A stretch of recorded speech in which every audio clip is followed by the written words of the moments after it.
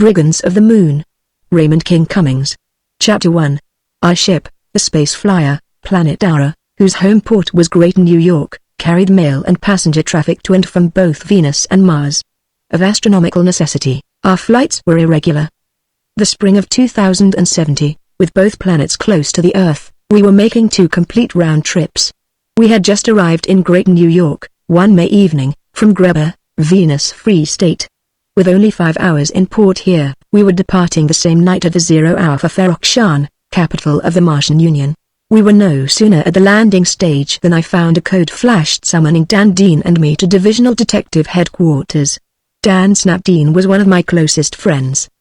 He was Electron Radio Operator of the Planet Aura. A small, wiry, red-headed chap, with a quick, ready laugh and the kind of wit that made everyone like him.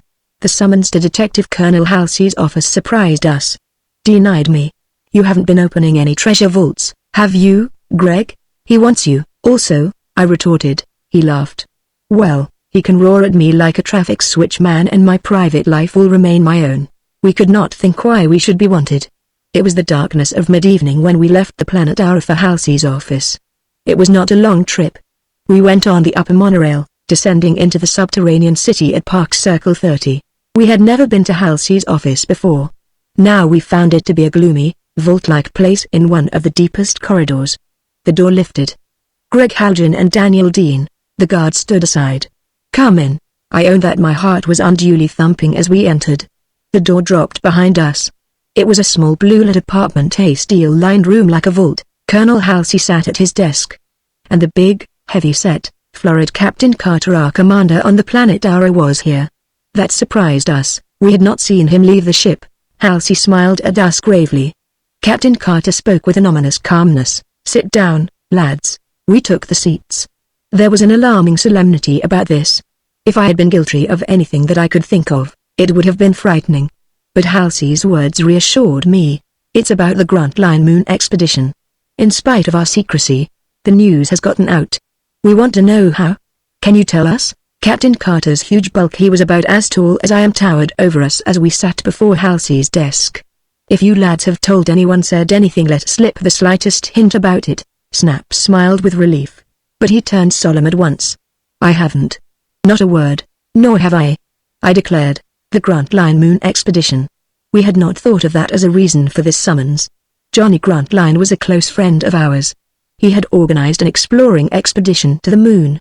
Uninhabited, with its bleak, forbidding, airless, waterless surface, the moon, even though so close to the Earth, was seldom visited. No regular ship ever stopped there. A few exploring parties of recent years had come to grief. But there was a persistent rumor that upon the moon, mineral riches of fabulous wealth were awaiting discovery. The thing had already caused some interplanetary complications. The aggressive Martians would be only too glad to explore the moon. But the United States of the world, which came into being in 2067, definitely warned them away. The moon was Earth territory, we announced, and we would protect it as such. There was, nevertheless, a realization, by our government, that whatever riches might be upon the moon should be seized at once and held by some reputable Earth company. And when John Grantline applied, with his father's wealth and his own scientific record of attainment, the government was glad to grant him its writ. The Grantline expedition had started 6 months ago. The Martian government had acquiesced to our ultimatum, yet brigands have been known to be financed under cover of a government disavowal. And so our expedition was kept secret. My words need give no offense to any Martian who comes upon them. I refer to the history of our Earth only. The Grantline expedition was on the moon now. No word had come from it. One could not flash helios even in code without letting all the universe know that explorers were on the moon. And why they were there, anyone could easily guess. And now Colonel Halsey was telling us that the news was abroad. Captain Carter eyed us closely, his flashing eyes under the white bushy brows would pry a secret from anyone. "You're sure? A girl of Venus, perhaps, with her cursed, seductive lure?" "A chance word, with you lads befuddled by alkalite." We assured him that we had been careful. By the heavens, I know that I had been. Not a whisper, even to Snap, of the name Grantline in 6 months or more. Captain Carter added abruptly, "We're insulated here, Halsey." "Yes. Talk as freely as you like. An eavesdropping ray will never get through to us." They questioned us. They were satisfied at last that, though the secret had escaped, We had not given it away. Hearing it discussed, it occurred to me to wonder why Carter was concerned. I was not aware that he knew of Grantline's venture. I learned now the reason why the planet Aura, upon each of her last voyages, had managed to pass fairly close to the moon. It had been arranged with Grantline that if he wanted help or had any important message, he was to flash it locally to our passing ship. And this Snap knew, and had never mentioned it, even to me. Halsey was saying, "Well, apparently we can't blame you, but the secret is out." Snap and I regarded each other. What could anyone do? What would anyone dare do? Captain Carter said abruptly, "Look here, lads, this is my chance now to talk plainly to you. Outside, anywhere outside these walls, an eavesdropping ray may be upon us. You know that? One may never even dare to whisper since that accursed ray was developed." Snap opened his mouth to speak but decided against it. My heart was pounding. Captain Carter went on, "I know I can trust you two more than anyone under me on the planet Aura." "What do you mean by that?" I demanded. "What?" he interrupted me. "Just what I said." Halsey smiled grimly. "What he means, Haljan, is that things are not always what they seem these days. One cannot always tell a friend from an enemy. The planet Aura is a public vessel. You have how many is it, Carter? 30 or 40 passengers this trip tonight?" 38, said Carter. "There are 38 people listed for the flight to Ferox tonight," Halsey said slowly. "And some may not be what they seem." He raised his thin dark hand. "We have information." He paused. "I confess, we know almost nothing, hardly more than enough to alarm us." Captain Carter interjected, "I want you and Dean to be on your guard. Once on the planet Aura it is difficult for us to talk openly, but be watchful. I will arrange for us to be doubly armed." Vague, perturbing words. Halsey said, "They tell me George Prince is listed for the voyage. I am suggesting, Haljan, that you keep your eye especially on him. Your duties on the planet Aura leave you comparatively free, don't they?" "Yes," I agreed. With the first and second officers on duty, and the captain aboard, my routine was more or less that of an understudy. I said, "George Prince?" "Who is he?" "A mechanical engineer," said Halsey.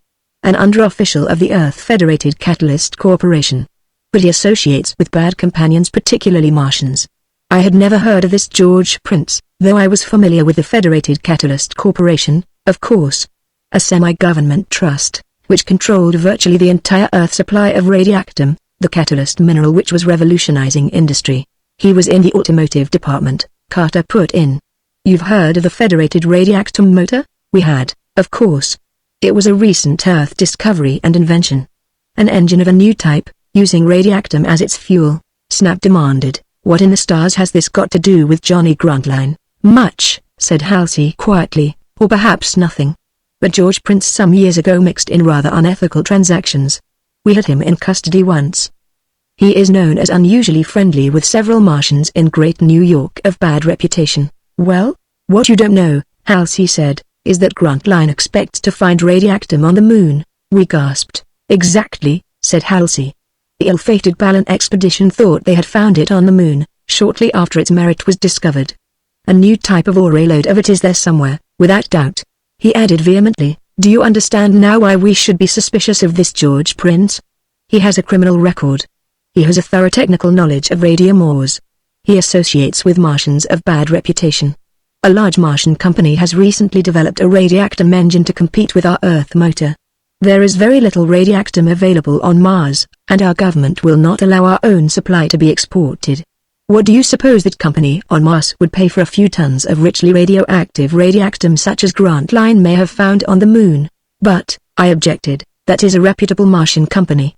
It's backed by the government of the Martian Union. The government of Mars would not dare." "Of course not," Captain Carter exclaimed sardonically. "Not openly.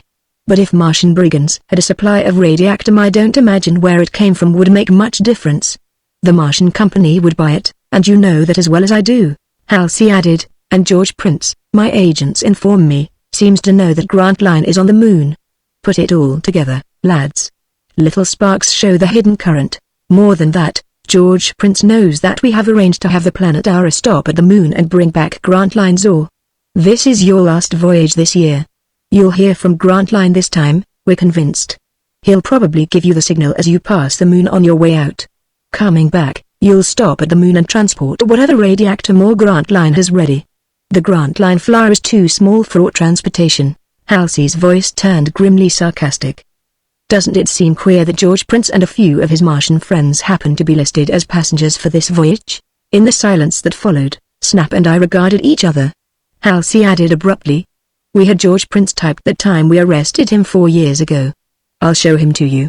He snapped open an alcove, and said to his waiting attendant, flash on the type of George Prince. Almost at once, the image glowed on the grids before us.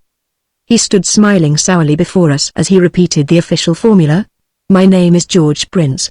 I was born in Greater New York 25 years ago. I gazed at this televised image of George Prince. He stood somber in the black detention uniform, silhouetted sharply against the regulation backdrop of vivid scarlet. A dark, almost femininely handsome fellow, well below medium height. The rod checking him showed 5 foot 4 inches. Slim and slight. Long, wavy black hair, falling about his ears. A pale, clean-cut, really handsome face, almost beardless. I regarded it closely. A face that would have been beautiful without its masculine touch of heavy black brows and firmly set jaw. His voice as he spoke was low and soft, but at the end, with the concluding words, I'm innocent. It flashed into strong masculinity. His eyes, shaded with long girlish black lashes, by chance met mine. I'm innocent. His curving sensuous lips drew down into a grim sneer. Halsey snapped a button. He turned back to Snap and me as his attendant drew the curtain, hiding the black grid. Well, there he is. We have nothing tangible against him now. But I'll say this, he's a clever fellow, one to be afraid of. I would not blare it from the newscasters' stadium, but if he is hatching any plot, he has been too clever for my agents. We talked for another half hour, and then Captain Carter dismissed us. We left Halsey's office with Carter's final words ringing in our ears. Whatever comes, lads, remember I trust you.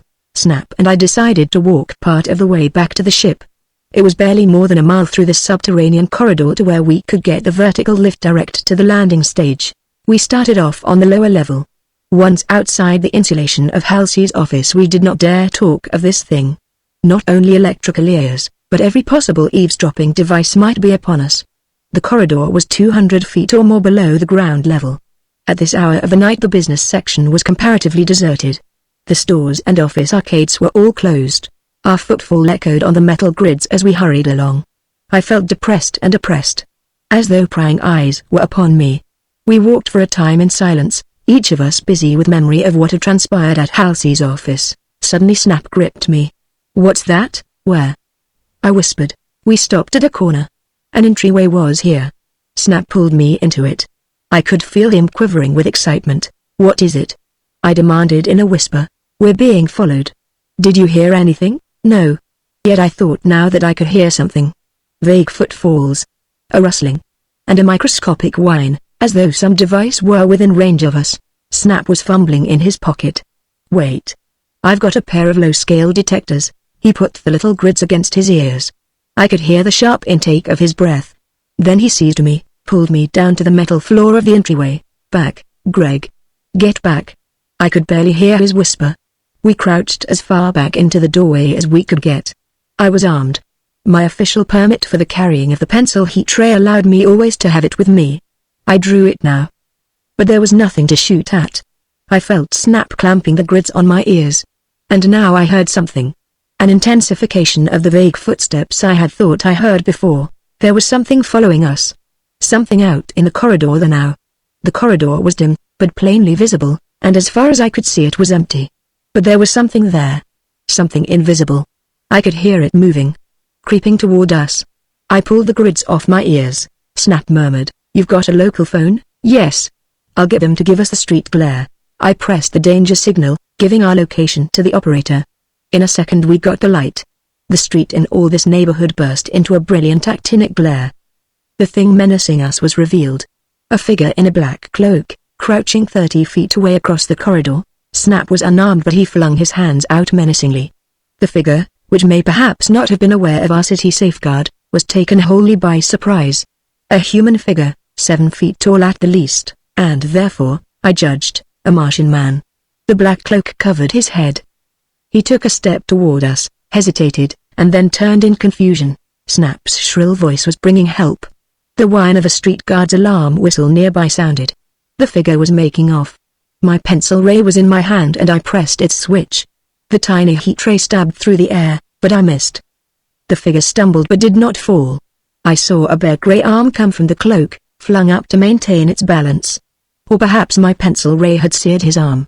The grey-skinned arm of Martian, Snap was shouting, "Give him another." But the figure passed beyond the actinic glare and vanished. We were detained in the turmoil of the corridor for 10 minutes or more with official explanations. Then a message from Halsey released us. The Martian who had been following us in his invisible cloak was never caught. We escaped from the crowd at last and made our way back to the planet Aura, where the passengers were already assembling for the outward Martian voyage. Chapter 2. I stood on the turret balcony of the planet Aura with Captain Carter and Dr. Frank, the ship's surgeon, watching the arriving passengers. It was close to the 0 hour. The level of the stage was a turmoil of confusion. The escalators, with the last of the freight aboard, were folded back. But the stage was jammed with incoming passenger luggage. The interplanetary customs and tax officials with their X-ray and Z-ray paraphernalia and the passengers themselves, lined up for the export inspection. At this height, the city lights lay spread in a glare of blue and yellow beneath us. The individual local planes came dropping like birds to our stage. 38 passengers to Mars for this voyage, but that accursed desire of every friend and relative to speed the departing Voyager brought 100 or more extra people to crowd our girders and add to everybody's troubles. Carter was too absorbed in his duties to stay with us long. But here in the turret Dr. Frank and I found ourselves at the moment with nothing much to do but watch. Dr. Frank was a thin, dark, rather smallish man of 50, trim in his blue and white uniform. I knew him well, we had made several flights together. An American I fancy of Jewish ancestry. A likable man, and a skillful doctor and surgeon. He and I had always been good friends. "Crowded," he said. "Johnson says 38. I hope they're experienced travelers. This pressure sickness is a rotten nuisance, keeps me dashing around all night assuring frightened women they're not going to die." Last voyage, coming out of the Venus atmosphere, he plunged into a lugubrious account of his troubles with space-sick voyagers. But I was in no mood to listen to him. My gaze was down on the spider incline, up which, over the bend of the ship's sleek, silvery body, the passengers and their friends were coming in little groups. The upper deck was already jammed with them. The planet Aura, as flyers go, was not a large vessel. Cylindrical of body, 40 feet maximum beam, and 275 feet in length. The passenger superstructure no more than 100 feet long was set amidships. A narrow deck, metallically enclosed, and with large bullseye windows, encircled the superstructure. Some of the cabins opened directly onto the deck. Others had doors to the interior corridors. There were half a dozen small but luxurious public rooms. The rest of the vessel was given to freight storage and the mechanism and control compartments. Forward of the passenger structure the deck level continued under the cylindrical dome roof to the bow.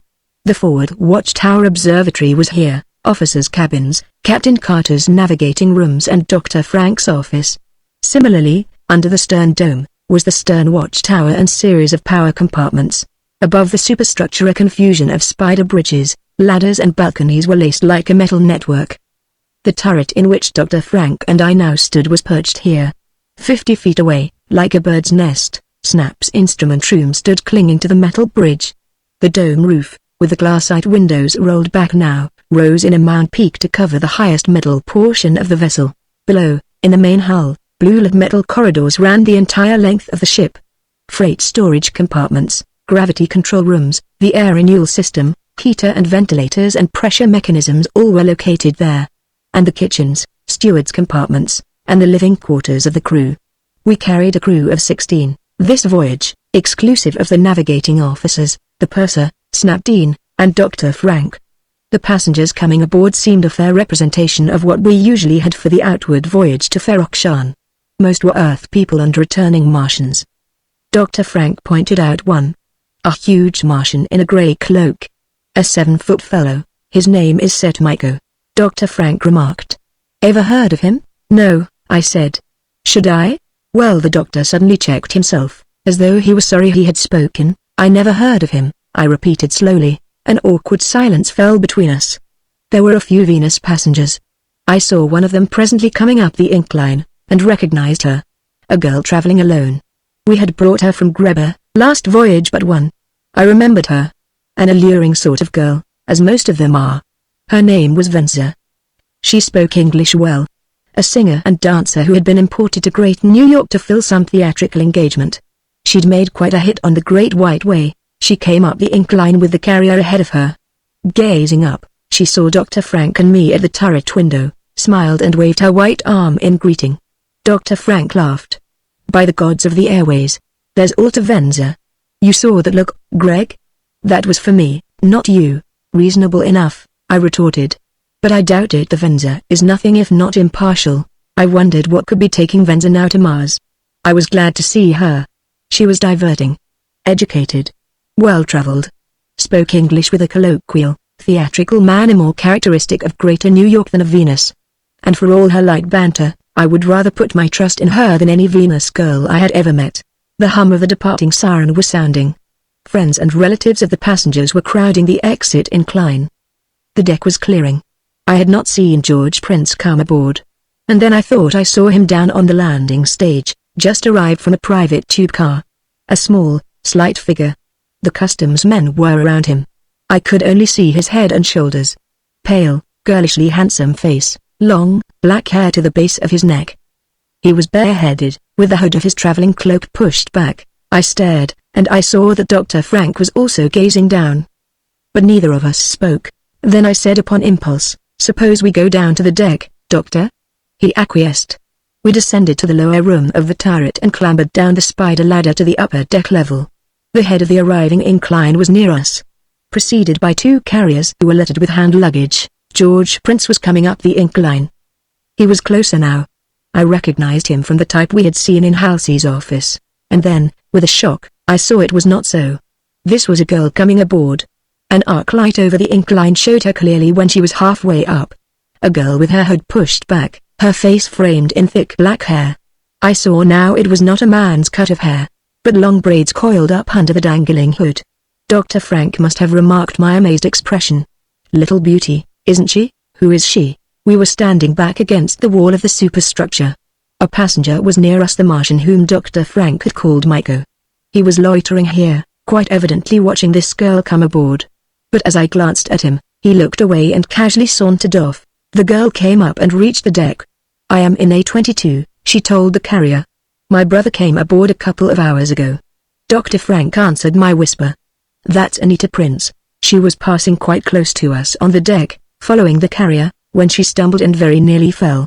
I was nearest to her. I leapt forward and caught her as she nearly went down. With my arm about her, I raised her up and set her upon her feet again. She had twisted her ankle. She balanced herself upon it. The pain of it eased up in a moment. "I'm all right, thank you." In the dimness of the bluelit deck I met her eyes. I was holding her with my encircling arm. She was small and soft against me. Her face, framed in the thick, black hair, smiled up at me. Small, oval face, beautiful yet firm of chin, and stamped with the mark of its own individuality. No empty-headed beauty, this. "I'm all right, thank you very much." I became conscious that I had not released her. I felt her hands pushing at me. And then it seemed that for an instant she yielded and was clinging. And I met her startled up-flung gaze. Eyes like a purple night with a sheen of misty starlight in them. I heard myself murmuring, "I beg your pardon." "Yes, of course." I released her. She thanked me again and followed the carriers along the deck. She was limping slightly. An instant she had clung to me. A brief flash of something, from her eyes to mine, from mine back to hers.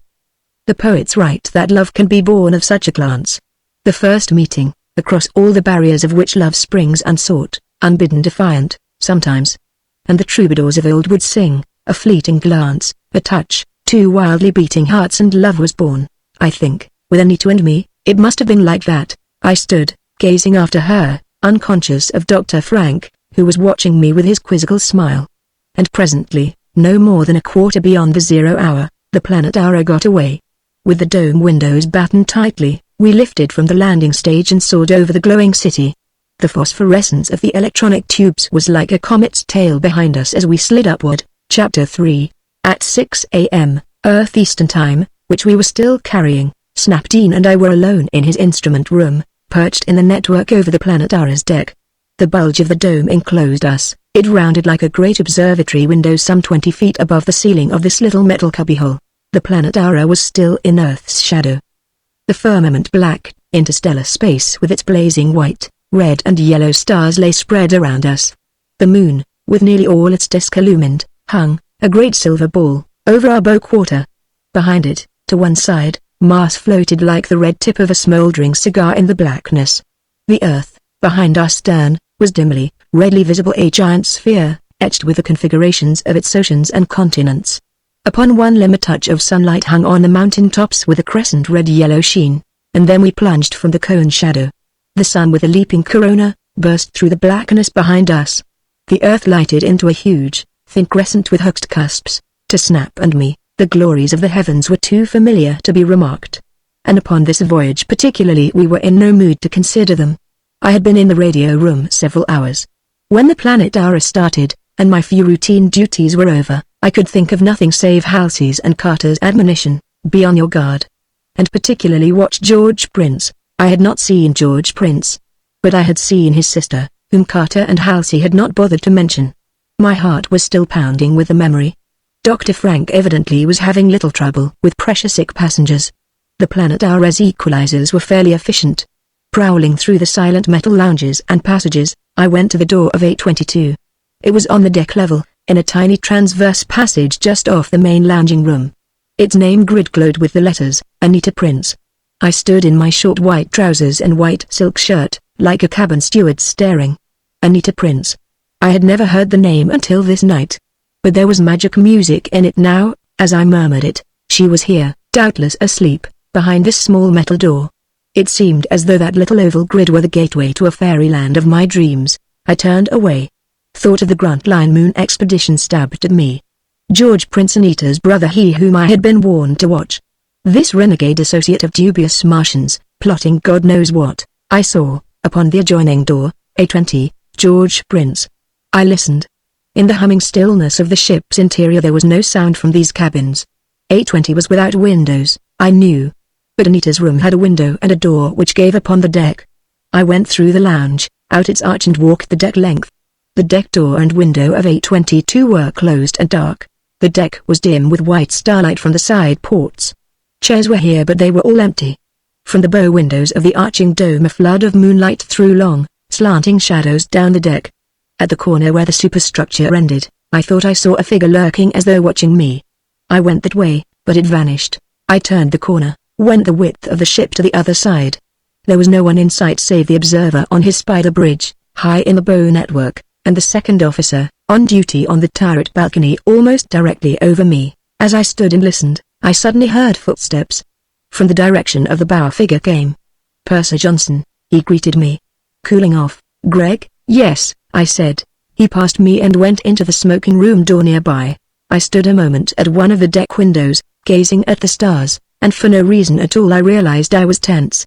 Johnson was a great one for his regular sleep. It was wholly unlike him to be roaming about the ship at such an hour. Had he been watching me? I told myself it was nonsense. I was suspicious of everyone, everything, this voyage. I heard another step.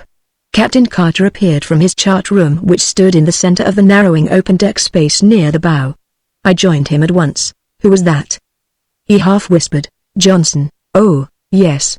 He fumbled in his uniform, his gaze swept the moonlit deck. Greg, take this. He handed me a small metal box. I stuffed it at once into my shirt. An insulator. He added swiftly. Snap is in his office. Take it to him, Greg. Stay with him, you'll have a measure of security and you can help him to make the photographs. He was barely whispering. I won't be with you, no use making it look as though we were doing anything unusual. If your graphs show anything or if Snap picks up any message, bring it to me.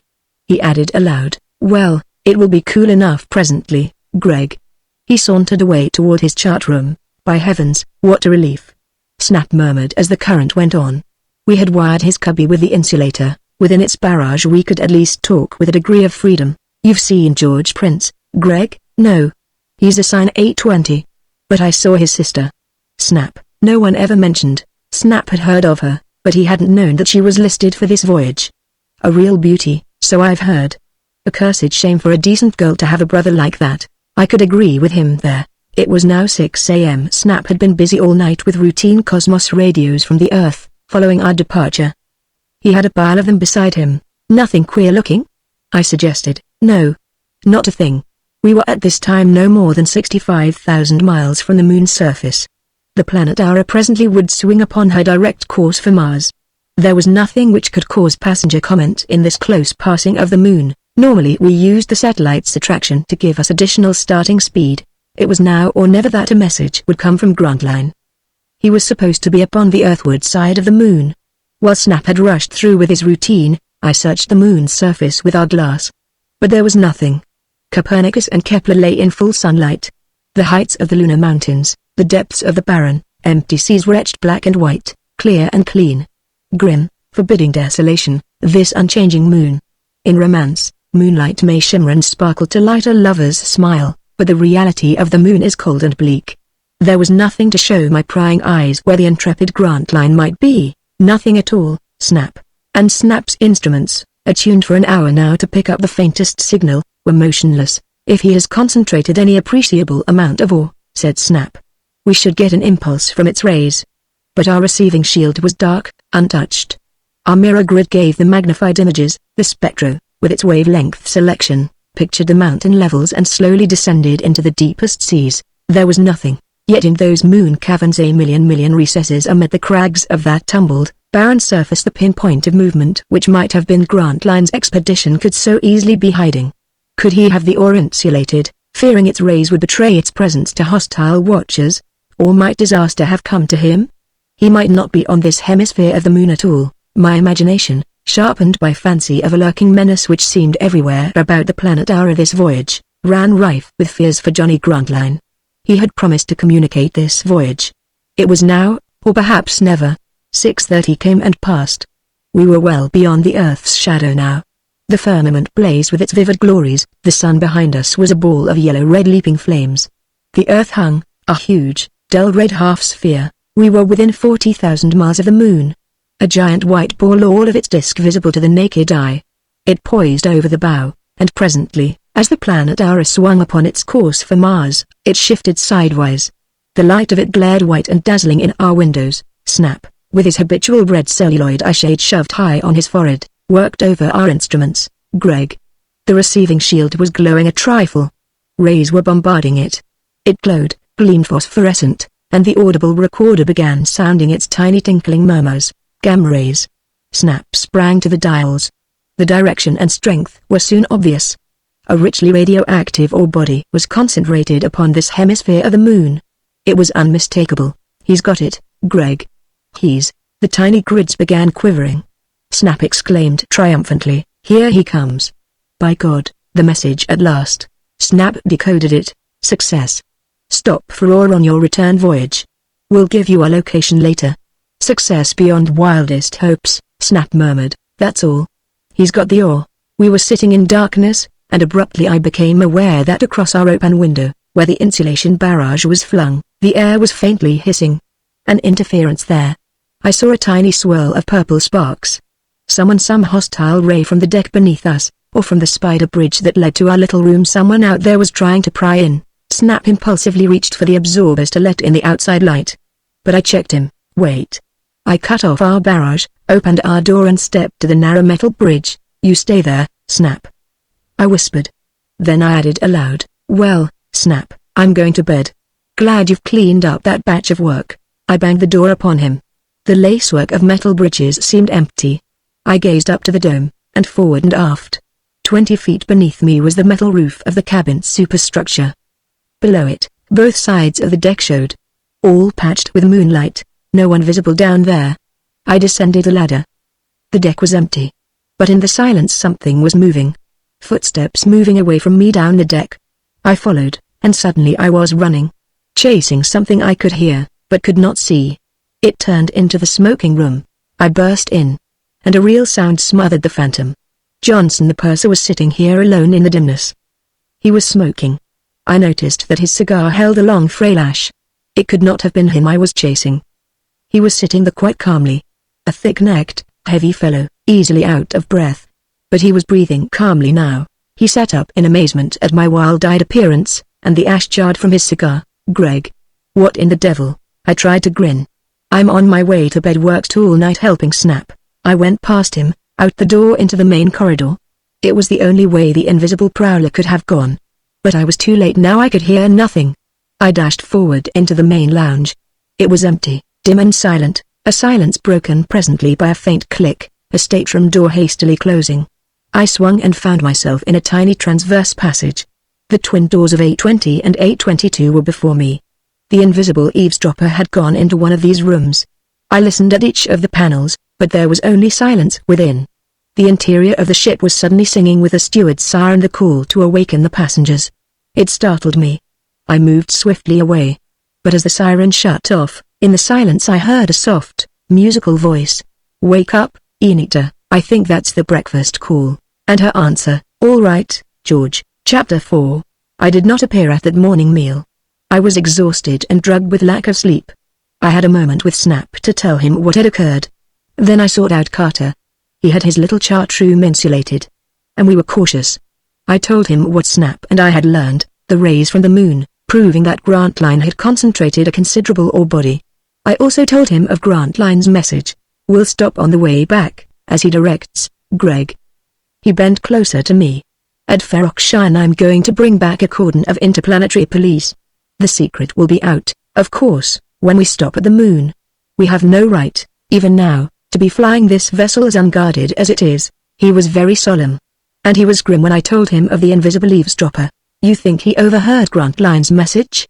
Who was it?" "You seem to feel it was George Prince." I told him I was convinced the prowler went into 820. When I mentioned the purser, who seemed to have been watching me earlier in the night, and again was sitting in the smoking room when the eavesdropper fled past, Carter looked startled. "Johnson is all right, Greg. Does he know anything about this Grantline affair?" No, said Carter hastily. "You haven't mentioned it, have you?" "Of course I haven't. But why didn't Johnson hear that eavesdropper? And what was he doing there, anyway, at that hour of the morning?" The captain ignored my questions. "I'm going to have that Prince suite searched. We can't be too careful. Go to bed, Greg, you need rest." I went to my cabin. It was located aft, on the stern deck, near the stern watch tower. A small metal room with a chair, a desk and a bunk. I made sure no one was in it. I sealed the lattice grill and the door, set the alarm trigger against any opening of them, and went to bed. The siren for the midday meal awakened me. I had slept heavily. I felt refreshed. I found the passengers already assembled at my table when I arrived in the dining salon. It was a low-vaulted metal room with blue and yellow tube lights. At its sides the oval windows showed the deck, with its ports on the dome side, through which a vista of the starry firmament was visible. We were well on our course to Mars. The moon had dwindled to a pinpoint of light beside the crescent Earth. And behind them our sun blazed, visually the largest orb in the heavens. It was some 68 million miles from the Earth to Mars. A flight, ordinarily, of some 10 days. There were 5 tables in the dining salon, each with 8 seats. Snap and I had one of the tables. We sat at the ends, with the passengers on each of the sides. Snap was in his seat when I arrived. He eyed me down the length of the table. In a gay mood, he introduced me to the 3 men already seated. "This is our 3rd officer, Greg Haljan. Big, handsome fellow, isn't he? And as pleasant as he is good-looking. Greg, this is Sir Obhan." I met the keen, somber gaze of a Venus man of middle age. A small, slim graceful man, with sleek black hair. His pointed face, accentuated by the pointed beard, was pallid. He wore a white and purple robe. Upon his breast was a huge platinum ornament, a device like a star and cross entwined. "I am happy to meet you, sir." His voice was soft and deep. "Obhan," I repeated. "I should have heard of you, no doubt, but..." A smile plucked at his thin, grey lips. "That is an error of mine, not yours. My mission is that all the universe shall hear of me." "He's preaching the religion of the Venus mystics," Snap explained. "And this enlightened gentleman," said Obhan ironically, nodding to the man, "has just termed it fetishism." "The ignorance." "Oh, I say," protested the man at Obhan's side. "I mean, you seem to think I meant something offensive. And as a matter of fact, we've an argument, Greg," laughed Snap. "This is Sir Arthur Coniston, an English gentleman, lecturer and sky-trotter, that is, he will be a sky-trotter. He tells us he plans a number of voyages." The tall Englishman, in his white linen suit, bowed acknowledgement. "My compliments, Mr. Haljan. I hope you have no strong religious convictions, else we will make your table here very miserable." The 3rd passenger had evidently kept out of the argument. Snap introduced him as Rance Rankin. An American, a quiet, blonde fellow of 35 or 40. I ordered my breakfast and let the argument go on. Won't make me miserable, said Snap. I love an argument. You said, Sir Arthur. I mean to say, I think I said too much. Mr. Rankin, you are more diplomatic. Rankin laughed. I am a magician, he said to me. A theatrical entertainer. I deal in tricks how to fool an audience. His keen, amused gaze was on our pan. This gentleman from Venus and I have too much in common to argue, a nasty one. The Englishman exclaimed. By Jove. Really, Mr. Rankin, you're a bit too cruel. I could see we were doomed to have turbulent meals this voyage. I like to eat in quiet, arguing passengers always annoy me. There were still 3 seats vacant at our table. I wondered who would occupy them. I soon learned the answer for one seat at least. Rankin said calmly.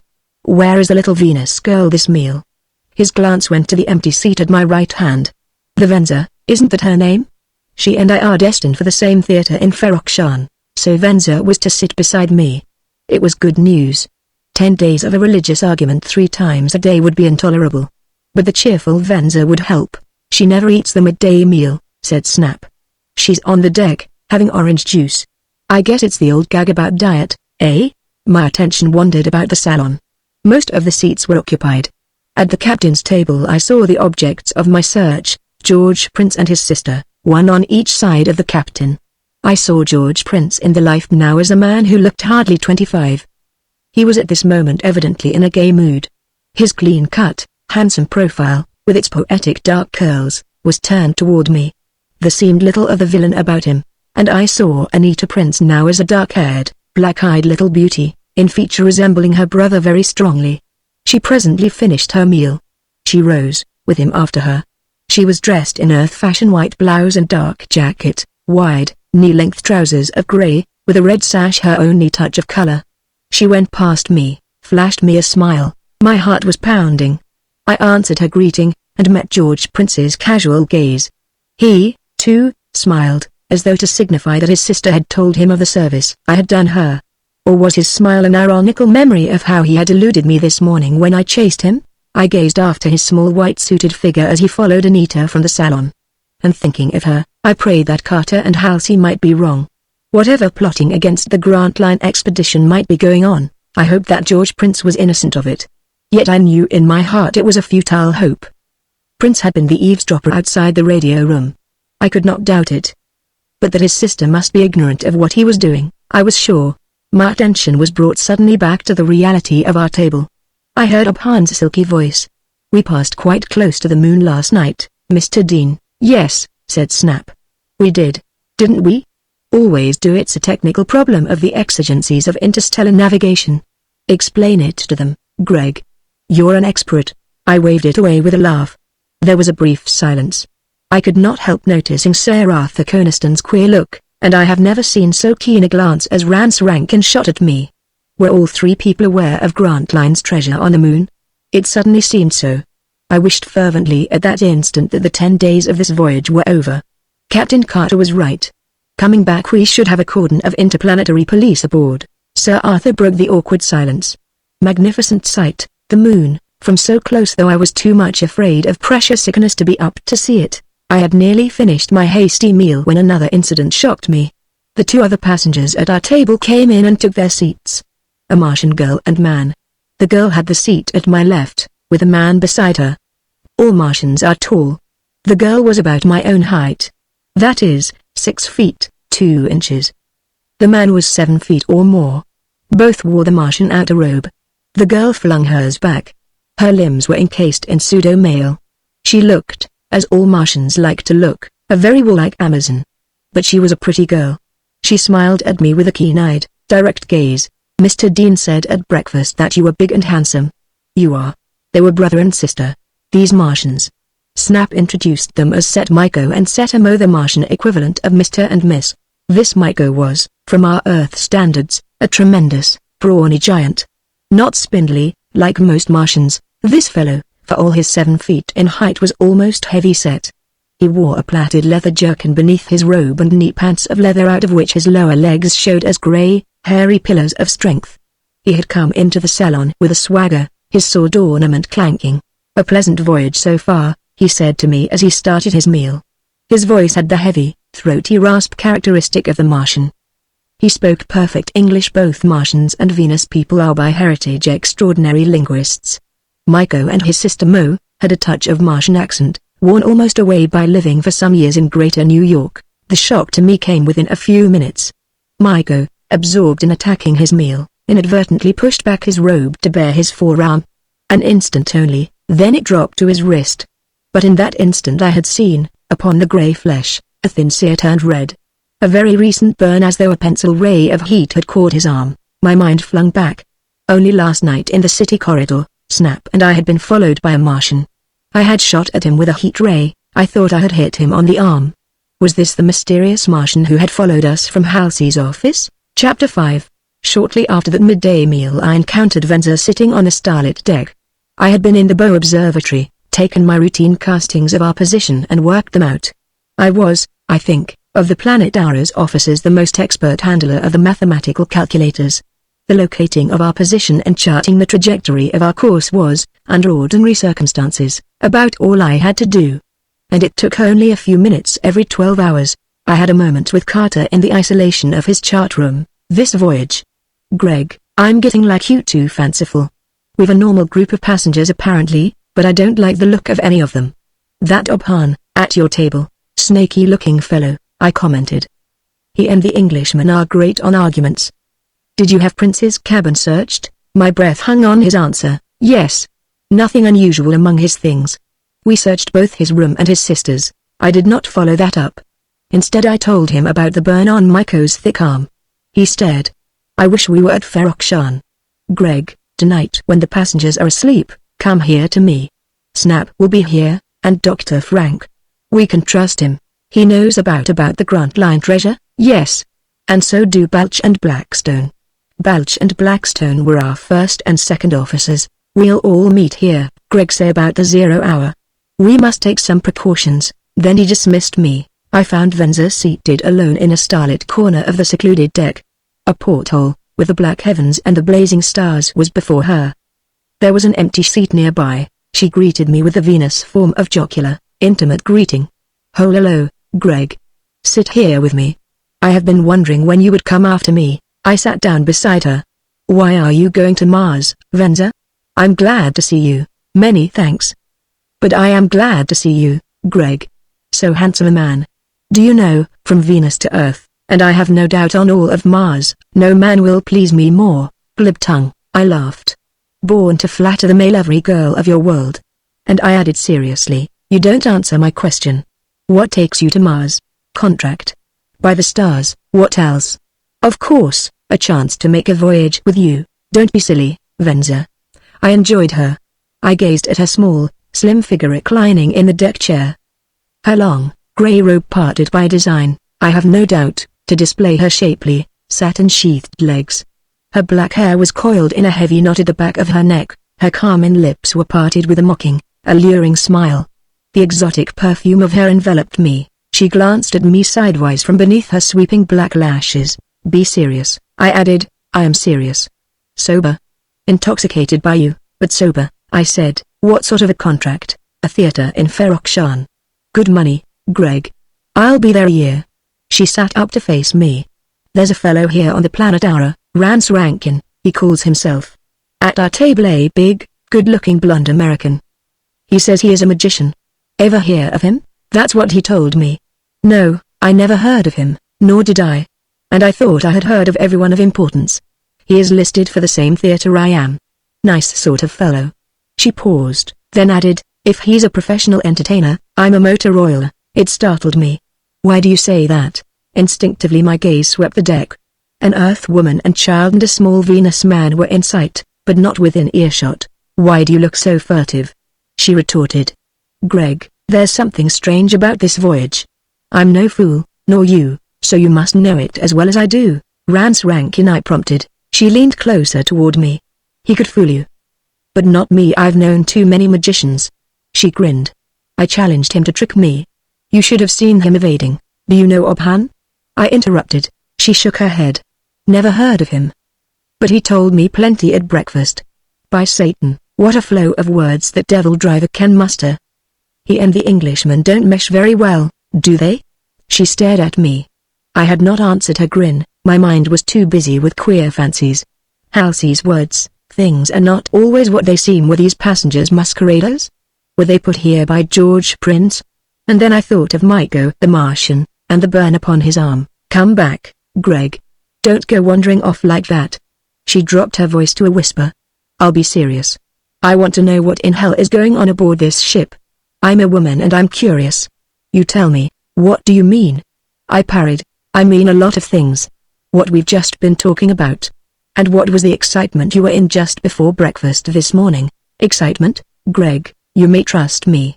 For the first time she was wholly serious. Her gaze made sure no one was within hearing. She put her hand on my arm. I could barely hear her whisper, "I know they might have a ray upon us. I'll be careful." "They? Anyone? Something's going on. You know it. You are in it. I saw you this morning, Greg. Wild-eyed, chasing a phantom." "You?" "And I heard the phantom. A man's footsteps. A magnetic, deflecting, invisible cloak. You couldn't fool an audience with that, it's too commonplace." If Rance rank and dried, I gripped her. "Don't ramble, Venza. You saw me?" "Yes." My stateroom door was open. I was sitting with a cigarette. I saw the purser in the smoking room. He was visible from— Wait. Venza, that prowler went through the smoking room. I know he did. I could hear him. Did the purser hear him? Of course. The purser looked up, followed the sound with his gaze. I thought that was queer. He never made a move. And then you came along and he acted innocent. Why? What's going on? That's what I want to know. I held my breath. Venza, where did the prowler run to? Can you? She whispered calmly, into 820. I saw the door open and close. I even thought I could see his blurred outline. She added, why should George Prince be sneaking around with you after him? And the purser acting innocent? And who is this George Prince, anyway? The huge Martian, Maiko, with his sister Mo came strolling along the deck. They nodded as they passed us. I whispered, I can't explain anything now. But you're right, Venza, there is something going on. Listen. Whatever you learn, whatever you encounter which looks unusual, will you tell me? Well, I do trust you.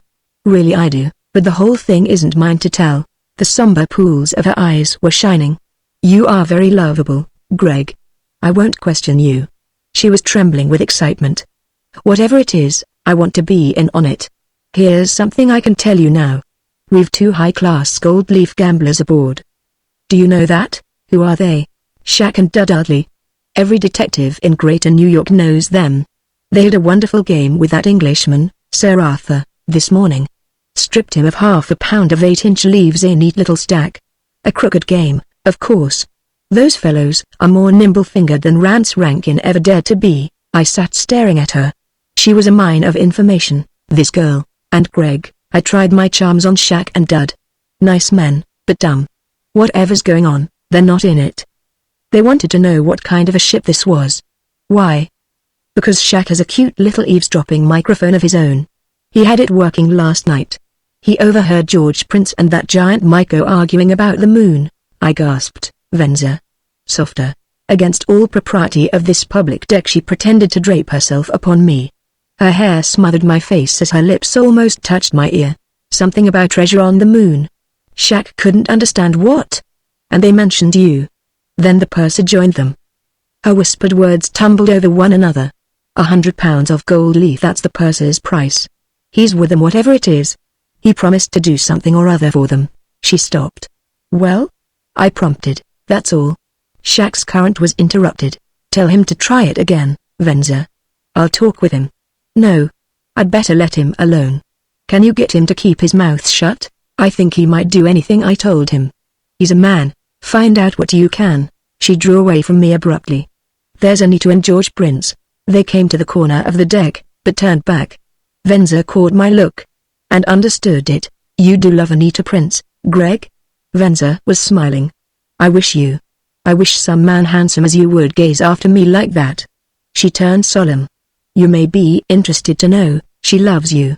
I could see it. I knew it when I mentioned you to her this morning. Me?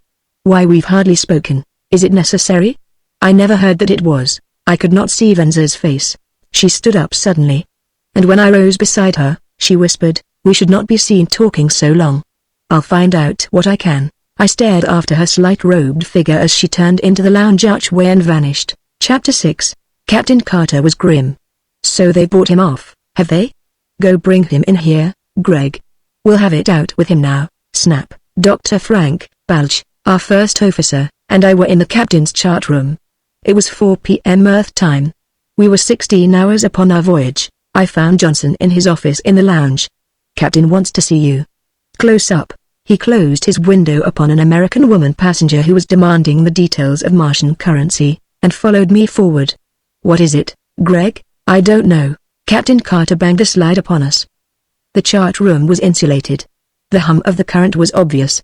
Johnson noticed it. He stared at the hostile faces of the surgeon and Balch. And he tried to bluster. "What's this? Something wrong?" Carter wasted no words. "We have information, Johnson, that there's some undercover plot aboard.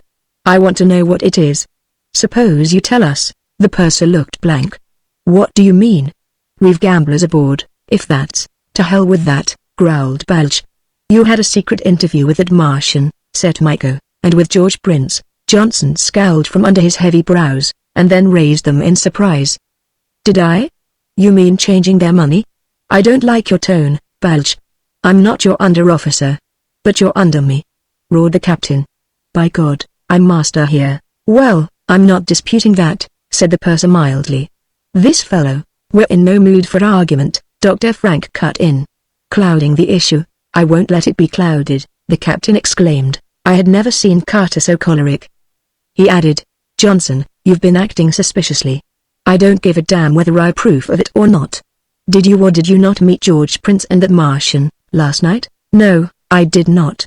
And I don't mind telling you, Captain Carter, that your tone also is offensive, is it?" Carter seized him. They were both big men. Johnson's heavy face went purplish red. "Take your hands." They were struggling. Carter's hands were fumbling at the purser's pockets. I leapt, flung an arm around Johnson's neck, pinning him. "Easy there. We've got you, Johnson." Snap tried to help me. "Go on. Bang him on the head, Greg. Now's your chance." We searched him. A heat ray cylinder that was legitimate. But we found a small battery and eavesdropping device similar to the one Venza had mentioned that Shaq the gambler was carrying. "What are you doing with that?" the captain demanded. "None of your business." "Is it criminal?" "Carter, I'll have the line officials dismiss you for this. Take your hands off me, all of you." "Look at this!" exclaimed Dr. Frank. From Johnson's breast pocket the surgeon drew a folded document. It was a scale drawing of the Planet Arrow interior corridors, the lower control rooms and mechanisms. It was always kept in Johnson's safe. And with it, another document, the ship's clearance papers, the secret code passwords for this voyage, to be used if we should be challenged by any interplanetary police ship. Snap gasped, "My God, that was in my radio room strongbox. I'm the only one on this vessel except the captain who's entitled to know those passwords." Out of the silence, Balch demanded, "Well, what about it, Johnson?" The purser was still defiant. "I won't answer your questions, Balch. At the proper time, I'll explain." "Greg Haljan, you're choking me." I eased up. But I shook him. "You'd better talk." He was exasperatingly silent. "Enough," exploded Carter. "He can explain when we get to port. Meanwhile, I'll put him where he'll do no more harm. Greg, lock him in the cage." We ignored his violent protestations. The cage in the old days of sea vessels on Earth, they called it the brig, was the ship's jail. A steel-lined, windowless room located under the deck in the peak of the bow. I dragged the struggling Johnson there, with the amazed watcher looking down from the observatory window at our lunging starlit forms. "Shut up, Johnson. If you know what's good for you." He was making a fearful commotion. Behind us, where the deck narrowed at the superstructure, half a dozen passengers were gazing in surprise. "I'll have you thrown out of the service. Greg Haljan." I shut him up finally. And flung him down the ladder into the cage and sealed the deck trapdoor upon him. I was headed back for the chart room when from the observatory came the lookout's voice. "An asteroid, Haljan.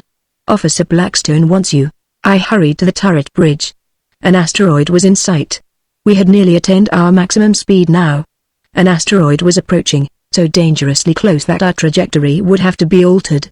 I heard Blackstone's signals ringing in the control rooms, and met Carter as he ran to the bridge with me. "That scoundrel. We'll get more out of him, Greg. By God, I'll put the chemicals on him, torture him illegal or not. We had no time for further discussion. The asteroid was rapidly approaching. Already, under the glass, it was a magnificent sight. I had never seen this tiny world before. Asteroids are not numerous between the Earth and Mars, or in toward Venus. At a speed of nearly 100 miles a second the asteroid swept into view. With the naked eye, at first it was a tiny speck of stardust unnoticeable in the gem-strewn black velvet of space. A speck. Then a gleaming dot, silver-white, with the light of our sun upon it. I stood with Carter and Blackstone on the turret bridge. It was obvious that unless we altered our course, the asteroid would pass too close for safety. Already we were feeling its attraction. From the control rooms came the report that our trajectory was disturbed by this new mass so near. Better make your calculations now, Greg, Blackstone urged. I cast up the rough elements from the observational instruments in the turret. When I had us upon our new course, with the attractive and repulsive plates in the planet Aura's hull set in their altered combinations, I went to the bridge again. The asteroid hung over our breakwater. No more than 20 or 30,000 miles away. A giant ball now, filling all that quadrant of the heavens. The configurations of its mountains, its land and water areas, were plainly visible. Perfectly habitable, Blackstone said. But I've searched all over the hemisphere with the glass. No sign of human life, certainly nothing civilized, nothing in the fashion of cities. A fair little world, by the look of it. A tiny globe, come from the region beyond Neptune. We swept past the asteroid. The passengers were all gathered to view the passing little world. I saw, not far from me, Enita, standing with her brother, and the giant figure of Micah with them. Half an hour since this wandering little world had showed itself, it swiftly passed, began to dwindle behind us. A huge half-moon. A thinner, smaller quadrant. A tiny crescent, like a silver burpin to adorn some lady's breast. And then it was a dot, a point of light indistinguishable among the myriad others hovering in this great black void. The incident of the passing of the asteroid was over. I turned from the deck window. My heart leapt. The moment for which all day I had been subconsciously longing was at hand. Anita was sitting in a deck chair, momentarily alone. Her gaze was on me as I glanced her way, and she smiled an invitation for me to join her. Chapter 7. But, Miss Prince, why are you and your brother going to Ferokshan? His business. Even as I voiced it, I hated myself for such a question. So nimble in the humble mind that mingled with my rhapsodies of love, was my need for information of George Prince. Oh, she said. This is pleasure, not business, for George. It seemed to me that a shadow crossed her face. But it was gone in an instant, and she smiled. We have always wanted to travel. We are alone in the world, you know our parents died when we were children. I filled in her pause. You will like Mars. So many interesting things to see, she nodded. Yes, I understand so. Our Earth is so much the same all over, cast all in one mold. But 100 or more years ago, it was not, Miss Prince. I have read how the picturesque Orient, differing from, well, Greater New York or London, for instance, transportation did that, she interrupted eagerly. Made everything the same, the people all look alike. Dress alike. We discussed it. She had an alert, eager mind, childlike with its curiosity, yet strangely matured. And her manner was naively earnest. Yet this was no clinging vine, this Anita Prince. There was a firmness, a hint of masculine strength in her chin and in her manner. If I were a man, what wonders I could achieve in this marvelous age. Her sense of humor made her laugh at herself. Easy for a girl to say that, she added. You have greater wonders to achieve, Miss Prince, I said impulsively. Yes. What are they? She had a very frank and level gaze, devoid of coquetry. My heart was pounding. The wonders of the next generation. A little son, cast in your own gentle image. What madness, this clumsy, brash talk. I choked it off, but she took no offense. The dark rose petals of her cheeks were mantled deeper red, but she laughed. That is true. She turned abruptly serious. I should not laugh. The wonders of the next generation conquering humans marching on. Her voice trailed away. My hand went to her arm. Strange tingling, something which poets call love. It burned and surged through my trembling fingers into the flesh of her forearm. The starlight glowed in her eyes. She seemed to be gazing, not at the silver-lit deck, but away into distant reaches of the future. Our moment. Just a breathless moment given us as we sat there with my hand burning her arm, as though we both might be seeing ourselves joined in a new individual, a little son, cast in his mother's gentle image and with the strength of his father. Our moment, and then it was over. A step sounded. I sat back. The giant grey figure of Miko came past, his great cloak swaying, with his clanking sword ornament beneath it. His bullet head, with its close-clipped hair, was hatless. He gazed at us, swaggering past, and turned the deck corner. Our moment was gone. Anita said conventionally, "It has been pleasant to talk with you, Mr. Halden, but we'll have many more," I said. 10 days, you think we'll reach Ferroxshire on schedule? Yes. I think so. As I was saying, Miss Prince, you'll enjoy Mars. A strange, aggressively forward-looking people, an oppression seemed on her. She stirred in her chair. Yes they are, she said vaguely. My brother and I know many Martians in Great New York. She checked herself abruptly. Was she sorry she had said that? It seemed so. Miko was coming back. He stopped this time. Your brother would see you, Anita. He sent me to bring you to his room.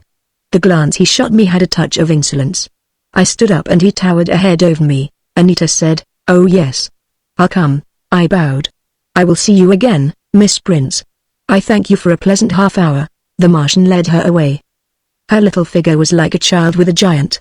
It seemed, as they passed the length of the deck, with me staring after them, that he took her arm roughly, and that she shrank from him in fear, and they did not go inside. As though to show me that he had merely taken her from me, he stopped at a distant deck window and stood talking to her. Once he picked her up as one would pick up a child to show it some distant object through the window.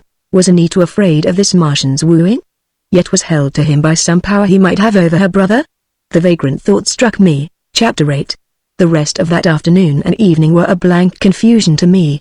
Anita's words, the touch of my hand on her arm, that vast realm of what might be for us, like the glimpse of a magic land of happiness which I had seen in her eyes, and perhaps she had seen in mine. All this surged within me. After wandering about the ship, I had a brief consultation with Captain Carter. He was genuinely apprehensive now. The Planetara carried only a half-dozen of the heat ray projectors, no long-range weapons, a few sidearms, and some old-fashioned, practically antiquated weapons of explosives, plus hand projectors with a new Benson curve light. The weapons were all in Carter's chart room, save the few we officers always carried. Carter was afraid, but of what, he was not sure. He had not thought that our plan to stop at the moon could affect this outward voyage. He had thought that any danger would occur on the way back, and then the Planetara would have been adequately guarded and manned with police soldiers. But now we were practically defenseless. I had a moment with Venza, but she had nothing new to communicate. And for half an hour I chatted with George Prince. He seemed a gay, pleasant young man. I could almost have fancied I liked him. Or was it because he was Anita's brother? He told me how he looked forward to traveling with her on Mars. No, he had never been there before, he said. He had a measure of Anita's earnest naive personality. Or was he a very clever scoundrel, with irony lurking in his soft voice, and a chuckle that could so befool me? Well, talk again, Halden. You interest me. I've enjoyed it. He sauntered away from me, joining the saturnine Obhan, with whom presently I heard him discussing religion. The arrest of Johnson had caused considerable discussion among the passengers. A few had seen me drag him forward to the cage. The incident had been the subject of discussion all afternoon. Captain Carter had posted a notice to the effect that Johnson's accounts had been found in serious error, and that Dr. Frank for this voyage would act in his stead. It was near midnight when Snap and I closed and sealed the radio room and started for the chart room, where we were to meet with Captain Carter and the other officers. The passengers had nearly all retired. A game was in progress in the smoking room, but the deck was almost deserted. Snap and I were passing along one of the interior corridors. The stateroom doors were all closed. The metal grid of the floor echoed our footsteps. Snap was in advance of me. His body suddenly rose in the air. He went like a balloon to the ceiling, struck it gently, and all in a heap came floating down and landed on the floor. What in the infernal? He was laughing as he picked himself up. But it was a brief laugh. We knew what had happened. The artificial gravity controls in the base of the ship, which by magnetic force gave us normality aboard, were being tampered with. For just this instant, this particular small section of this corridor had been cut off. The slight bulk of the Planetara, floating in space, had no appreciable gravity pull on Snap's body, and the impulse of his step as he came to the unmagnetized area of the corridor had thrown him to the ceiling. The area was normal now. Snap and I tested it gingerly. He gripped me. That never went wrong by accident, Greg. Someone.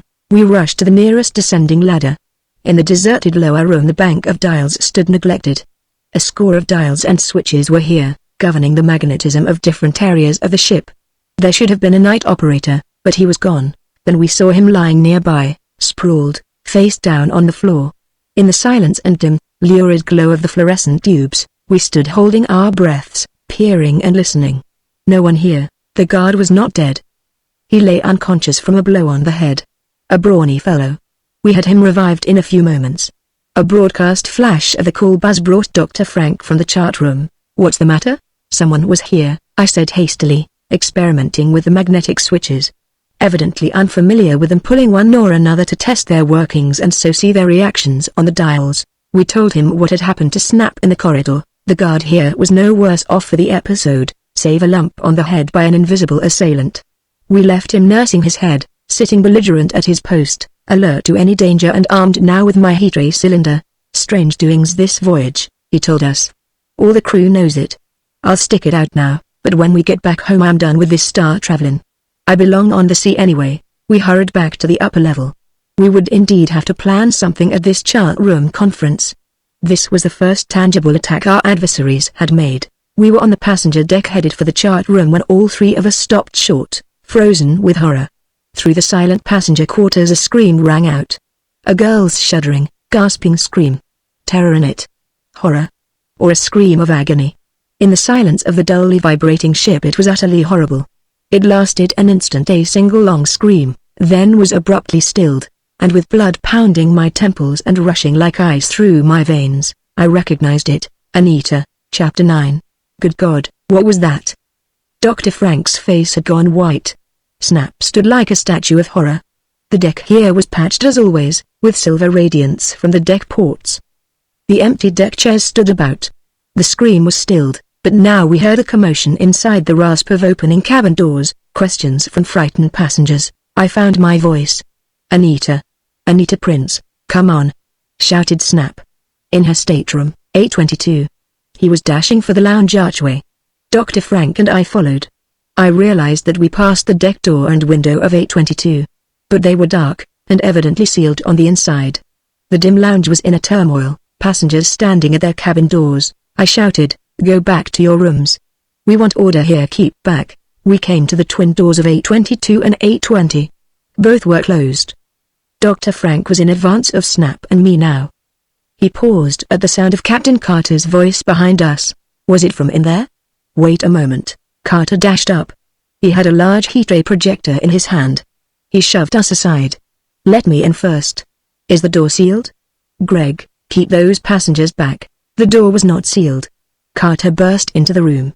I heard him gasp, "Good God." Snap and I shoved back 3 or 4 passengers.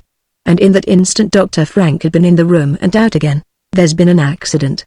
Get back, Greg." "Snap, help me keep the crowd away." He shoved me forcibly. From within, Carter was shouting, "Keep them out." "Where are you, Frank? Come back here." "Send a flash for Balch." Dr. Frank went back into the room and banged the cabin door upon Snap and me. I was unarmed. Weapon in hand, Snap forced the panic-stricken passengers back to their rooms. Snap reassured them glibly, but he knew no more about the facts than I. Mo, with a nightrobe drawn tight around her thin, tall figure, edged up to me. "What has happened?" said Haljan. I gazed around for her brother Maiko, but did not see him. "An accident," I said shortly. "Go back to your room." "Captain's orders." She eyed me and then retreated. Snap was threatening everybody with his cylinder. Balch dashed up. "What in hell? Where is Carter?" "In there." I pounded on 822. It opened cautiously. I could see only Carter, but I heard the murmuring voice of Dr. Frank through the interior connecting door to A20. The captain rasped, "Get out, Haljan." "Oh, is that you, Balch? Come in." He admitted the older officer and slammed the door upon me again. And immediately reopened it. "Greg, keep the passengers quieted. Tell them everything's all right. Miss Prince got frightened, that's all. Then go to the turret. Tell Blackstone what's happened." "But I don't know what's happened." Carter was grim and white. He whispered, "I think it may turn out to be murder, Greg." "No, not dead yet. Dr. Frank is trying. Don't stand there like an ass, man. Get to the turret. Verify our trajectory. No, wait." The captain was almost incoherent. Wait a minute. I don't mean that. Tell Snap to watch his radio room. Arm yourselves and guard our weapons, I stammered. If she dies, will you flash us word? He stared at me strangely. I'll be there presently, Greg. He slammed the door upon me. I followed his orders, but it was like a dream of horror. The turmoil of the ship gradually quieted. Snap went to the radio room. Blackstone and I sat in the tiny chart room. How much time passed, I do not know. I was confused. Anita hurt. She might die. Murdered. But why? By whom? Had George Prince been in his own room when the attack came? I thought now I recalled hearing the low murmur of his voice in there with Dr. Frank. Where was Myco? It stabbed at me. I had not seen him among the passengers in the lounge. Carter came into the chart room. Greg, you get to bed. You look like a ghost, but she's not dead. She may live. Dr. Frank and her brother are with her. They're doing all they can. He told us what had happened. Anita and George Prince had both been asleep, each in his respective room. Someone unknown had opened Anita's corridor door. Wasn't it sealed? Yes. But the intruder opened it, burst it? I didn't think it was broken. It wasn't broken. The assailant opened it somehow, and assaulted Miss Prince. Shot her in the chest with a heat ray. Her left lung. Shot her? Yes. But she did not see who did it. Nor did Prince. Her scream awakened him, but the intruder evidently fled out the corridor door of A22, the way he entered. I stood weak and shaken at the chart room entrance. Anita dying, perhaps, and all my dreams were fading into a memory of what might have been. I was glad enough to get away. I would lie down for an hour and then go to Anita's stateroom. I'd demand that Dr. Frank let me see her. I went to the stern deck where my cubby was located. My mind was confused, but some instinct within me made me verify the seals of my door and window. They were intact. I entered cautiously, switched on the dimmer of the tube lights, and searched the room. It had only a bunk, my tiny desk, a chair and clothes robe. There was no evidence of any intruder here. I set my door and window alarm. Then I audiphoned to the radio room. Snap? Yes. I told him about Anita. Carter cut in on us from the chart room. Stop that, you fools, we cut off. Fully dressed, I flung myself on my bed. Anita might die. I must have fallen into a tortured sleep. I was awakened by the sound of my alarm buzzer. Someone was tampering with my door. Then the buzzer ceased. The marauder outside must have found a way of silencing it. But it had done its work. Awakened me. I had switched off the light. My cubby was Stygian black. A heat cylinder was in the bunk bracket over my head. I searched for it, pried it loose softly. I was fully awake. Alert. I could hear a faint sizzling, someone outside trying to unseal the door. In the darkness, cylinder in hand, I crept softly from the bunk. Crouched at the door. This time I would capture or kill this night prowler. The sizzling was faintly audible. My door seal was breaking. Upon impulse I reached for the door, jerked it open. No one there. The starlit segment of deck was empty. But I leapt and struck a solid body, crouching in the doorway. A giant man. Myco. His electronized metallic robe burned my hands. I lunged against him. I was almost as surprised as he. I shot, but the stab of heat evidently missed him. The shock of my encounter short-circuited his robe. He materialized in the starlight. A brief, savage encounter. He struck the weapon from my hand. He had dropped his hydrogen torch, and tried to grip me. But I twisted away from his hold. So it's you, quiet. Greg Haljan. I only wanted to talk. Without warning, a stab of radiance shot from a weapon in his hand. It caught me. Ran like ice through my veins. Seized and numbed my limbs. I fell helpless to the deck. Nerves and muscles paralyzed. My tongue was thick and inert. I could not speak, nor move. But I could see Myco bending over me, and hear him. I don't want to kill you, Haljan. We need you. He gathered me up like a bundle in his huge arms, carried me swiftly across the deserted deck. Snap's radio room in the network under the dome was diagonally overhead. A white actinic light shot from it caught us, bathed us. Snap had been awake, had heard the commotion of our encounter. His voice rang shrilly. Stop. I'll shoot. His warning siren rang out to alert the ship. His spotlight clung to us. Myco ran with me a few steps. Then he cursed and dropped me, fled away. I fell like a sack of carbide to the deck.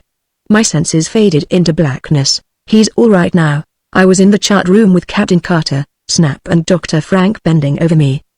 The surgeon said, "Can you speak now, Greg?" I tried it. My tongue was thick, but it moved. Yes. I was soon revived.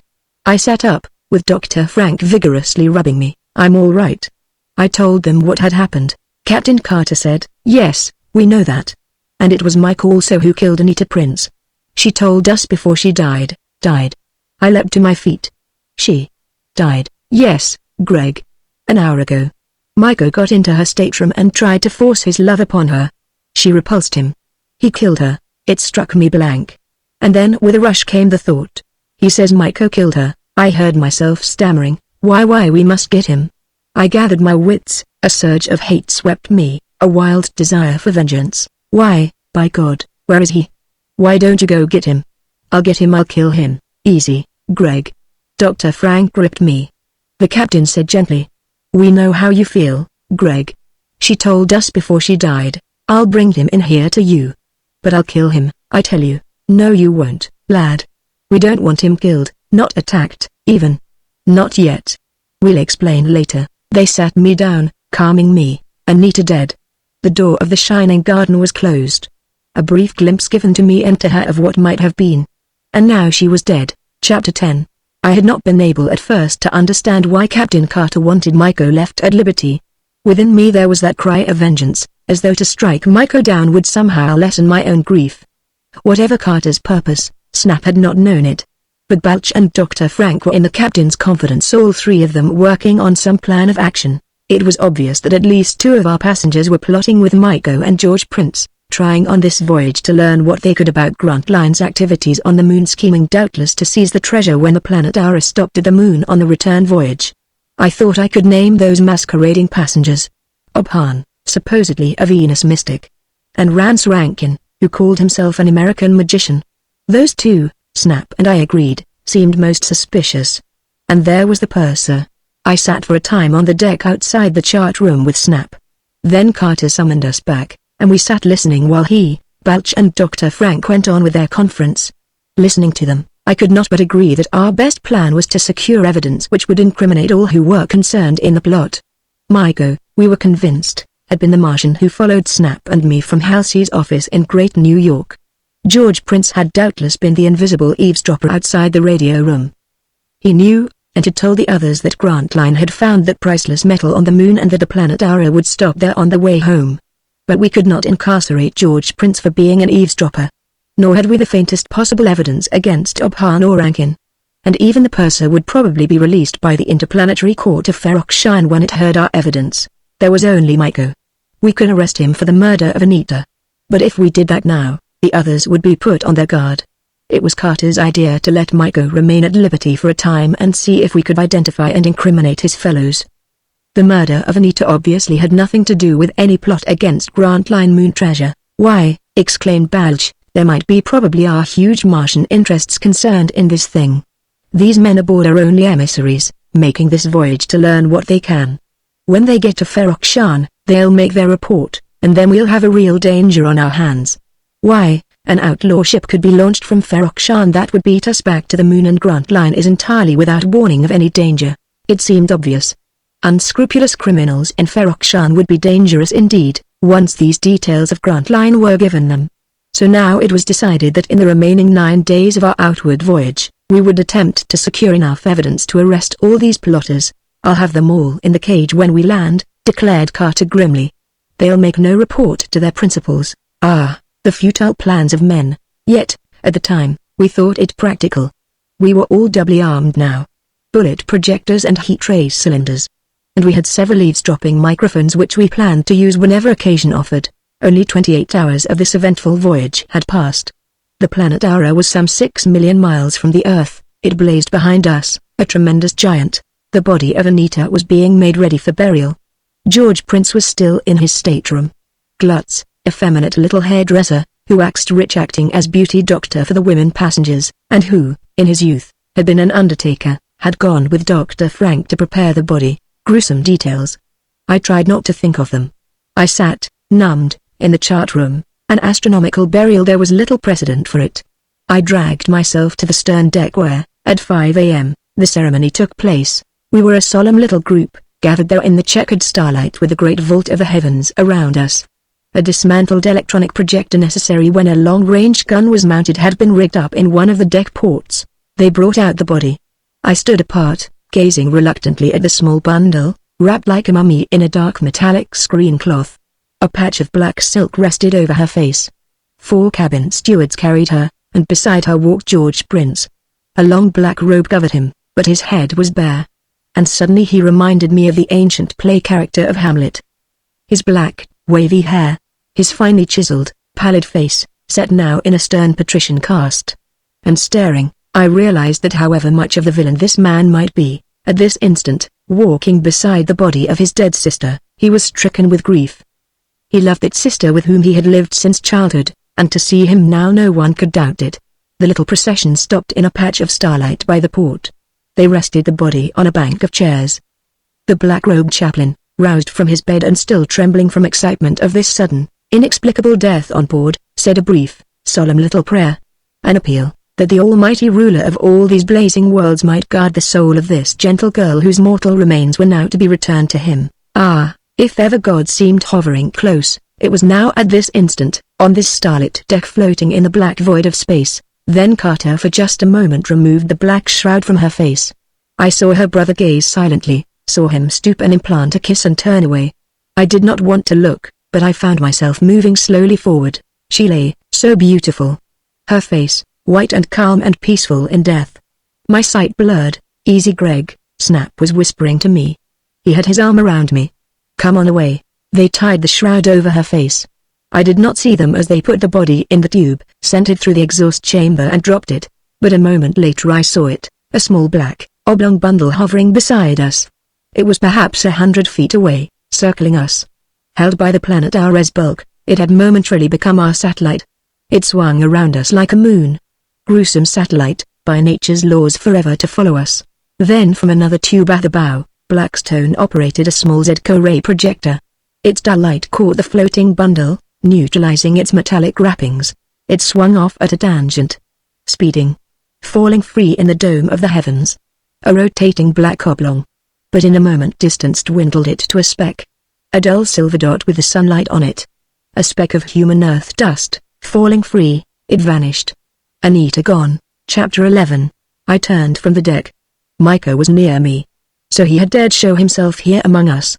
But I realized he could not be aware we knew he was the murderer.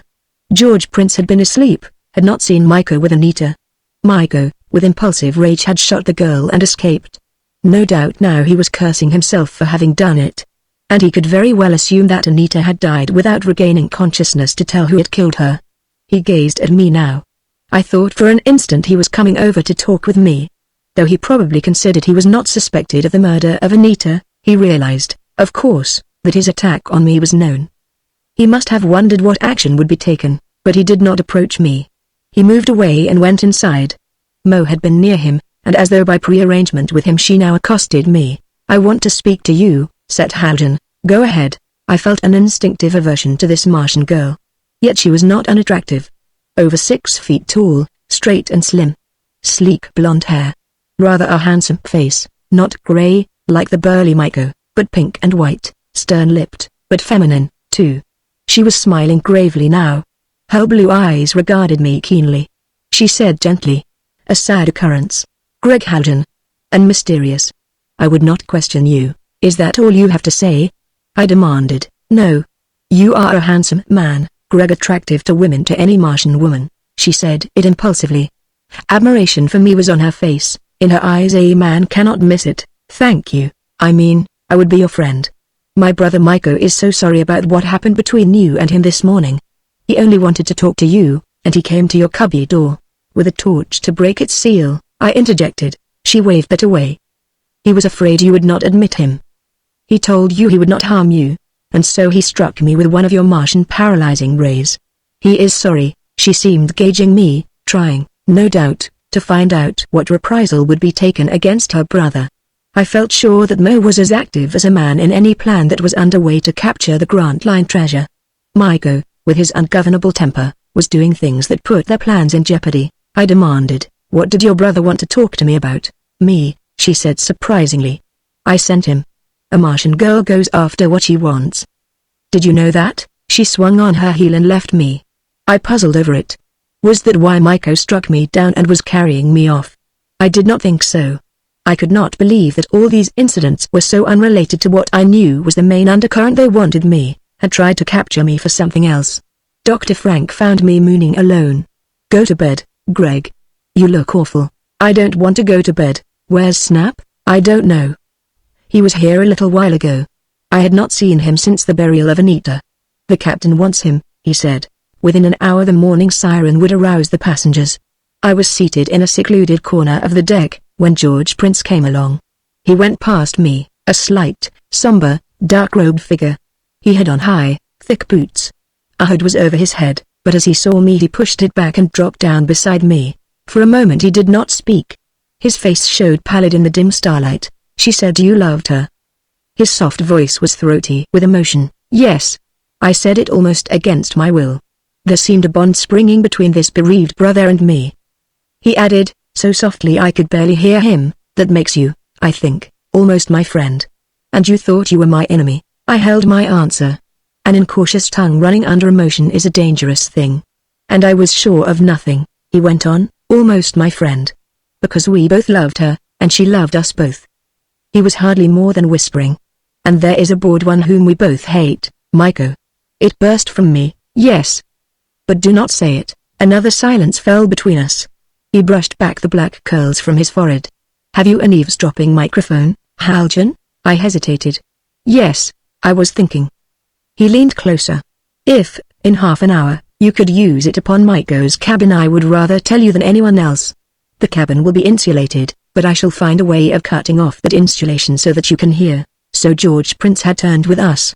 The shock of his sister's death himself allied with a murderer had been too much for him. He was with us, yet his help must be given secretly.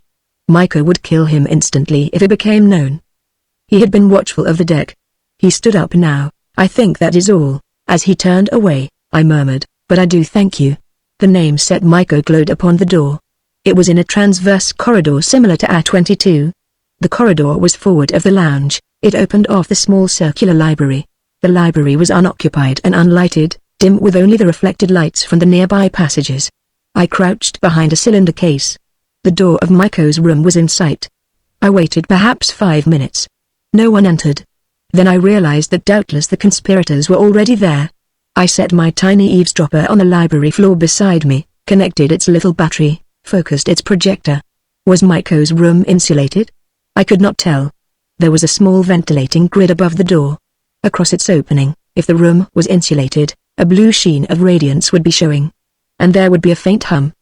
But from this distance I could not see or hear such details, and I was afraid to approach closer.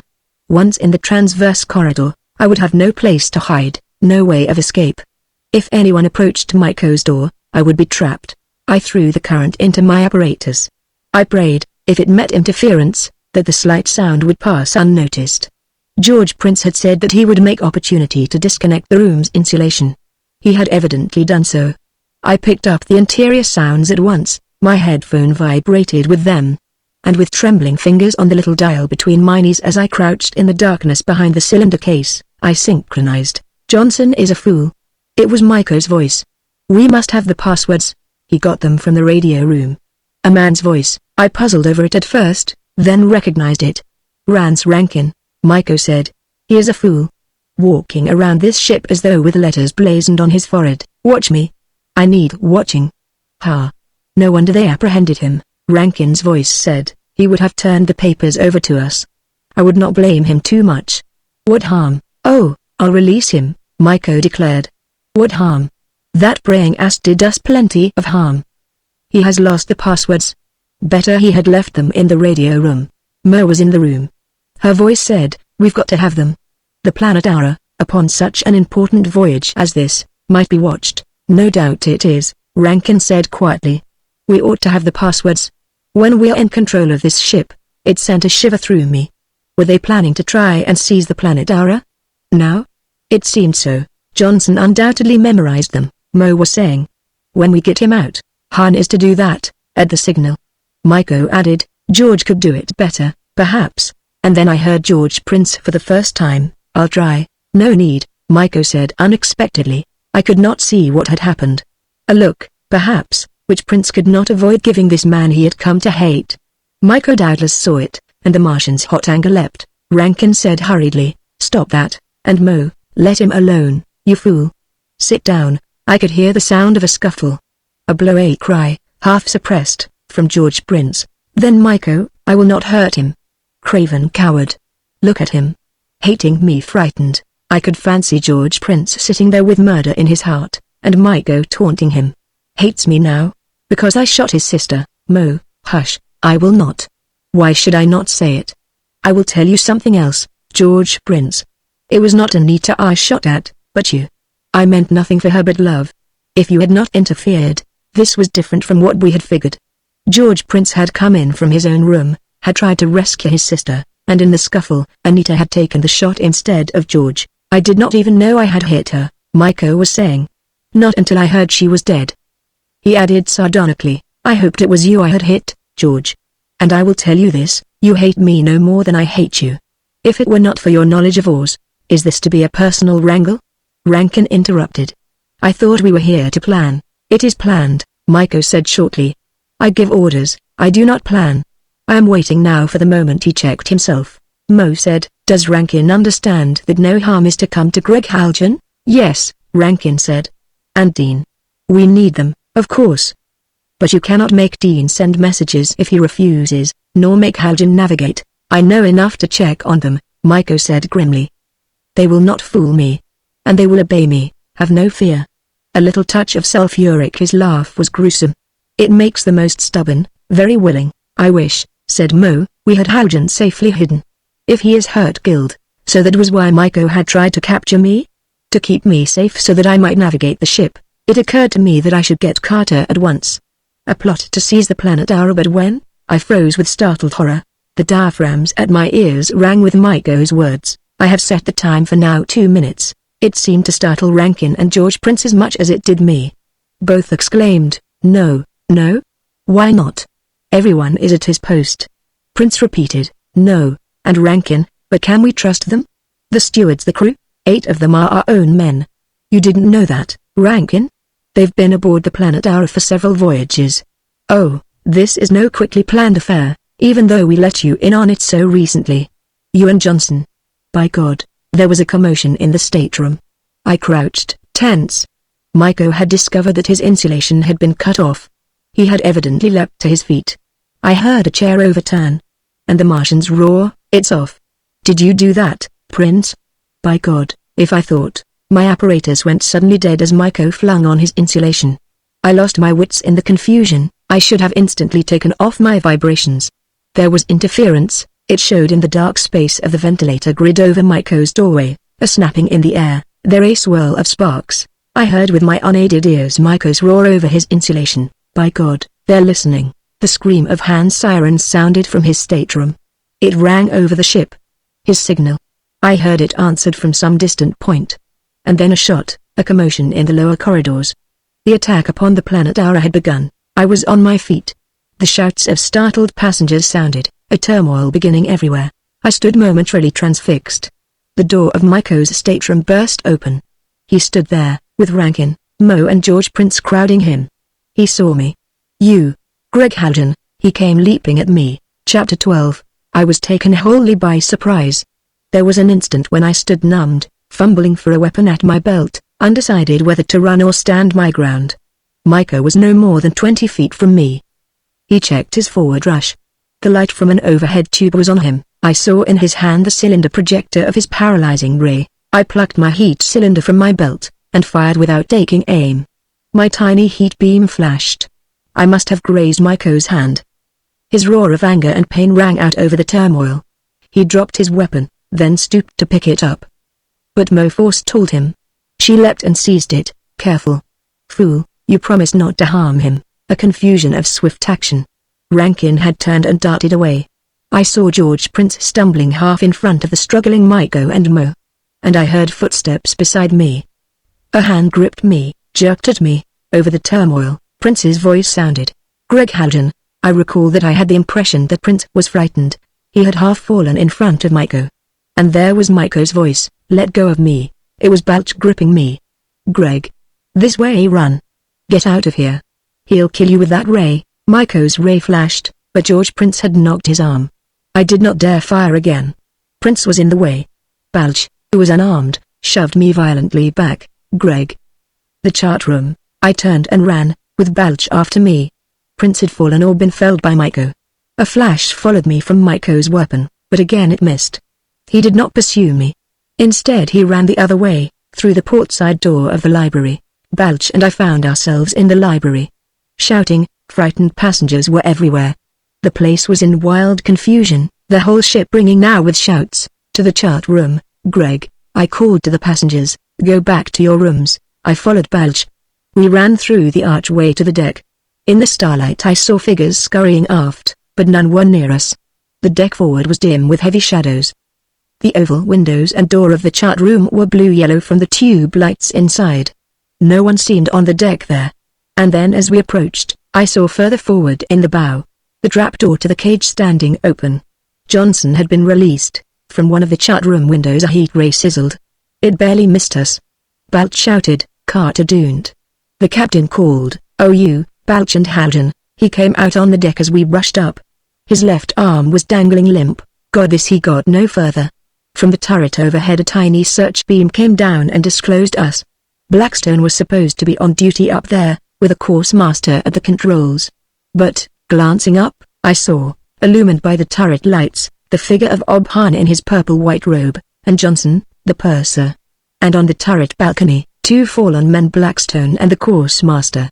Johnson was training the spotlight on us. And Hahn fired a Martian ray. It struck Balch beside me. He dropped. Carter was shouting, "Inside, Greg. Get inside." I stopped to raise up Balch. Another beam came down. A heat ray this time. It caught the fallen Balch full on the chest, piercing him through. The smell of his burning flesh rose to sicken me. He was dead. I dropped his body. Carter shoved me into the chart room. In the small, steel-lined room, Carter and I slid the door closed. We were alone here. The thing had come so quickly it had taken Captain Carter, like us all, wholly unawares. We had anticipated spying eavesdroppers, but not this open brigandage. No more than a minute or two had passed since Maiko's siren in his stateroom had given the signal for attack. Carter had been in the chart room. Blackstone was in the turret. At the outbreak of confusion, Carter dashed out to see Hahn releasing Johnson from the cage. From the forward chart room window now I could see where Hahn with a torch had broken the cage seal. The torch lay on the deck. There had been an exchange of shots. Carter's arm was paralyzed. Johnson and Hahn had escaped. Carter was as confused as I. There had simultaneously been an encounter up in the turret. Blackstone and the course master were killed. The lookout had been shot from his post in the forward observatory. The body dangled now, twisted half in and half out the window. We could see several of Maiko's men, erstwhile members of our crew and steward, course carrying from the turret along the upper bridge toward the dark and silent radio room. Snap was up there. But was he? The radio room glowed suddenly with dim light, but there was no evidence of a fight there. The fighting seemed mostly below the deck, down in the hull corridors. A blended horror of sounds came up to us. Screams, shouts and the hissing and snapping of ray weapons.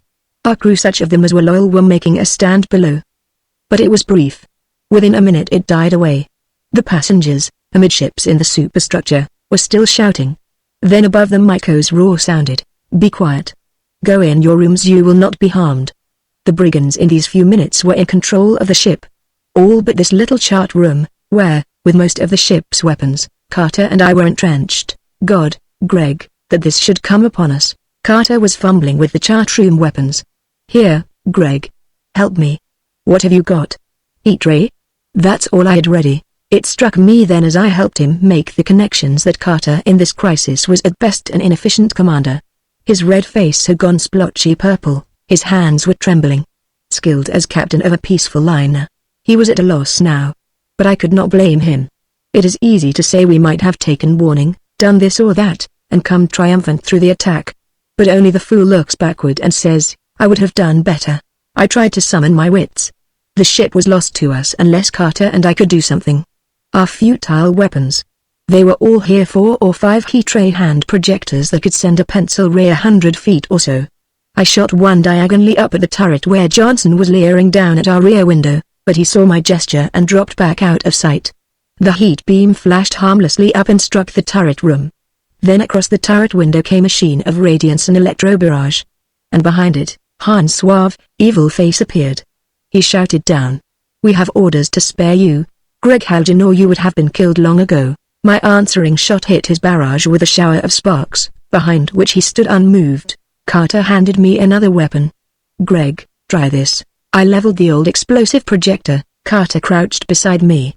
But before I could press the trigger, from somewhere down the starlit deck an electro beam hit me. The little rifle exploded, broke its breech. I sank back to the floor, tingling from the shock of the hostile current. My hands were blackened from the exploded powder. Carter seized me. "No use." "Hurt?" "No." The stars through the dome windows were swinging. Along swing the shadows and patterns on the starlit deck were all shifting. The planet Aura was turning. The heavens revolved in a great round sweep of movement, then settled as we took our new course. Han at the turret controls had swung us. The Earth and the Sun showed over our breakwater. The sunlight mingled red-yellow with the brilliant starlight. Han's signals were sounding. I heard them answered from the mechanism rooms down below. "Brigands, they're in full control." The gravity plates were being set to the new positions. We were on our new course. Headed a point or two off the Earth line. Not headed for the moon? I wondered. Carter and I were planning nothing. What was there to plan? We were under observation. A Martian paralyzing ray or an electronic beam, far more deadly than our own puny weapons, would have struck us the instant we tried to leave the chart room. My thoughts were interrupted by a shout from down the deck. At a corner of the cabin superstructure some 50 feet from our windows the figure of Myko appeared. A radiance barrage hung about him like a shimmering mantle. His voice sounded. "Greg Haljan, do you yield?" Carter leapt up from where he and I were crouching. Against all reason of safety he leaned from the low window, waving his hammer-like fist. "Yield? No. I am in command here, you pirate. Brigand murderer." I dragged him back sharply.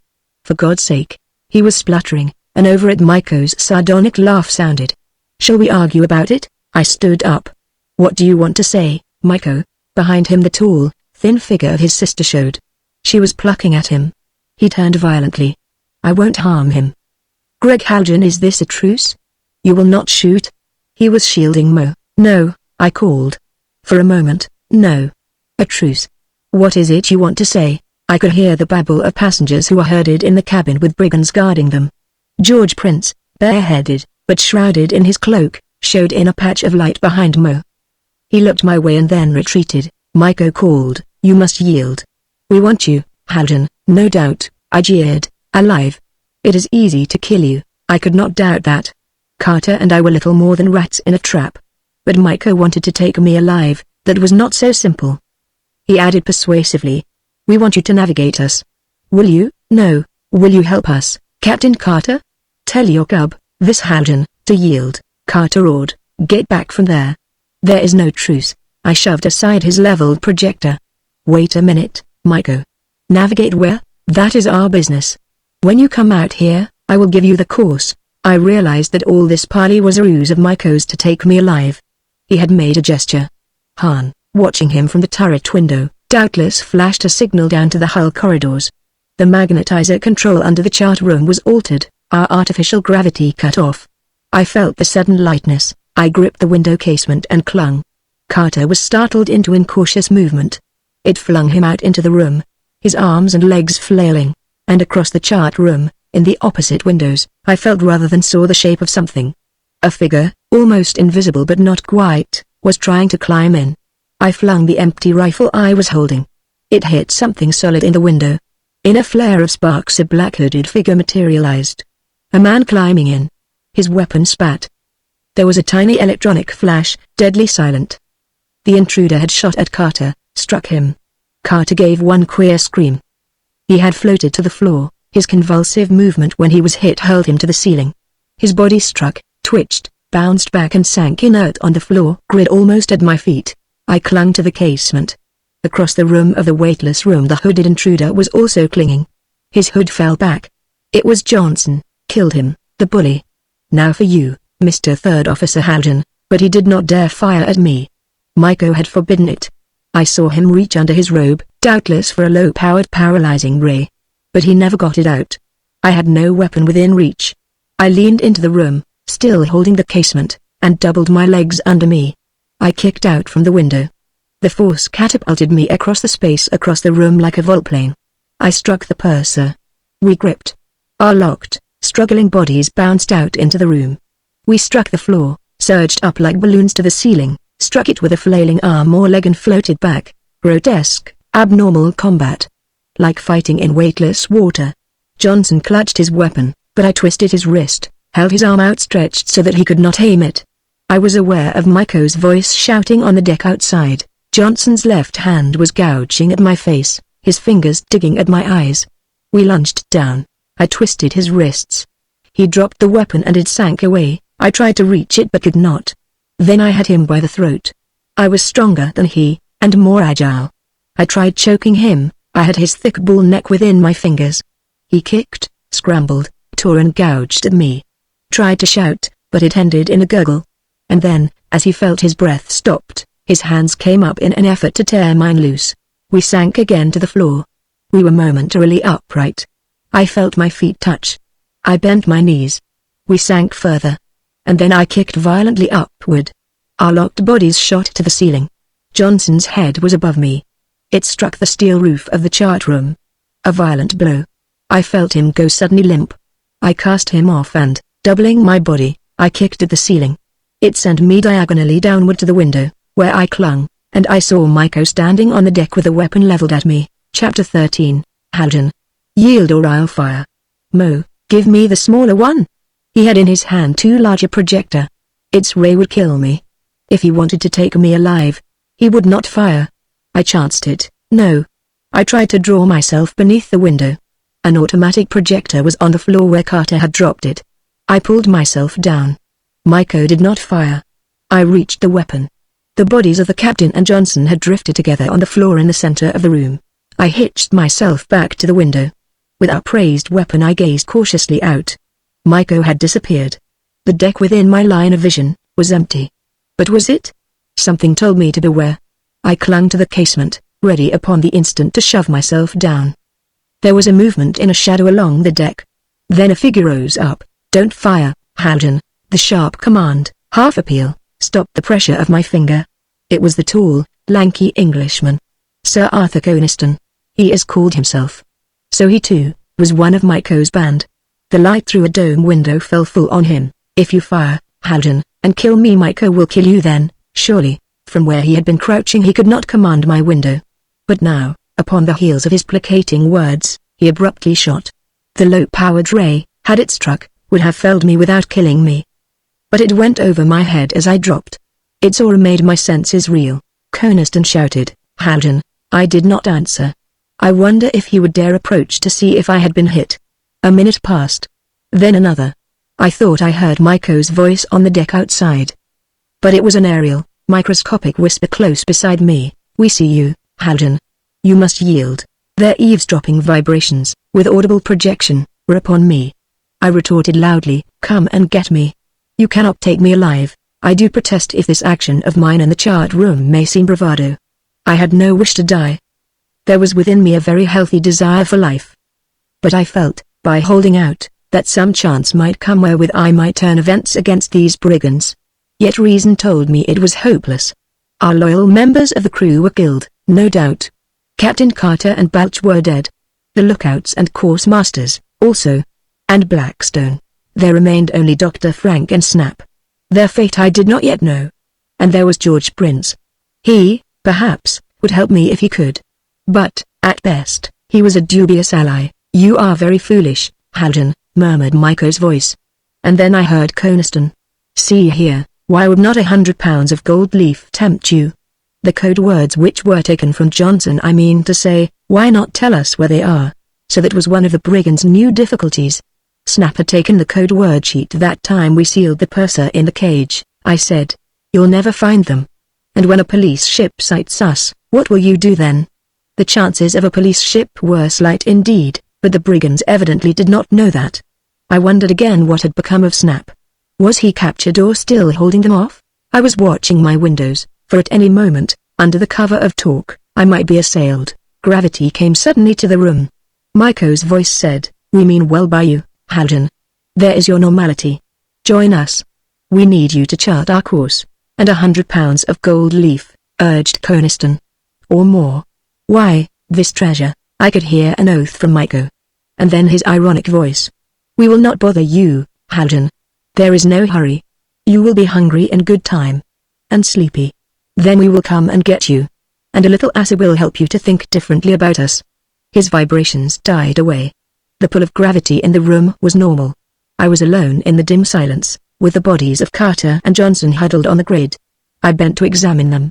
Both were dead. My isolation was not true this time. The outlaws made no further attack. Half an hour passed. The deck outside, what I could see of it, was vacant. Balch lay dead close outside the chart room door. The bodies of Blackstone and the course master had been removed from the turret window. As a forward lookout, one of Myco's men was on duty in the nearby tower. Han was at the turret's controls. The ship was under orderly handling, heading back upon a new course. For the Earth? The Moon? It did not seem so. I found, in the chart room, a Benson curve light projector which poor Captain Carter had nearly assembled. I worked on it, trained it through my rear window along the empty deck, bent it into the lounge archway. Upon my grid the image of the lounge interior presently focused. The passengers in the lounge were huddled in a group. Disheveled, frightened, with Mo standing watching them. Stewards were serving them with a meal. Upon a bench, bodies were lying. Some were dead. I saw Rance Rankin. Others were evidently only injured. Dr. Frank was moving among them, attending them. Venza was there, unharmed. And I saw the gamblers, Shaq and Dud, sitting white-faced, whispering together. And Glutz's little brigand, the curled figure on a stool. George Prince was there, standing against the wall, shrouded in his morning cloak, watching the scene with alert, roving eyes. And by the opposite doorway, the huge towering figure of Myco stood on guard.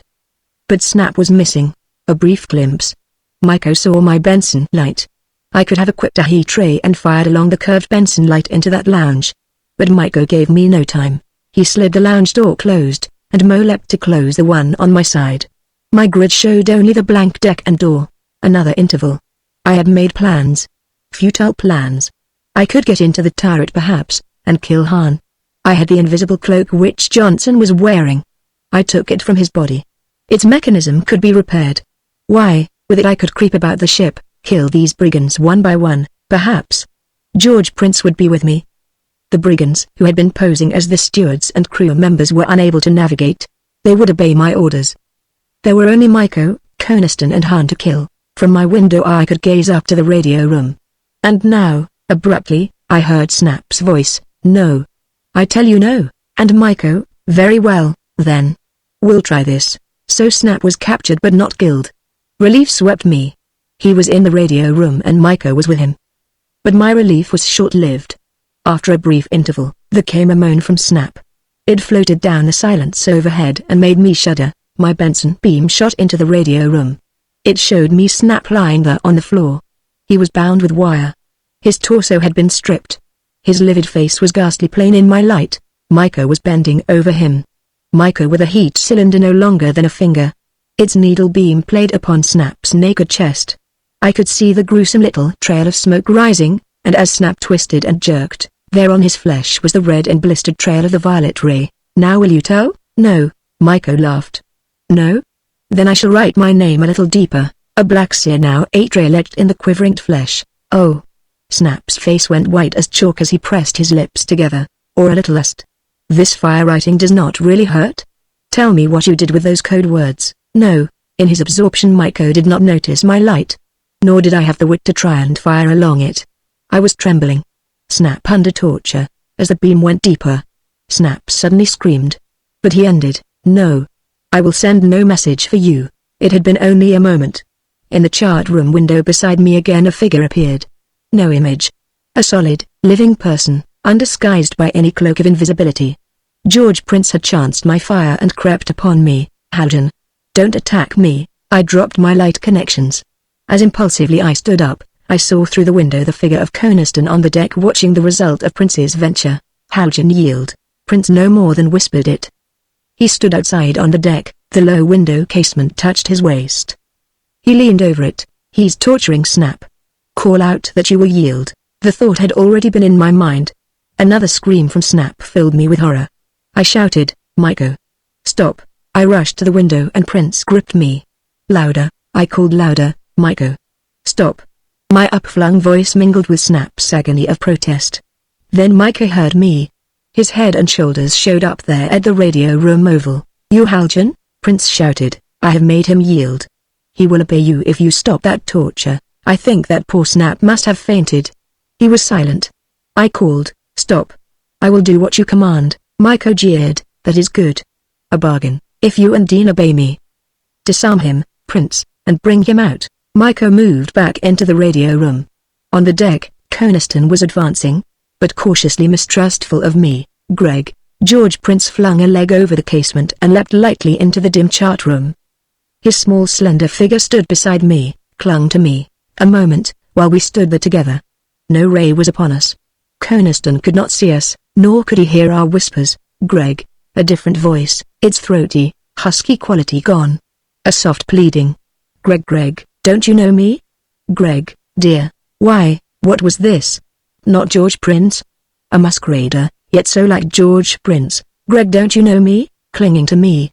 A soft touch upon my arm. Fingers, clinging. A surge of warm, tingling current was flowing between us. My sweep of instant thoughts. A speck of human earth dust falling free. That was George Prince who had been killed. George Prince's body, disguised by the scheming Carter and Dr. Frank, buried in the guise of his sister. And this black-robed figure who was trying to help me, Anita. Anita darling, Greg, dear one, Anita. My arms went around her, my lips pressed hers, and felt her tremulous eager answer. The form of Coniston showed at our window. She cast me off. She said, with her throaty swagger of amused masculinity, I have him, Sir Arthur. He will obey us. I sensed her warning glance. She shoved me toward the window. She said ironically, have no fear, Haljan. You will not be tortured, you and Dean, if you obey our commands. Coniston gripped me. You fool. You caused us a lot of trouble. Move along there. He jerked me roughly through the window. Marched me the length of the deck, out to the stern space, opened the door of my cubby, flung me in and sealed the door upon me. Maiko will come presently. I stood in the darkness of my tiny room, listening to his retreating footsteps. But my mind was not upon him. All the universe, in that instant, had changed for me. Anita was alive. Chapter 14. The giant Maiko stood confronting me. He slid my cubby door closed behind him. He stood with his head towering close against my ceiling. His cloak was discarded. In his leather clothes, and with his clanking sword ornament, his aspect carried the swagger of a brigand of old. He was bareheaded. The light from one of my tubes fell upon his grinning, leering grey face. So, Greg Haljan?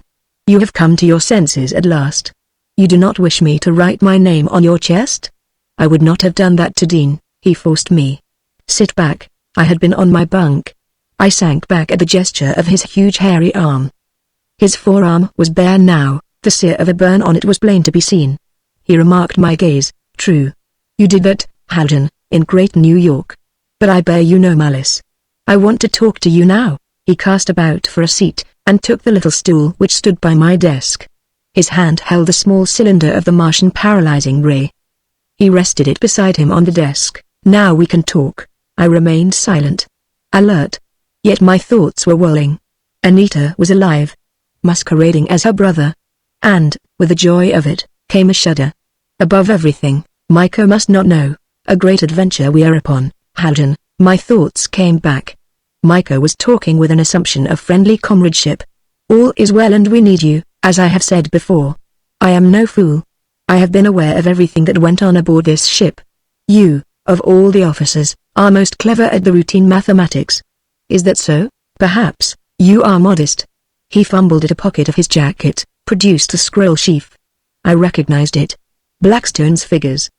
The calculation Blackstone made of the asteroid we had passed. I am interested in these, Maiko went on. I want you to verify them. And this. He held up another scroll. This is the calculation of our present position and our course. Hahn claims he is a navigator. We have set the ship's gravity plates C, like this. He handed me the scrolls. He watched me keenly as I glanced over them. Well? I said, you are sparing of words, Haljan. By the devils of the airways, I could make you talk. But I want to be friendly. I handed him back the scrolls. I stood up. I was almost within reach of his weapon, but with a sweep of his great arm he knocked me back to my bunk. You dare? Then he smiled. Let us not come to blows. In truth, physical violence could get me nothing. I would have to try guile. And I saw now that his face was flushed and his eyes unnaturally bright. He had been drinking alkalite, not enough to befuddle him, but enough to make him triumphantly talkative. Han may not be much of a mathematician, I suggested. But there is your Sir Arthur Coniston. I managed a sarcastic grin. Is that his name? Almost. Haljan, will you verify these figures? Yes. But why? Where are we going? He laughed. You are afraid I will not tell you. Why should I? This great adventure of mine is progressing perfectly. A tremendous stake, Haljan. $100 million in gold leaf. There will be fabulous riches for all of us, but where are we going? To that asteroid, he said. I must get rid of these passengers. I am no murderer. With a half-dozen killings in the recent fight this was hardly convincing. But he was obviously wholly serious. He seemed to read my thoughts. I kill only when necessary. We will land upon the asteroid. A perfect place to maroon the passengers. Is it not so? I will give them the necessities of life. They will be able to signal. And in a month or so, when we are perfectly safe and finished with our adventure, a police ship no doubt will rescue them. And then, from the asteroid, I suggested, we are going to the moon, Haljan. What a clever guesser you are. Coniston and Han are calculating our course. But I have no great confidence in them. And so I want you. You have me. Yes. I have you. I would have killed you long ago. I am an impulsive fellow, but my sister restrained me. He gazed at me slyly. Mo seems strangely to like you, Haljan. Thanks, I said.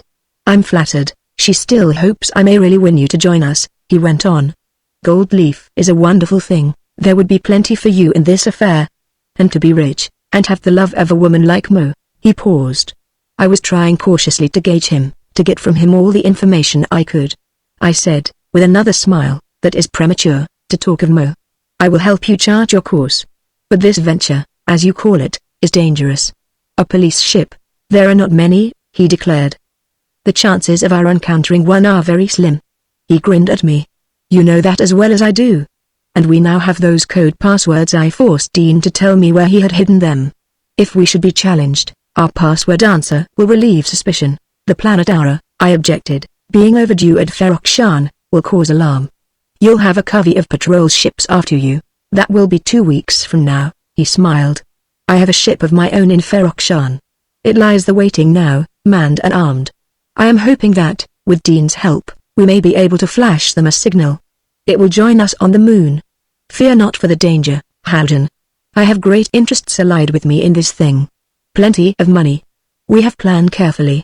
He was idly fingering his cylinder. He gazed at me as I sat docile on my bunk. Did you think George Prince was a leader of this? A mere boy.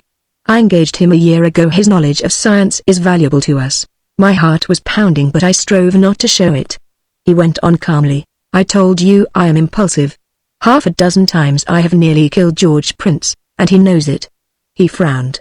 I wish I had killed him instead of his sister. That was an error. There was a note of real concern in his voice. He added, that is done, nothing can change it. George Prince is helpful to me. Your friend Dean is another. I had trouble with him, but he is docile now, I said abruptly. I don't know whether your promise means anything or not, Maiko. But Prince said you would use no more torture. I won't. Not if you and Dean obey me. You tell Dean I have agreed to that. You say he gave you the code words he took from Johnson? Yes. There was a fool, for you. That Johnson. You blame me, Haljan, for the death of Carter? You need not. Johnson offered to try and capture you, take you both alive.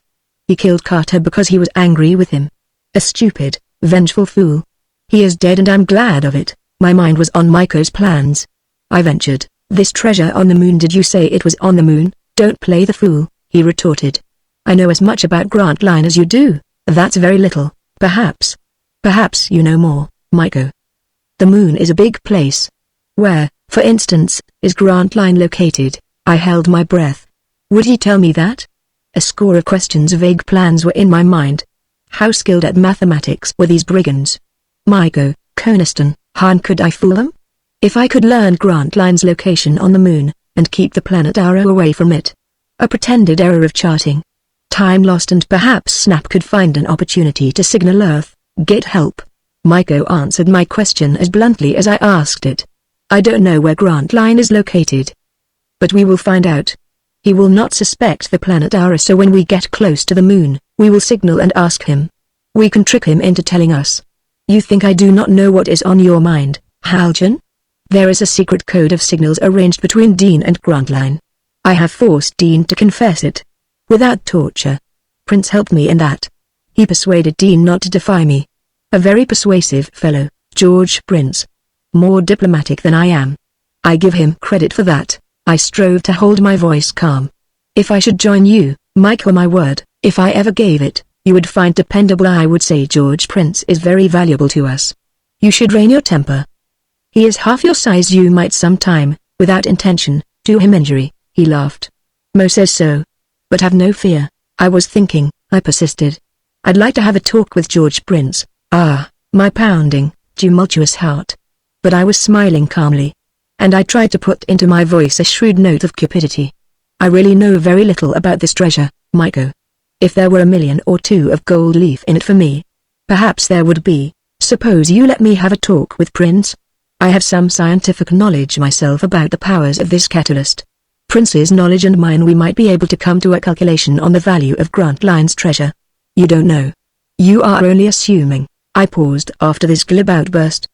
Whatever may have been in Maiko's mind, I cannot say. But abruptly he stood up. I had left my bunk, but he waved me back. "Sit down. I am not like Mo. I would not trust you just because you protested you would be loyal." He picked up his cylinder. "We will talk again." He gestured to the scrolls he had left upon my desk. "Work on those. I will judge you by the results." He was no fool, this brigand leader. "Yes," I agreed. "You want a true course to the asteroid?" "Yes. And by the gods, I warn you, I can check up on you," I said meekly. "Very well. But you ask Prince if he wants my calculations on Grantline's possibilities." I shot Maiko a foxy look as he stood by the door. I added, "You think you are clever? There is plenty you don't know. Our first night out from Earth, Grantline's signals, didn't it ever occur to you that I might have some figures on his treasure?" It startled him.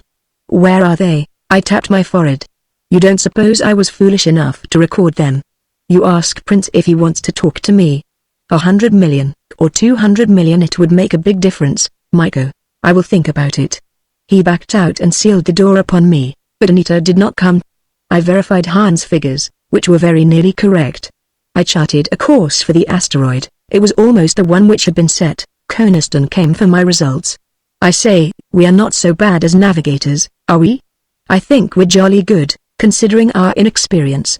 "Not bad at all, eh?" "No, I did not think it wise to ask him about Prince. Are you hungry, Haljan?" "Yes." A steward came with a meal. The Saturnine Han stood at my door with a weapon upon me while I ate. They were taking no chances, and they were wise not to. The day passed. Day and night, all the same of aspect here in the starry vault of space. But with the ship's routine it was day. And then another time of sleep. I slept fitfully, worrying, trying to plan. Within a few hours we would be nearing the asteroid. The time of sleep was nearly past. My chronometer marked 5 a.m. original Earth starting time. The seal of my cubby door hissed. The door slowly opened. Anita, she stood there with her cloak around her. A distance away on the shadowed deck Coniston was loitering. "Anita." I whispered it. "Greg, dear." She turned and gestured to the watching brigand. "I will not be long, Coniston." She came in and half closed the door upon us, leaving it open enough so that we could make sure that Coniston did not advance. I stepped back where he could not see us. "Anita," she flung herself into my opened arms. Chapter 15. A moment when, beyond the thought of the nearby brigand or the possibility of an eavesdropping rate rained now upon my cubby. A moment while Anita and I held each other, and whispered those things which could mean nothing to the world, but which were all the world to us. Then it was she whose wits brought us back from the shining fairyland of our love, into the sinister reality of the planet Aura. "Greg, if they are listening." I pushed her away. This brave little masquerader. Not for my life, or for all the lives on the ship, would I consciously have endangered her, but Grantline's findings. I said aloud. In his message, "See here, Prince." Coniston was too far away on the deck to hear us. Anita went to my door again and waved at him reassuringly. I put my ear to the door opening and listened at the space across the grid of the ventilator over my bunk. The hum of a vibration would have been audible at those 2 points. But there was nothing. "It's all right," I whispered, and she clung to me so small beside me. With the black robe thrown aside, it seemed that I could not miss the curves of her woman's figure. A dangerous game she was playing. Her hair had been cut short to the base of her neck, in the fashion of her dead brother. Her eyelashes had been clipped, the line of her brows altered. And now, in the light of my tube as it shone upon her earnest face, I could remark other changes. Glutz, the little beauty specialist, was in this secret. With plastic skill he had altered the set of her jaw, put masculinity here. She was whispering, "It was poor George whom Myco shot." I had now the true version of what had occurred. Myco had been forcing his wooing upon Anita. George Prince was a weakling whose only good quality was his love for his sister. Some years ago he had fallen into evil ways, been arrested, and then been discharged from his position with the Federated Corporation. He had taken up with evil companions in Great New York, mostly Martians. And Myco had met him. His technical knowledge, his training with the Federated Corporation, made him valuable to Myco's enterprise. And so Prince had joined the Brigands. Of all this, Anita had been unaware. She had never liked Myco, feared him. But it seemed that the Martian had some hold upon her brother, which puzzled and frightened Anita. Then Myco had fallen in love with her. George had not liked it. And that night on the planet Aura, Myco had come and knocked upon Anita's door, and incautiously she had opened it. He forced himself in. And when she repulsed him, struggled with him, George had been awakened. She was whispering to me now. My room was dark. We were all three struggling. George was holding me. The shot came and I screamed. And Myco had fled, not knowing whom his shot had hit in the darkness. And when George died, Captain Carter wanted me to impersonate him. We planned it with Dr. Frank to try and learn what Myco and the others were doing, because I didn't know that poor George had fallen into such evil ways. She whispered, "But I love you, Greg. I want to be the first to say it. I love you, I love you." We had the sanity to try and plan. Anita, tell Myco we discussed the multiple powers of the catalyst. Discussed how carefully it would have to be transported, how to gauge its worth. You'll have to be careful, Clever. Don't say too much. Tell him we estimate the value at about 130 millions. I repeated what Myco had told me of his plans. She knew all that. And Snap knew it. She had a few moments alone with Snap and gave me now a message from him. "We'll pull out of this, Greg." With Snap she had worked out a plan. There were Snap and I, and Shaq and Dudley upon whom we could doubtless depend. And Dr. Frank. Against us were Myco and his sister, and Coniston and Han. Of course, there were the members of the crew. But we were numerically the stronger when it came to true leadership. Unarmed and guarded now. But if we could break loose, recapture the ship. I sat listening to Anita's eager whispers. It seemed feasible. Myco did not altogether trust George Prince. Anita was now unarmed. But I can make opportunity. I can get one of their ray cylinders, and an invisible cloak equipment. That cloak, that had been hidden in Myco's room when Carter searched for it in A20, was now in the chart room by Johnson's body. It had been repaired now. Anita thought she could get possession of it. We worked out the details of the plan. Anita would arm herself, and come and release me. Together, with a paralyzing ray, we could creep about the ship, overcome these brigands, one by one. There were so few of the leaders. With them felled, and with us in control of the turret and the radio room, we could force the crew to stay at their posts. There were, Anita said, no navigators among Myco's crew. They would not dare oppose us. But it should be done at once, Anita. In a few hours we will be at the asteroid. Yes. I will go now and try to get the weapons. Where is Snap? Still in the radio room. One of the crew guards him. Coniston was roaming the ship. He was still loitering on the deck, watching my door. Han was in the turret. The morning watch of the crew were at their posts in the hull corridors. The stewards were preparing a morning meal. There were 9 members of subordinates altogether, Anita had calculated. 6 of them were in Myco's pay.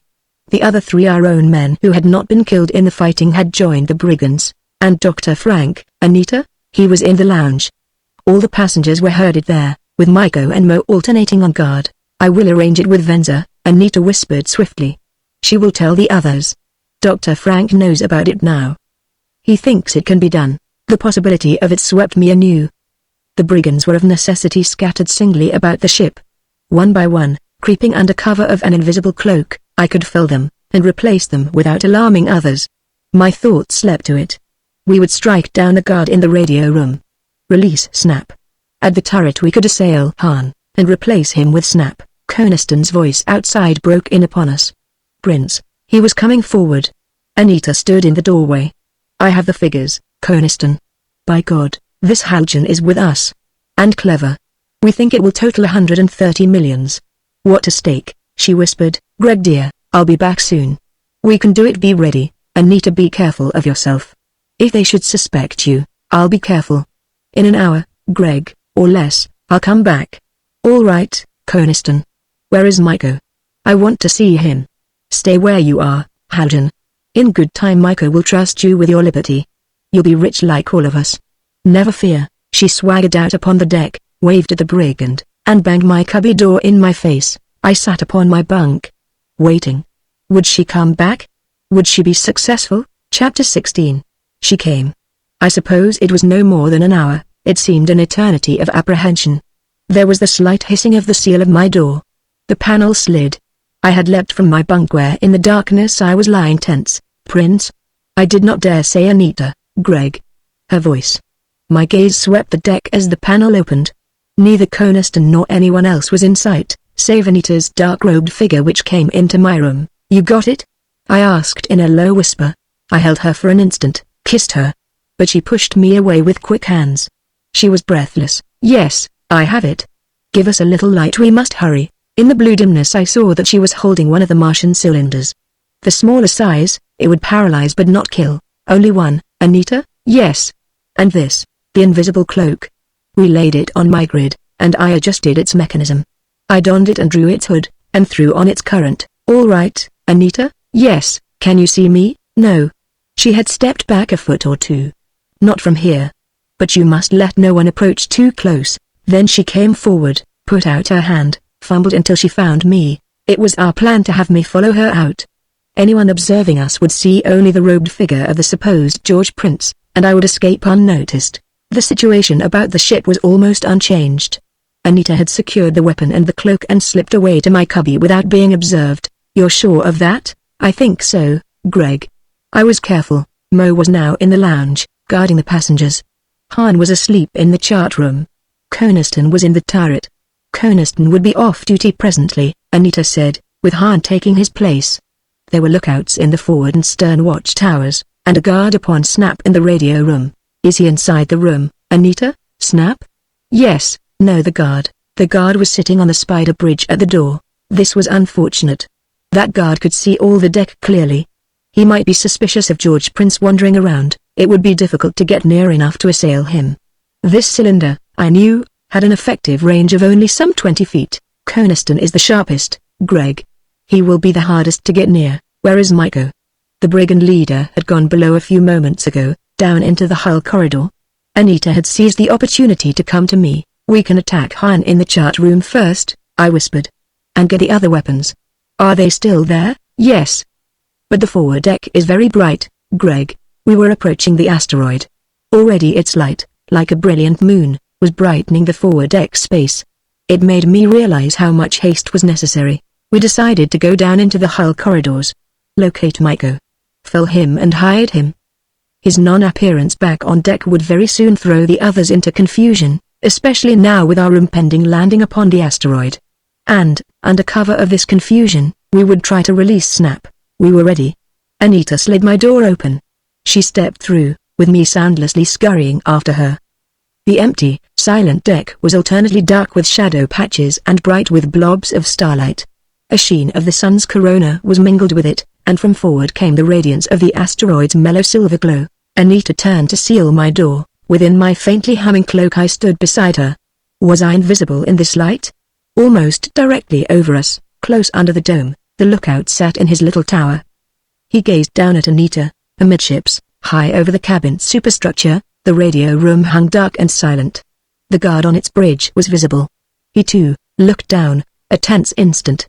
Then I breathed again. There was no alarm. The two guards answered Anita's gesture. Anita said aloud into my empty cubby, Maiko will come for you presently, Haljan. He told me that he wants you at the turret controls to land us on the asteroid. She finished sealing my door and turned away, started forward along the deck. I followed. My steps were soundless in my elastic-bottomed shoes. Anita swaggered with a noisy tread. Near the door of the smoking room a small inclined passage led downward. We went into it. The passage was dimly blue lit. We descended its length, came to the main corridor, which ran the length of the hull. A vaulted metal passage, with doors to the control rooms opening from it. Dim lights showed at intervals. The humming of the ship was more apparent here. It drowned the light humming of my cloak. I crept after Anita, my hand under the cloak clutched the ray weapon. A steward passed us. I shrank aside to avoid him. Anita spoke to him. "Where is Maiko, Ellis?" "In the ventilator room, miss." "Prince." There was difficulty with the air renewal. Anita nodded and moved on. I could have felled that steward as he passed me. Oh, if I only had, how different things might have been, but it seemed needless. I let him go, and he turned into a nearby door which led to the galley. Anita moved forward. "If we could come upon Maiko alone." Abruptly she turned and whispered, "Greg, if other men are with him, I'll draw him away. You watch your chance. What little things can overthrow one's careful plans." Anita had not realized how close to her I was following. And her turning so unexpectedly caused me to collide with her sharply. "Oh!" She exclaimed it involuntarily. Her outflung hand had unwittingly gripped my wrist, caught the electrode there. The touch burned her, and short-circuited my robe. There was a hiss. My current burned out the tiny fuses. My invisibility was gone. I stood, a tall, black-hooded figure, revealed to the gaze of anyone who might be near. The futile plans of humans. We had planned so carefully. Our calculations, our hopes of what we could do, came clattering now in a sudden wreckage around us. Anita. Run. If I was seen with her, then her own disguise would probably be discovered. That above everything, would be disaster. Anita, get away from me. I must try it alone. I could hide somewhere, repair the cloak perhaps. Or, since now I was armed, why could not I boldly start an assault? "Greg, we must get you back to your cubby." She was clinging to me in panic. "No. You run. Get away from me. Don't you understand? George Prince has no business here with me. They'll kill you, Greg. Let's get back to the deck." I pushed at her, both of us in confusion. From behind me there came a shout. That accursed steward. He had returned, to investigate perhaps what George Prince was doing in this corridor. He heard our voices. His shout in the silence of the ship sounded horribly loud. The white-cloaked shape of him was in the nearby doorway. He stood stricken with surprise at seeing me. And then turned to run. I fired my paralyzing cylinder through my cloak. Got him. He fell. I shoved Anita violently. "Run. Tell Maiko to come. Tell him you heard a shout. He won't suspect you, but, Greg, you mustn't be found out. You're our only hope, Anita. I'll hide, fix the cloak, or get back to my cubby. We'll try again." It decided her. She scurried down the corridor. I whirled the other way. The steward's shout might not have been heard, then realization flashed to me. That steward would be revived. He was one of Maiko's men. He would be revived and tell what he had seen and heard. Anita's disguise would be revealed. A cold-blooded killing, I do protest, went against me. But it was necessary. I flung myself upon him. I beat his skull with the metal of my cylinder. I stood up. My hood had fallen back from my head. I wiped my bloody hands on my useless cloak. I had smashed the cylinder. "Haljan," Anita's voice. A sharp note of horror and warning. I became aware that in the corridor, 40 feet down its dim length, Maiko had appeared with Anita behind him. His bullet projector was leveled. It spat at me. But Anita had pulled at his arm. The explosive report was sharply deafening in the confined space of the corridor. With a spurt of flame the leaden pellet struck over my head against the vaulted ceiling. Maiko was struggling with Anita. "Prince, you idiot." "Maiko, it's Haljan. Don't kill him." The turmoil brought members of the crew. From the shadowed oval near me they came running. I flung the useless cylinder at them. But I was trapped in the narrow passage. I might have fought my way out. Or Maiko might have shot me. But there was the danger that, in her horror, Anita would betray herself. I backed against the wall. "Don't kill me. See, I will not fight." I flung up my arms. And the crew, emboldened and courageous under Maiko's gaze, leapt on me and bore me down. The futile plans of humans. Anita and I had planned so carefully. And in a few brief minutes of action it had come only to this. Chapter 17. "So, Greg Haljan, you are not as loyal as you pretend." Maiko was livid with suppressed anger. They had stripped the cloak from me, and flung me back in my cubby. Maiko was now confronting me. At the door Mo stood watching. and Anita was behind her. I sat outwardly defiant and sullen on my bunk. But I was tense and alert, fearful still of what Anita's emotion might betray her into doing. Not so loyal, Micah repeated. And a fool, how did he get out of here? Prince, you came in here. My heart was wildly thumping. But Anita retorted with a touch of spirit, I came to tell him what you commanded. To check Han's latest figures and to be ready to take the controls when we approached the asteroid. Well, how did he get out? How should I know? She parried. Little actress. Her spirit helped to allay my fear.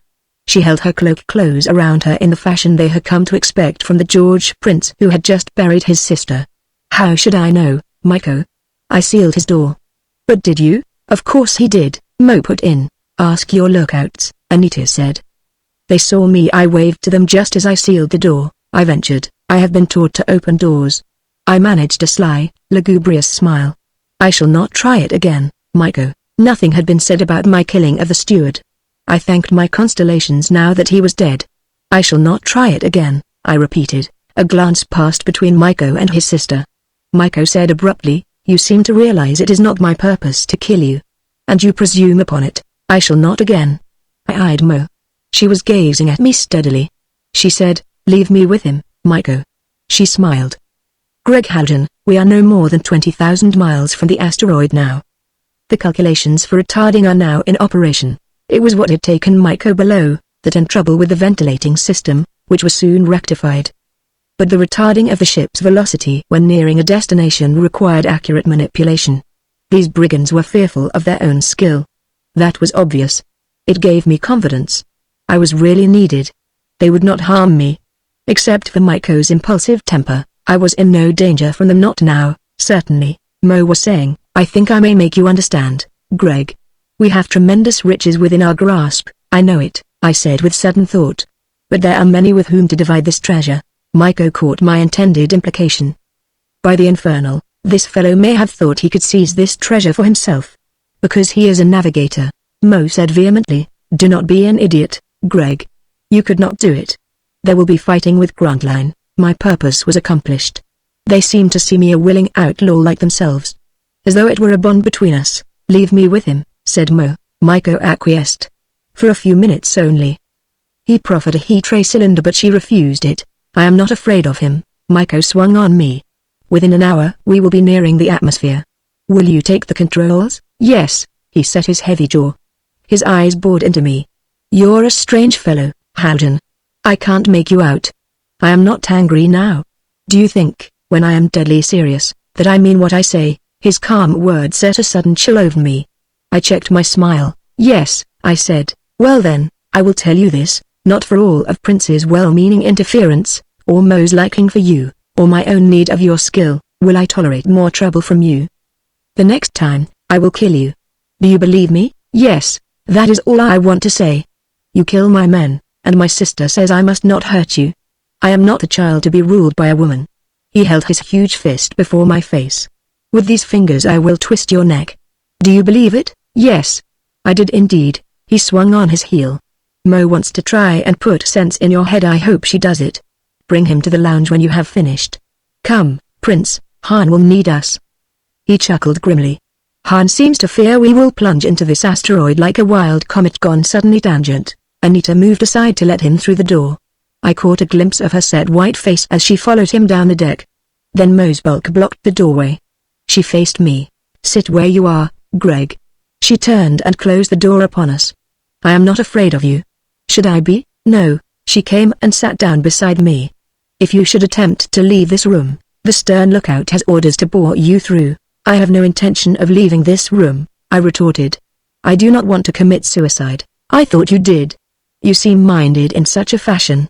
Greg, why are you so heedless? I said carefully. This treasure, you are many who will divide it.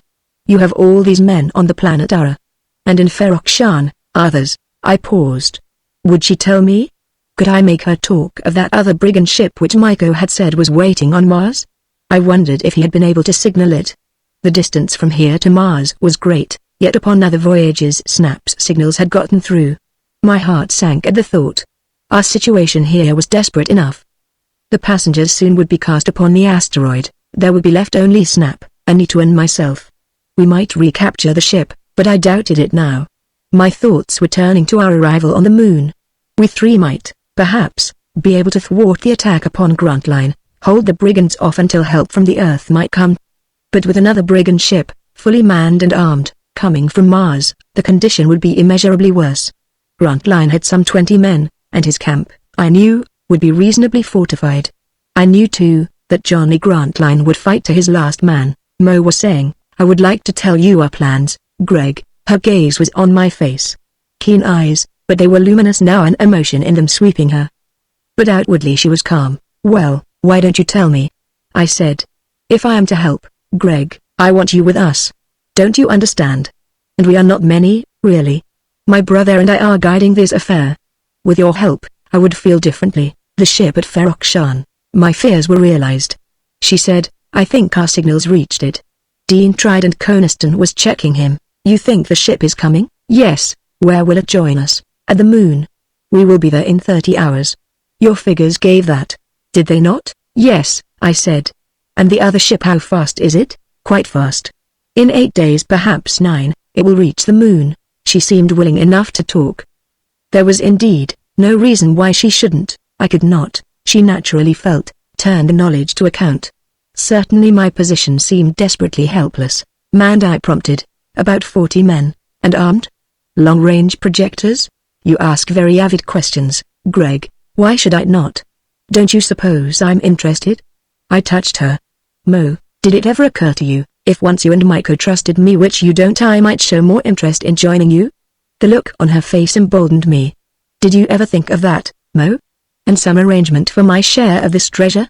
I am not like Johnson, to be hired for 100 pounds of gold leaf, Greg. I will see that you get your share. Riches for you and me. I was thinking, Mo, when we land at the moon tomorrow, where is our equipment? The moon, with its lack of atmosphere, needed special equipment. I had never heard Captain Carter mention what apparatus the Planetara was carrying. Mo laughed. We have located air suits and helmets, a variety of suitable apparatus, Greg. But we were not foolish enough to leave Greater New York on this voyage without our own apparatus. My brother and Coniston and Prince, all of us, snipped crates of freight consigned to Ferokshan, and Rankin had special baggage marked theatrical apparatus. I understood it now.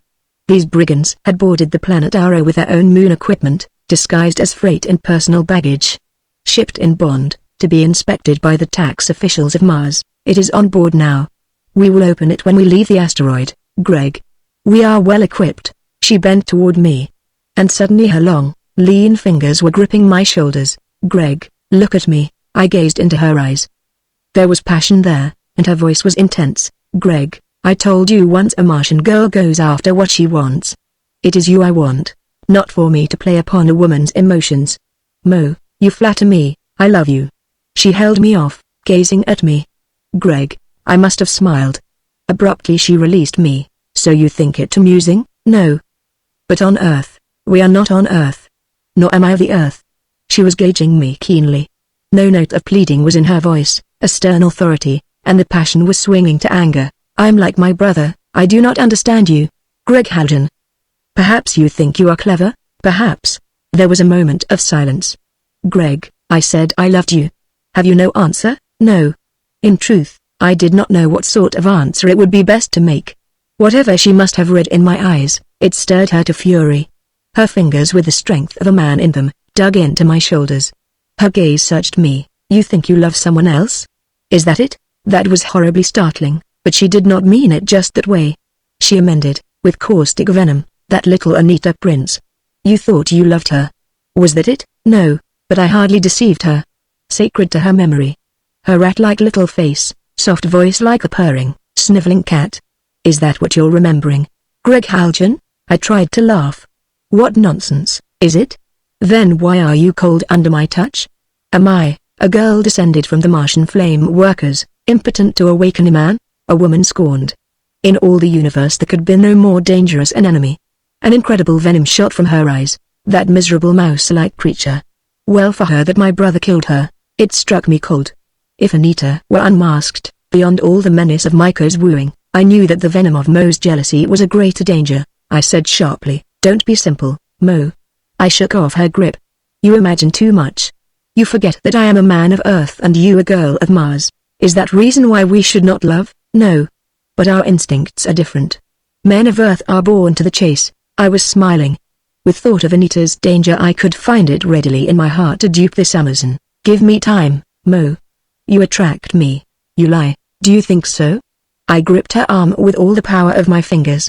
It must have hurt her, but she gave no sign. Her gaze clung to me steadily. I don't know what to think. Greg Haljan. I held my grip. Think what you like. Men of Earth have been known to kill the thing they love. You want me to fear you? Perhaps. She smiled scornfully. That is absurd. I released her. I said earnestly, I want you to realize that if you treat me fairly, I can be of great advantage to this venture. There will be fighting. I am fearless. Her venomous expression was softening. I think that is true, Greg, and you need my navigating skill. Even now I should be in the turret. I stood up. I half expected she would stop me, but she did not. I added, shall we go? She stood beside me. Her height brought her face level with mine. I think you will cause no more trouble, Greg. Of course not. I am not wholly witless. You have been, well, that is over. I hesitated. Then I added, a man of Earth does not yield to love while there is work to do. This treasure, I think that of everything I said, this last most convinced her. She interrupted, that I understand. Her eyes were smoldering. When it is over, when we are rich, then I will claim you, Greg. She turned from me. Are you ready? Yes. No. I must get that sheet of Han's last figures. Are they checked? Yes. I picked the sheet up from my desk. Han is fairly accurate, Mo, a fool, nevertheless. An apprehensive fool. A comradeship seemed coming between us.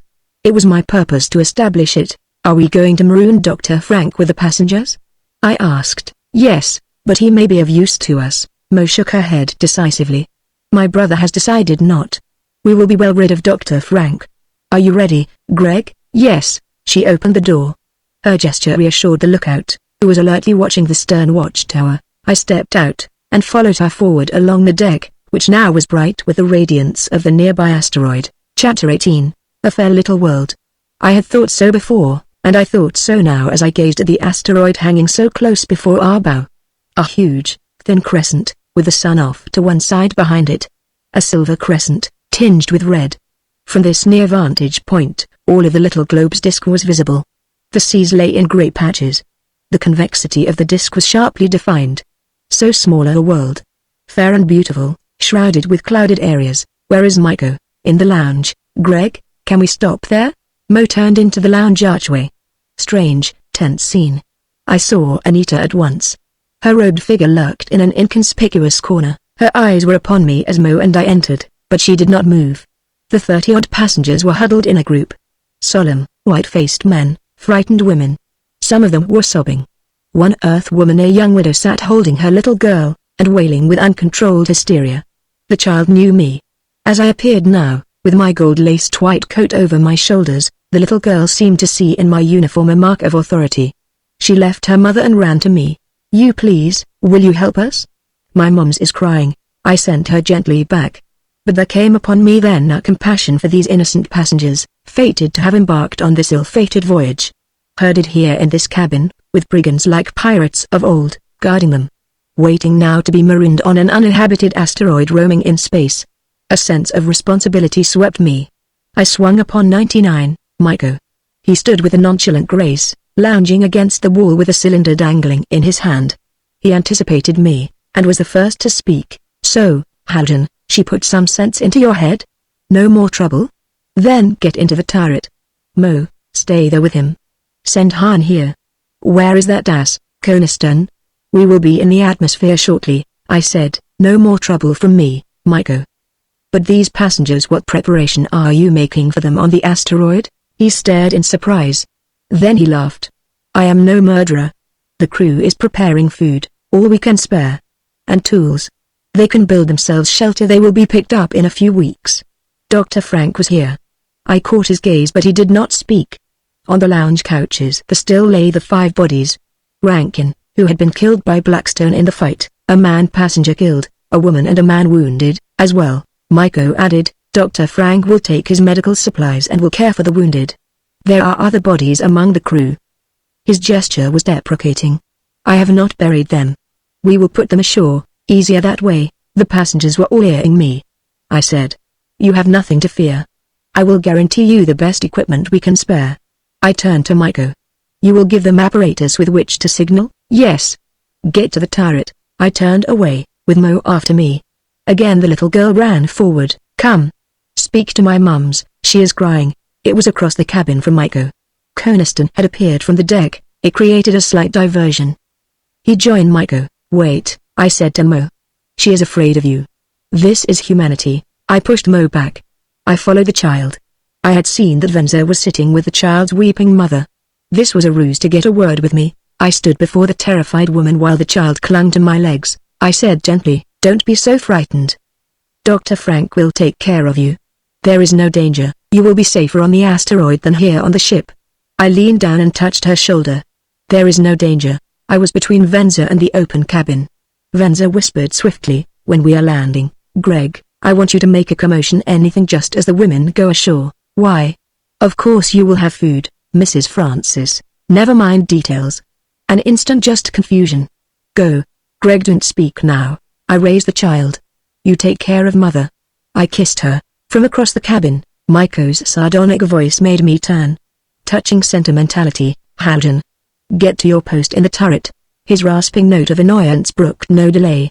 I set the child down. I said, I will land us in an hour. Depend on it.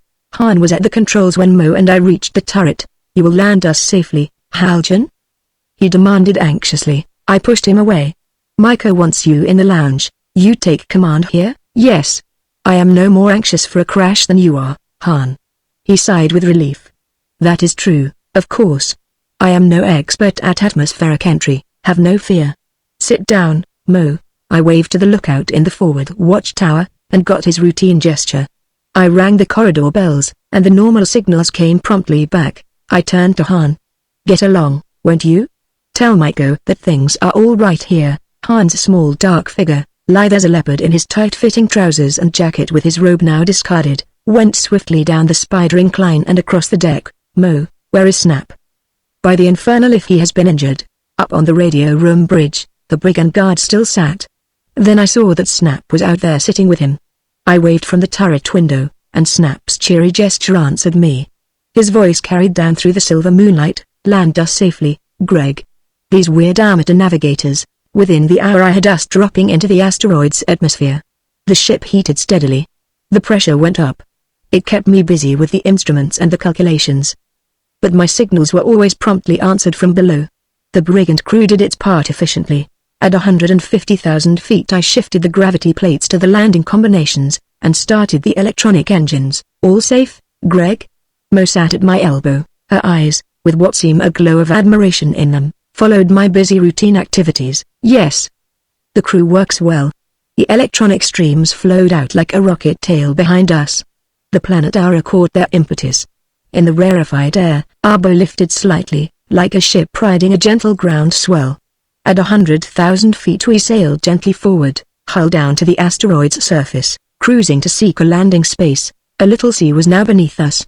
A shadowed sea, deep purple in the night down there. Occasional verdurous islands showed, with the lines of white surf marking them. Beyond the sea, a curving coastline was visible. Rocky headlines, behind which mountain foothills rose in serrated, verdurous ranks. The sunlight edged the distant mountains, and presently this rapidly turning little world brought the sunlight forward. It was day beneath us. We slid gently downward. 30,000 feet now, above a sparkling blue ocean. The coastline was just ahead, green with a lush, tropical vegetation. Giant trees, huge-leaved. Long, dangling vines, air plants, with giant pods and vivid orchid-like blossoms. I sat at the turret window, staring through my glasses. A fair, little world, yet obviously uninhabited. I could fancy that all this was newly sprung vegetation. This asteroid had whirled in from the cold of the interplanetary space, far outside our solar system.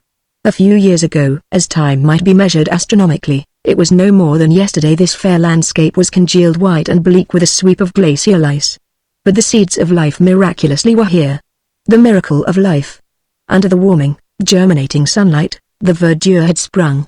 Can you find landing space, Greg? Mo's question brought back my wandering fancies. I saw an upland glade, a level spread of ferns with a forest banked around it. A cliff height nearby, frowning down at the sea. Yes. I can land us there. I showed her through the glasses. I rang the sirens, and we spiraled, descending further. The mountain tops were now close beneath us. Clouds were overhead, white masses with blue sky behind them. A day of brilliant sunlight. But soon, with our forward cruising, it was night. The sunlight dropped beneath the sharply convex horizon, the sea and the land went purple. A night of brilliant stars, the earth was a blazing blue-red point of light. The heavens visibly were revolving. In an hour or so it would be daylight again. On the forward deck now Coniston had appeared, commanding half a dozen of the crew. They were carrying up caskets of food and the equipment which was to be given the marooned passengers, and making ready the disembarking incline, loosening the seals of the side dome windows. Sternward on the deck, by the lounge oval, I could see Myco standing. And occasionally the roar of his voice at the passengers sounded. My vagrant thoughts flung back into Earth's history. Like this, ancient travelers of the surface of the sea were herded by pirates to walk the plank, or be put ashore, marooned upon some fair desert island of the tropic Spanish Main. Han came mounting our turret incline. All is well. Greg Haljan, get to your work, Mo told him sharply. He retreated, joining the bustle and confusion which now was beginning on the deck. It struck me, could I turn that confusion to account? Would it be possible, now at the last moment, to attack these brigands? Snap still sat outside the radio room doorway.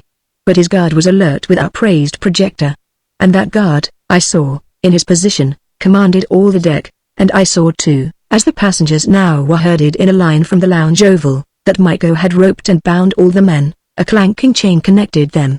They came like a line of convicts, marching forward, and stopped on the open deck near the base of the turret. Dr. Frank's grim face gazed up at me. Myco ordered the women and children in a group beside the chained men. His words to them reached me, you are in no danger. When we land, be careful. You will find gravity very different. This is a very small world. I flung on the landing lights. The deck glowed with a blue radiance. The search beams shot down beside our hull. We hung now 1,000 feet above the forest glade. I cut off the electronic streams. We poised, with the gravity plates set at normal, and only a gentle night breeze to give us a slight side drift. This I could control with the lateral propeller rudders. For all my busy landing routine, my mind was on other things. Vance's swift words back there in the lounge. I was to create a commotion while the passengers were landing. Why? Had she and Dr. Frank some last-minute desperate purposes? I determined I would do what she said. Shout, or misorder the lights. That would be easy. I was glad it was night. I had, indeed, calculated our descent so that the landing would be in darkness. But to what purpose? These brigands were very alert. There was nothing I could think of to do which would avail us anything more than a probable swift death under Myco's anger. Well done, Greg, said Mo. I cut off the last of the propellers. With scarcely a perceptible jar, the Planetara grounded, rose like a feather, and settled to rest in the glade. The deep purple night with stars overhead was around us. I hissed out our interior air through the dome and hull ports, and admitted the night air of the asteroid. My calculations of necessity, mere mathematical approximations, proved fairly accurate. In temperature and pressure there was no radical change as the dome windows slid back. We had landed. Whatever Vance's purpose, her moment was at hand. I was tense. But I was aware also, that beside me Mo was very alert. I had thought her unarmed. She was not. She sat back from me, in her hand was a long thin knife blade. She murmured tensely, "You have done your part, Greg. Well and skillfully done. Now we will sit here quietly and watch them land." Snap's guard was standing, keenly watching. The lookouts in the forward and stern towers were also armed. I could see them both gazing keenly down at the confusion of the blue-lit deck. The incline went over the hull side and touched the ground. Enough. Myco roared. The men first. Han, move the women back. Coniston, pile those caskets to the side. Get out of the way, Prince. Anita was down there. I saw her at the edge of the group of women. Venza was near her. Myco shoved her. Get out of the way, Prince. You can help Coniston. Have the things ready to throw off. 5 of the steward crew were at the head of the incline. Myco shouted up at me. Haljan, hold our shipboard gravity normal. Yes, the line of men were first to descend. Dr. Frank led them.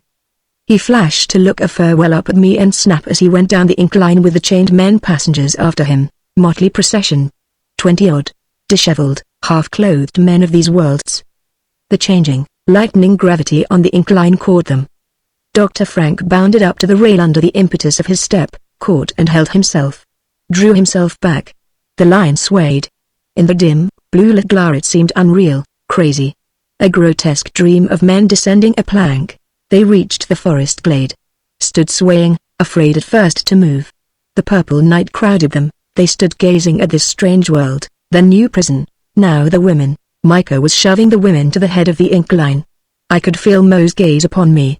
Her knife gleamed in the turret light. She murmured again, "In a few moments you can bring us away, Greg." I felt like an actor awaiting his cue in the wings of some turgid drama the plot of which he did not know. Venza was near the head of the incline. Some of the women and children were on it. A woman screamed.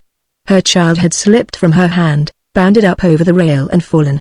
Hardly fallen, floated down to the ground, with flailing arms and legs, landing in the dark ferns unharmed. Its terrified wail came up. There was a confusion on the incline. Venza, still on the deck, seemed to send a look of appeal to the turret. "Mike, you?" I slid my hand to the light switchboard. It was near my knees. I pulled a switch. The blue-lit deck beneath the turret went dark. I recall an instant of horrible, tense silence, and in the gloom beside me I was aware of Mo moving. I felt a thrill of instinctive fear. Would she plunge that knife into me? The silence of the darkened deck was broken with a confusion of sounds. A babble of voices, a woman passenger's scream, shuffling feet, and above it all, Micah's roar. "Stand quiet. Everyone." No movement. On the descending incline there was chaos. The disembarking women were clinging to the gang rail. Some of them had evidently surged forward and fallen. Down on the ground in the purple-shadowed starlight, I could vaguely see the chained line of men. They too were in confusion, trying to shove themselves toward the fallen women. Micah roared, "Light those tubes." "Greg Haljan. By the almighty, Mo, are you up there? What is wrong?" The light tubes. Dark drama of unknown plot. I wondered if I should try and leave the turret. Where was Anita? She had been down there on the deck when I flung out the lights. I think 20 seconds would have covered it all. I had not moved. I thought, is Snap concerned with this? Mo's knife could have stabbed me. I felt her lunge against me. And suddenly I was gripping her, twisting her wrist. But she flung the knife away. Her strength was almost the equal of my own. Her hand went for my throat, and with the other hand she was fumbling. The deck abruptly sprang into light again. Mo had found the switch and threw it back. She fought me as I tried to reach the switch. I saw down on the deck. Micah was gazing up at us. Mo panted, "Greg, stop. If he sees you doing this, he'll kill you." The scene down there was almost unchanged. I had answered my cue. To what purpose? I saw Anita near Micah. The last of the women were on the plank. I had stopped struggling with Mo. She sat back, panting. And then she called. "Sorry, Micah. It will not happen again." Micah was in a towering rage. But he was too busy to bother with me. His anger swung on those nearest him. He shoved the last of the women violently at the incline. She bounded over. Her body, with a gravity pull of only a few earth pounds, sailed in an arc and dropped near the swaying line of men. Micah swung back. "Get out of my way." A sweep of his huge arm knocked Anita sidewise. "Prince, damn you, help me with those boxes." The frightened stewards were lifting the boxes, square metal storage chests each as long as a man, packed with food, tools, and equipment. "Here, get out of my way. All of you." My breath came again. Anita nimbly retreated before Micah's angry rush. He dashed at the stewards. 3 of them held a box. He took it from them, raised it to the top of the incline, poised it over his head an instant, with his massive arms like great pillars beneath it, and flung it. The box catapulted, dropped, and then passing the planet Aura's gravity area, it sailed in a long flat arc over the forest glade and crashed into the purple underbrush. "Give me another." The stewards pushed another at him. Like an angry titan, he flung it. And another. One by one the chests sailed out and crashed. "There is your food. Go pick it up. Haljan, make ready to bring us away." On the deck lay the dead body of Rance Rankin, which the stewards had carried out. Micah seized it, flung it. "There. Go to your last resting place." And the other bodies, Balch, Blackstone, Captain Carter, Johnson. Micah flung them all. And the course masters and those of our crew who had been killed. The passengers were all on the ground now. It was dim down there. I tried to distinguish Venza, but could not. I could see Dr. Frank's figure at the end of the chained line of men. The passengers were gazing in horror at the bodies hurtling over them. "Ready, Haljan?" Mo prompted me. "Tell him yes," I called. "Yes." Had Venza failed in her unknown purpose? It seemed so. On the radio room bridge, Snap and his guard stood like silent statues in the blue-lit gloom. The disembarkation was over. "Close the ports," Maiko commanded. The incline came folding up with a clatter. The port and dome windows slid closed. Mo hissed against my ear. "If you want life, Greg Haljan, you will start your duties." Venza had failed. Whatever it was, it had come to nothing. Down in the purple forest, disconnected now from the ship, the last of our friends stood marooned. I could distinguish them through the blur of the closed dome. Only a swaying, huddled group was visible. But my fancy pictured this last sight of them: Dr. Frank, Venza, Shaq and Dudley. They were gone. There were left only Snap, Anita and myself. I was mechanically ringing us away. I heard my sirens sounding down below, with the answering clangs here in the turret. The Planet Aura's respiratory controls started, the pressure equalizers began operating, and the gravity plates began shifting into lifting combinations. The ship was hissing and quivering with it, combined with the grating of the last of the dome ports. And Maiko's command: "Lift, Haljan." Han had been mingling with the confusion of the deck, though I had hardly noticed him. Coniston had remained below with the crew answering my signals. Han stood now with Maiko, gazing down through a deck window. Anita was alone at another. "Lift, Haljan." I lifted up gently, bow first, with a repulsion of the bow plates, and started the central electronic engine. Its thrust from the stern moved us diagonally over the purple forest trees. The glade slid downward and away. I caught a last vague glimpse of a huddled group of maroon passengers, staring up at us. Left to their fate, alone on this deserted world, with the 3 engines going, we slid smoothly upward. The forest dropped, a purple spread of treetops edged with starlight and earthlight. The sharply curving horizon seemed to follow us upward. I swung on all the power. We mounted at a 40-degree angle, slowly circling, with a bank of clouds over us to the side and the shining little sea beneath. "Very good, Greg." In the turret light, Mo's eyes blazed at me. "I do not know what you meant by darkening the deck lights." Her fingers dug at my shoulders. "I will tell my brother it was an error," I said. "An error, yes.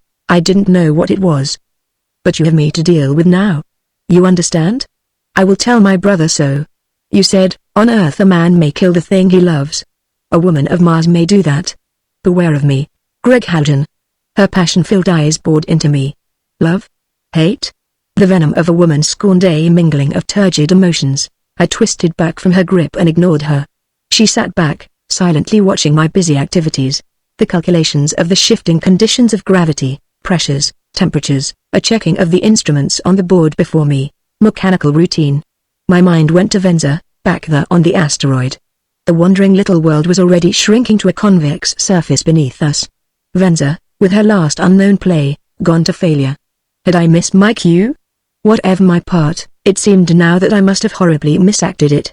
The crescent Earth was presently swinging over our bow. We rocketed out of the asteroid's shadow.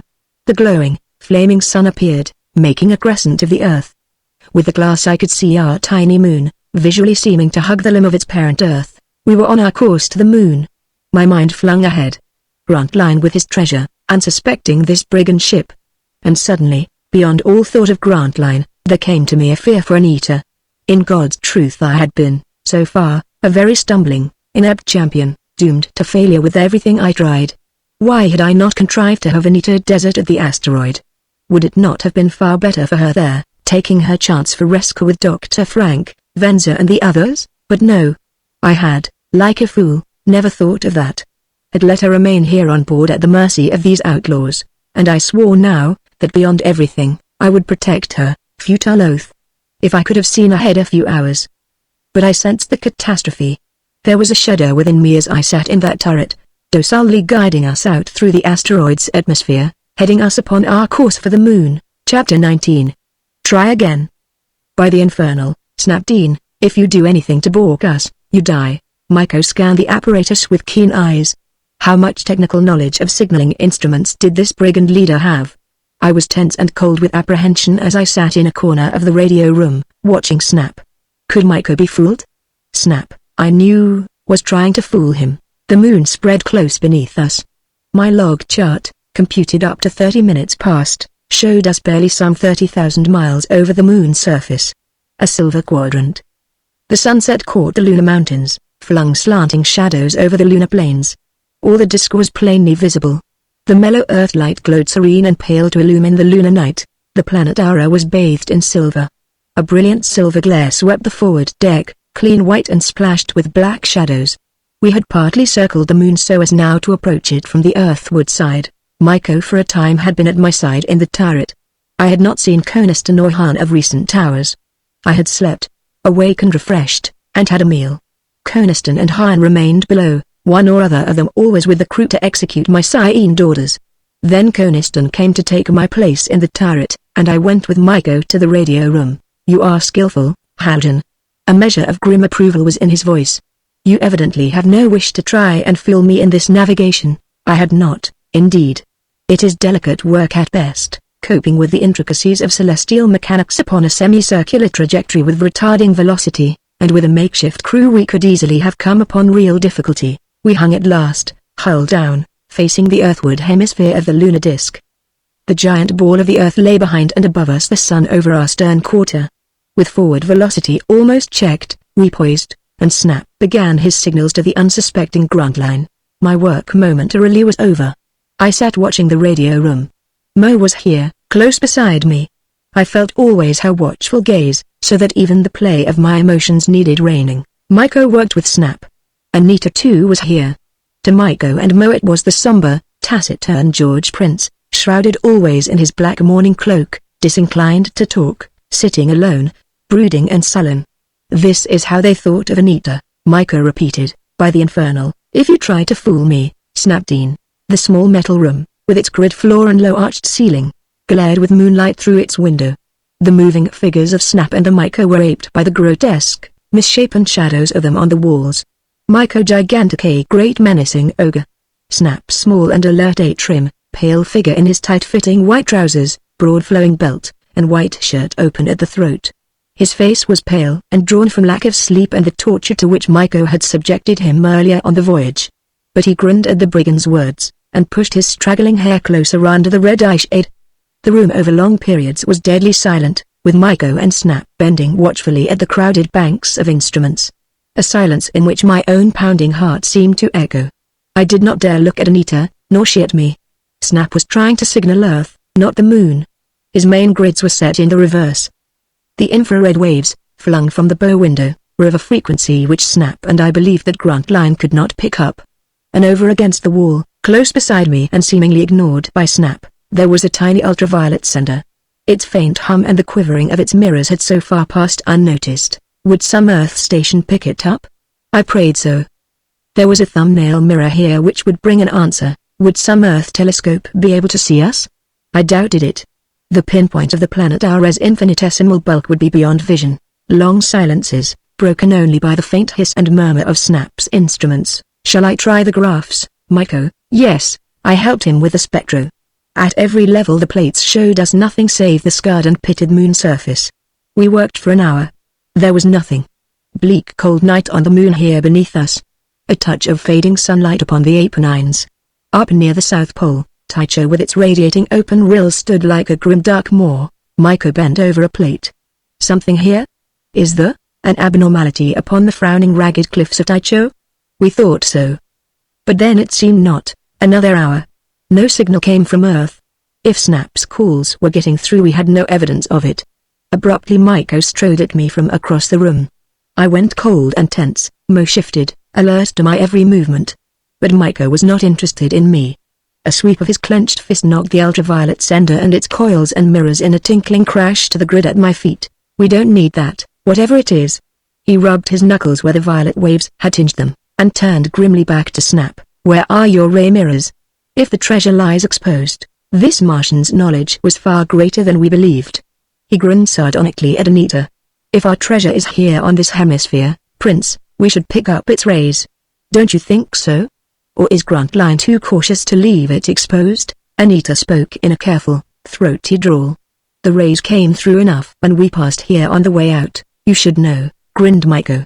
"An expert eavesdropper, Prince, I will say that for you. Come, Dean, try something else." By God, If Grantline does not signal us, I will be likely to blame you. My patience is shortening. Shall we go closer, Haljan? I don't think it would help, I said. He nodded. Perhaps not. Are we checked? Yes. We were poised very nearly motionless. If you wish in advance, I can ring it. But we need a surface destination now, true, Haljan. He stood thinking. Would a Z-ray penetrate those crater cliffs? Taicho, for instance, at this angle, it might, Snap agreed. You think he may be on the northern inner Taicho? He may be anywhere, said Maiko shortly. If you think that, Snap persisted, suppose we swing the planet Aura over the South Pole. Taicho, viewed from there, and take another quarter day of time? Maiko sneered. Flash on your Z-ray, help him hook it up, Haljan. I moved to the lens box of the spectrograph. It seemed that Snap was very strangely reluctant. Was it because he knew that the Grantline camp lay concealed on the north inner wall of Taicho's giant ring? I thought so. But Snap flashed a queer look at Anita. She did not see it, but I did. And I could not understand it, my accursed, witless incapacity. If only I had taken warning. Here, commanded Maiko. A score of graphs with the Z-ray. I tell you I will comb this surface if we have to stay here until our ship comes from Feroxian to join us. The Martian brigands were coming. Maiko's signals had been answered. In 10 days the other brigand ship, adequately manned and armed, would be here. Snap helped me connect the Z-ray. He did not dare even to whisper to me, with Mo hovering always so close. And for all Maiko's sardonic smiling, we knew that he would tolerate nothing from us now. He was fully armed and so was Mo. I recall that several times Snap endeavored to touch me significantly. Oh, if only I had taken warning. We finished our connecting. The dull grey point of Z-ray gleamed through the prisms to mingle with the moonlight entering the main lens. I stood with the shutter trip. The same interval. Snap? Yes. Beside me, I was aware of a faint reflection of the Z-ray grey cathedral shaft crossing the room and falling upon the opposite wall. An unreality there, as the Z-ray faintly strove to penetrate the metal room side. I said, shall I make the exposure? Snap nodded. But that graph was never made. An exclamation from Mo made us all turn. The gamma mirrors were quivering. Grantline had picked our signals. With what was undoubtedly an intensified receiving equipment which Snap had not thought Grantline able to use, he had caught our faint Z-rays, which Snap was sending only to deceive Maiko. And Grantline had recognized the planet Aura, and had released his occulting screens surrounding the ore, and upon their heels came Grantline's message. Not in the secret system he had arranged with Snap, but unsuspectingly in open code. I could read the swinging mirror, and so could Maiko, and Maiko decoded it triumphantly aloud. Surprised but pleased your return. Approach mid-northern hemisphere region of Archimedes, 40,000 off nearest Tapen in range. The message broke off. But even its importance was overshadowed. Maiko stood in the center of the radio room, triumphantly reading the little indicator. Its beam swung on the scale, which chanced to be almost directly over Anita's head. I saw Maiko's expression change. A look of surprise, amazement, came over him. Why, he gasped. He stood staring. Almost stupidly staring, for an instant. And as I regarded him with fascinated horror, there came upon his heavy grey face a look of dawning comprehension. And I heard Snap's startled intake of breath. He moved to the spectro, where the Z-ray connections were still humming, but, with a leap, Maiko flung him away. Off with you. Mo, watch him. Haljan, don't move. Again Maiko stood staring. I saw now that he was staring at Anita. Why, George Prince. How strange you look. Anita did not move. She was stricken with horror, she shrank back against the wall, huddled in her cloak. Maiko's sardonic voice came again. How strange you look, Prince. He took a step forward. He was grim and calm. Horribly calm. Deliberate. Gloating like a great grey monster in human form toying with a fascinated, imprisoned bird. Move just a little, Prince. Let the Z-ray light fall more fully. Anita's head was bare. That pale, Hamlet-like face. Dear God, the Z-ray light lay grey and penetrating upon it. Maiko took another step. Peering. Grinning. How amazing, George Prince. Why, I can hardly believe it. Mo was armed with an electronic cylinder now. For all her amazement, what turgid emotions sweeping her, I can only guess she never took her eyes from Snap and me. Back. Don't move either of you. She hissed at us. Then Maiko leapt at Anita like a giant grey leopard pouncing. Away with that cloak, Prince. I stood cold and numbed. And realization came at last. The faint Z light had fallen by chance upon Anita's face, penetrating the flesh, exposed, faintly glowing, the bone line of her jaw. Unmasked the art of Glutz, Maiko seized her wrists, drew her forward, beyond the shaft of Z light, into the brilliant light of the moon, and ripped her cloak from her. The gentle curves of her woman's figure were so unmistakable, and as Maiko gazed at them, all his calm triumph swept away. "Why, Anita," I heard Mo mutter, "so that is it?" A venomous flashing look, a shaft from me to Anita and back again. "So that is it? Why, Anita?" Maiko's great arms gathered her up as though she were a child. "So I have you back. From the dead, delivered back to me, Greg." Snap's warning, and his grip on my shoulders brought me a measure of sanity. I had tensed to spring. I stood quivering, and Mo thrust her weapon against my face. The grids were swaying again with a message from Grantline. But it was ignored. In the glare of moonlight by the forward window, Maiko held Anita, his great hands pawing her with triumphant possessive caresses. "So, little Anita, you are given back to me." Chapter 20. Moonlight upon Earth so gently shines to make romantic lovers smile. But the reality of the lunar night is cold beyond human belief. Cold and darkly silent. Grim desolation. Awesome. Majestic. A frowning majesty that even to the most intrepid human beholder is inconceivably forbidding. And there were humans here now. On this tumbled plain, between Archimedes and the mountains, one small crater amid the million of its fellows was distinguished this night by the presence of humans. The Grantline camp. It huddled in the deepest purple shadows on the side of a bowl-like pit, a crudely circular orifice with a scant 2 miles across its rippling rim. There was faint light here to mark the presence of the living intruders. The blue glow radiance of morel tube lights under a spread of glassite. The Grantline camp stood midway up one of the inner cliff walls of the little crater. The broken, rock-strewn floor, 2 miles wide, lay 500 feet below the camp. Behind it, the jagged, precipitous cliff rose another 500 to the heights of the upper rim. A broad level shelf hung midway up the cliff, and upon it Grantline had built his little group of glassite dome shelters. Viewed from above there was the darkly purple crater floor, the upflung circular rim where the earthlight tinged the spires and crags with yellow sheen, and on the shelf, like a huddled group of birds' nests, Grantline's domes hung and gazed down upon the inner valley. The air here on the moon's surface was negligible, a scant 1/5000th of the atmospheric pressure at the sea level on Earth. But within the glassite shelter, a normal Earth pressure must be maintained.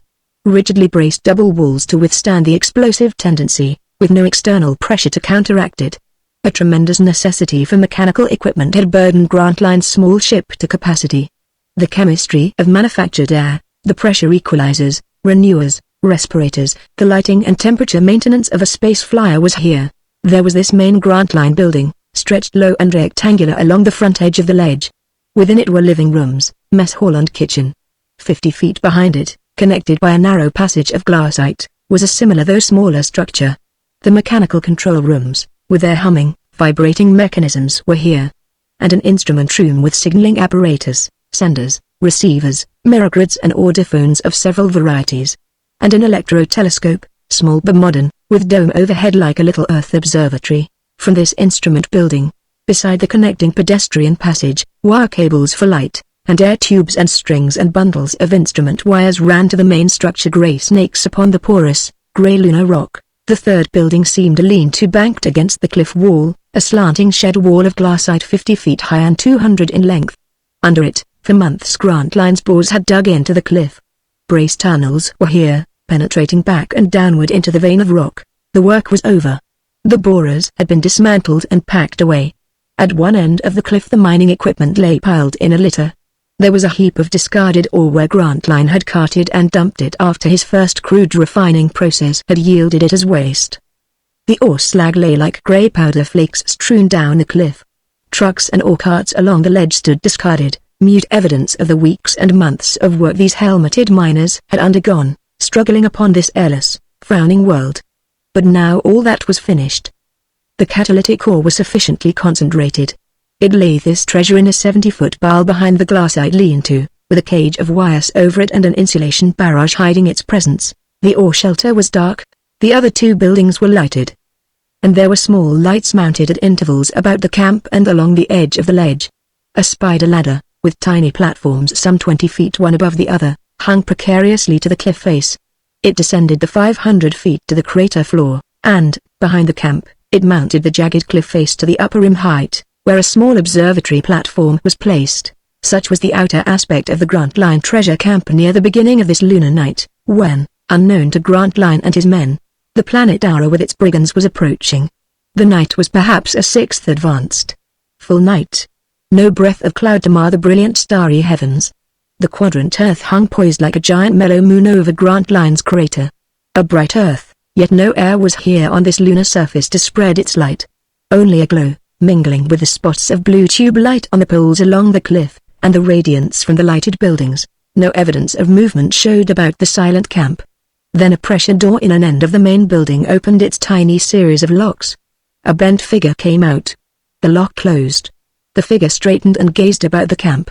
Grotesque, bloated semblance of a man. Helmeted, with rounded dome hood, suggestion of an ancient sea diver, yet goggled and trunked like a gas-masked fighter of the 20th century. He stopped presently and disconnected metal weights which were upon his shoes. Then he stood erect again, and with giant strides bounded along the cliff. Fantastic figure in the blue-lit gloom. A child's dream of crags and rocks and strange lights with a single monstrous figure in 7-league boots. He went the length of the ledge with his 20-foot strides, inspected the lights, and made adjustments. Came back, and climbed with agile, bounding leaps up the spider ladder to the dome of the crater top. A light flashed on up there. Then it was extinguished. The goggled, bloated figure came leaping down after a moment. Grantline's exterior watchman making his rounds. He came back to the main building. Fastened the weights on his shoes. Signaled. The lock opened. The figure went inside. It was early evening. After the dinner hour and before the time of sleep according to the camp routine Grantline was maintaining. 9 p.m. of Earth Eastern American Time, recorded now upon his Earth chronometer. In the living room of the main building Johnny Grantline sat with a dozen of his men dispersed about the room, whiling away as best they could the lonesome hours, all as usual. This cursed moon. When I get home, if I ever do, say your say, Wilkes. But you'll spend your share of the gold leaf and thank your constellations that you had your chance to make it. Let him alone. Come on, Wilkes, take a hand here. This game is not any good with three. The man who had been outside flung his hissing helmet recklessly to the floor and unsealed his suit. Here, get me out of this. No, I won't play. I can't play your cursed game with nothing at stake. A laugh went up at the sharp look Johnny Grantline flung from where he sat reading in a corner of the room. Commander's orders. No gambling. Gold leaf is tolerated here. Play the game, Wilkes, Grantline said quietly. We all know it's infernal this doing nothing. He's been struck by Earthlight. Another man laughed. Commander, I told you not to let that guy Wilkes out at night. A rough but good-natured lot of men. Jolly and raucous by nature in their leisure hours. But there was too much leisure here now. Their mirth had a hollow sound.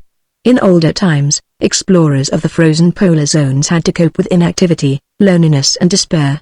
But at least they were on their native world. The grimness of the moon was eating into the courage of Grantline's men. An unreality here. A weirdness. These fantastic crags. The deadly silence. The nights, almost 2 weeks of Earth time in length, congealed by the deadly frigidity of space. The days of black sky, blazing stars and flaming sun, with no atmosphere to diffuse the sun's heat radiating so swiftly from the naked lunar surface that the outer temperature still was cold. And day and night, always the beloved Earth disk hanging poised up near the zenith. From thinnest crescent to full Earth, then back to crescent, all so abnormal, irrational, disturbing to human senses. With the mining work over, an irritability grew upon Grantline's men. And perhaps since the human mind is so wonderful, elusive a thing, there lay upon these men an indefinable sense of disaster. Johnny Grantline felt it. He thought about it now as he sat in the room corner watching Wilkes being forced into the Pliget game, and he found the premonition strong within him. Unreasonably, ominous depression. Barring the accident which had disabled his little spaceship when they reached this small crater hole, his expedition had gone well. His instruments, and the information he had from the former explorers, had enabled him to pick up the catalyst vein with only 1 month of search. The vein had now been exhausted, but the treasure was here enough to supply every need on his Earth. Nothing was left but to wait for the planet Aura. The men were talking of that now. She ought to be well midway from Ferokshan by now. When do you figure she'll be back here and signal us? 20 days. Give her another 5 now to Mars, and 5 in port. That's 10. We'll pick her signals in 3 weeks, mark me, 3 weeks. Just give me 3 weeks of reasonable sunrise and sunset. This cursed moon. You mean, Williams, next daylight, ha. He's inventing a lunar language. You'll be a moon man yet. Olaf Swenson, the big blonde fellow from the Scandiafords, came and flung himself down beside Grantline. 8 Tangabane without enough to do, Commander. 3 weeks isn't very long, Ole. No. Maybe not. From across the room somebody was saying, if the comet hadn't smashed on us, damn me but I'd ask the commander to let some of us take her back. Shut up, Billy. She is smashed. You all agreed to things as they are, Johnny said shortly. We all took the same chances voluntarily. A dynamic little fellow, this Johnny Grantline. Short of temper sometimes, but always just, and a perfect leader of men. In stature he was almost as small as Snap. But he was thick-set, with a smooth-shaven, keen-eyed, square-jawed face, and a shock of brown tousled hair. A man of 35, though the decision of his manner, the quiet dominance of his voice made him seem older. He stood up now, surveying the blue-lit glassite room with its low ceiling close overhead. He was bow-legged. In movement he seemed to roll with a stiff-legged gait like some sea captains of former days on the deck of his swaying ship. Odd-looking figure. Heavy flannel shirt and trousers, boots heavily weighted, and bulky metal-loaded belt strapped about his waist. He grinned at Swenson. When the time comes to divide this treasure, everyone will be happy, Ole. The treasure was estimated to be the equivalent of 90 millions in gold leaf. 110 millions in the gross as it now stood, with 20 millions to be deducted by the federated refiners for reducing it to the standard purity for commercial use. 90 millions, with only $1.5 million to come off for expedition expenses, and the Planetara's share another $1 million. A nice little stake. Grantline strode across the room with his rolling gait. Cheer up, boys. Who's winning there? I say, you fellows. An audiphone buzzer interrupted him, a call from the duty man in the instrument room of the nearby building. Grantline clicked the receiver. The room fell into silence. Any call was unusual. Nothing ever happened here in the camp. The duty man's voice sounded over the room. Signals coming. Not clear. Will you come over, Commander? Signals. It was never Grantline's way to enforce needless discipline. He offered no objection when every man in the camp rushed through the connecting passages. They crowded the instrument room where the tense duty man sat bending over his radio receivers. The mirrors were swaying. The duty man looked up and met Grantline's gaze. I ran it up to the highest intensity, Commander. We ought to get it, low scale, Peter? Yes. Weakest infrared. I'm bringing it up, even though it uses too much of our power. Get it, said Grantline shortly. I got one slight television swing a minute ago, then it faded. I think it's the Planetara. Planetara. The crowding group of men chorused. How could it be the Planetara? But it was. The call came in presently. Unmistakably the Planetara, turned back now from her course to Ferokshan. How far away, Peter? The duty man consulted the needles of his dial scale. Close. Very weak infrared. But close. Around 30,000 miles, maybe. It's Snapdean calling, the Planetara here within 30,000 miles. Excitement and pleasure swept the room. The Planetara had for so long been awaited eagerly. The excitement communicated to Grantline. It was unlike him to be incautious, yet now with no thought save that some unforeseen and pleasing circumstance had brought the Planetara ahead of time, incautious. Grantline certainly was. Raise the barrage, I'll go. My suit is here. A willing volunteer rushed out to the shed. Can you send, Peter? Grantline demanded. Yes. With more power, use it. Johnny dictated the message of his location which we received. In his incautious excitement he ignored the secret code. An interval passed. No message had come from us, just Snap's routine signal in the weak infrared, which we hoped Grantline would not get. The men crowding Grantline's instrument room waited in tense silence. Then Grantline tried the television again. Its current weakened the lights with the drain upon the distributors, and cooled the room with a sudden deadly chill as the ear vents insulating system slowed down. The duty man looked frightened. You'll bulge out our walls, Commander. The internal pressure, we'll chance it. They picked up the image of the Planetara. It shone clear on the grid, the segment of star field with a tiny cigar-shaped blob. Clear enough to be unmistakable. The Planetara. Here now, over the moon, almost directly overhead, poised at what the altimeter scale showed to be a fraction under 30,000 miles. The men gazed in awed silence. The Planetara coming. But the altimeter needle was motionless. The Planetara was hanging poised. A sudden gasp went about the room. The men stood with whitening faces, gazing at the Planetara's image. And at the altimeter's needle. It was moving now. The Planetara was descending. But not with an orderly swoop. The grid showed the ship clearly. The boat tilted up, then dipped down. But then in a moment it swung up again. The ship turned partly over. Righted itself. Then swayed again, drunkenly. The watching men were stricken in horrified silence. The Planetara's image momentarily, horribly, grew larger. Swaying. Then turning completely over, rotating slowly end over end. The Planetara, out of control, was falling. Chapter 21. On the Planetara, in the radio room, Snap and I stood with Mo's weapon upon us. Micah held Anita. Triumphant, possessive. Then as she struggled, a gentleness came to this strange Martian giant. Perhaps he really loved her. Looking back on it, I sometimes think so. Anita, do not fear me. He held her away from him. I would not harm you. I want your love. Irony came to him. And I thought I had killed you. But it was only your brother. He partly turned. I was aware of how alert was his attention. He grinned. Hold them, Mo. Don't let them do anything foolish. So, little Anita, you were masquerading to spy on me? That was wrong of you. Anita had not spoken. She held herself tensely away from Miko. She had flashed me a look, just one. What horrible mischance to have brought on this catastrophe. The completion of Grantline's message had come unnoticed by us all. We remained tense. Look. Grantline again. Snap said abruptly. But the mirrors were steadying. We had no recording mechanism. The rest of the message was lost. No further message came. There was an interval while Miko waited. He held Anita in the hollow of his great arm. Quiet, little bird. Do not fear me. I have work to do, Anita. This is our great adventure. We will be rich, you and I. All the luxuries these worlds can offer all for us when this is over. Careful, Mo. This Haljan has no wit. Well could he say it. I, who had been so witless as to let this come upon us. Mo's weapon prodded me. Her voice hissed at me with all the venom of a reptile enraged. So that was your game, Greg Haljan.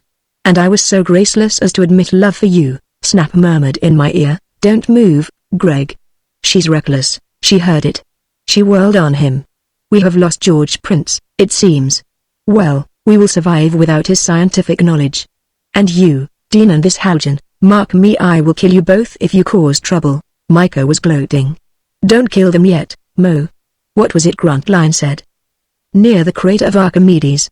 Ring us down, Haljan. We'll land. He signaled the turret, gave Coniston the Grantline message, and ordiffened it below to Han. The news spread about the ship. The bandits were jubilant. We'll land now, Haljan. Come, Anita and I will go with you to the turret. I found my voice. To what destination? Near Archimedes. The ape inside. Keep well away from the Grantline camp. We will probably sight it as we descend. There was no trajectory needed. We were almost over Archimedes now. I could drop us with a visible, instrumental course. My mind was whirling with a confusion of thoughts. What could we do? I met Snap's gaze. Ring us down, Greg, he said quietly. I nodded.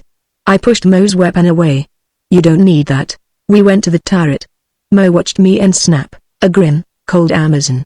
She avoided looking at Anita, whom Micah helped down the ladders with a strange mixture of courtier-like grace and amused irony. Coniston stared at Anita. I say, not George Prince?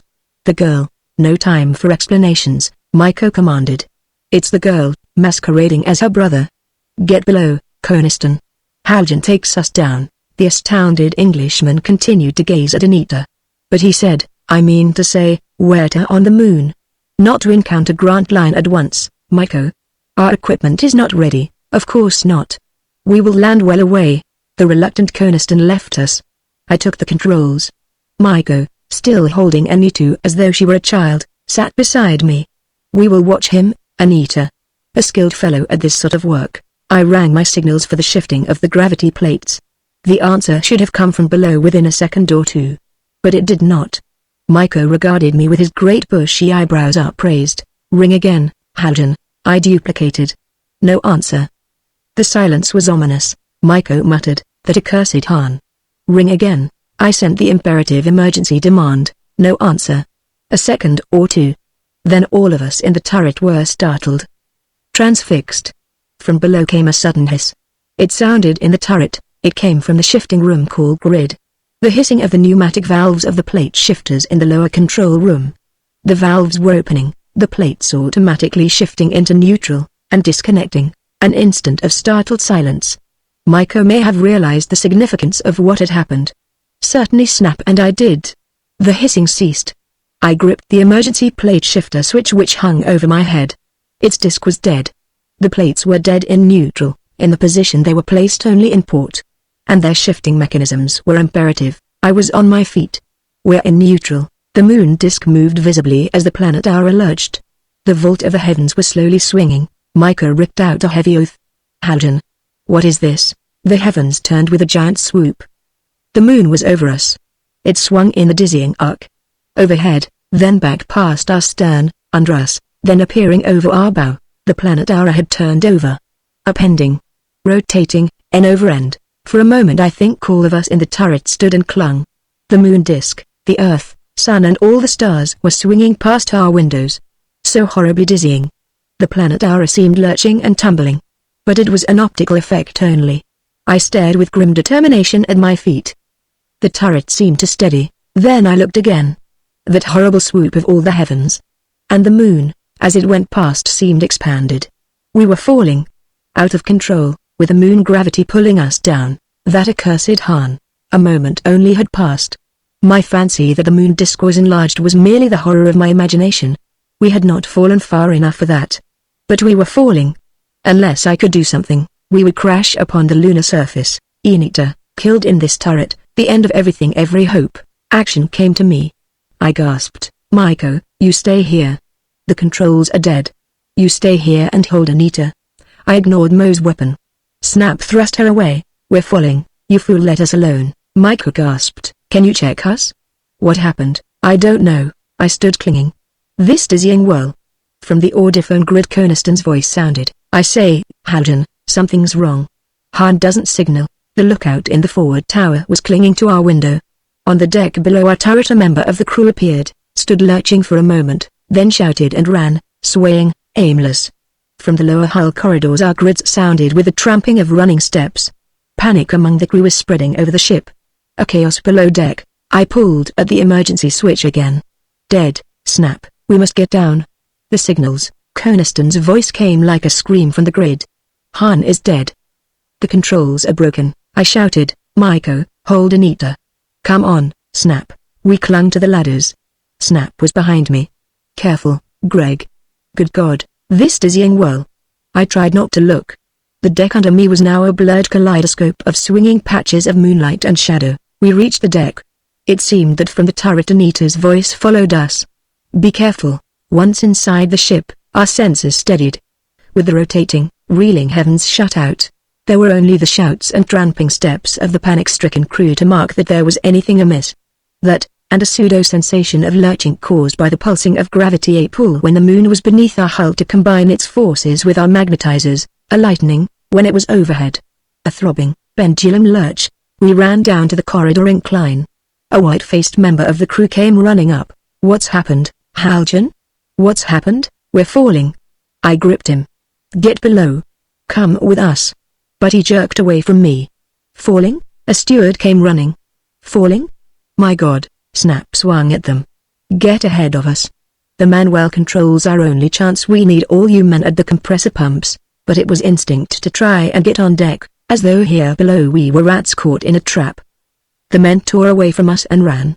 Their shouts of panic resounded through the dim, blue-lit corridors. Coniston came lurching from the control room.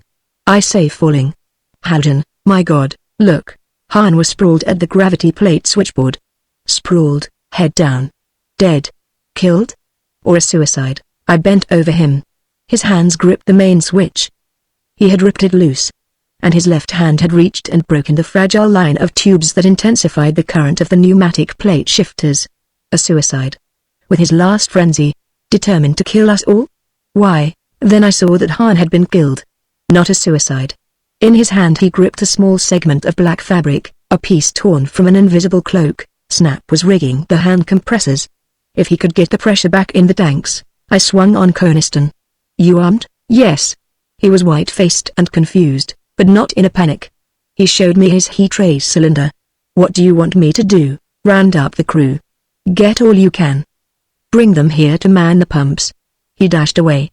Snap called after him, "Kill them if they argue." Maiko's voice sounded from the turret call grid, falling. "Halden, you can see it now. Check us." Desperate moments. Or was it an hour? Coniston brought the men. He stood over them with menacing weapon. We had all the pumps going. The pressure rose a little in the tanks. Enough to shift a bow plate. I tried it. The plate slowly clicked into a new combination.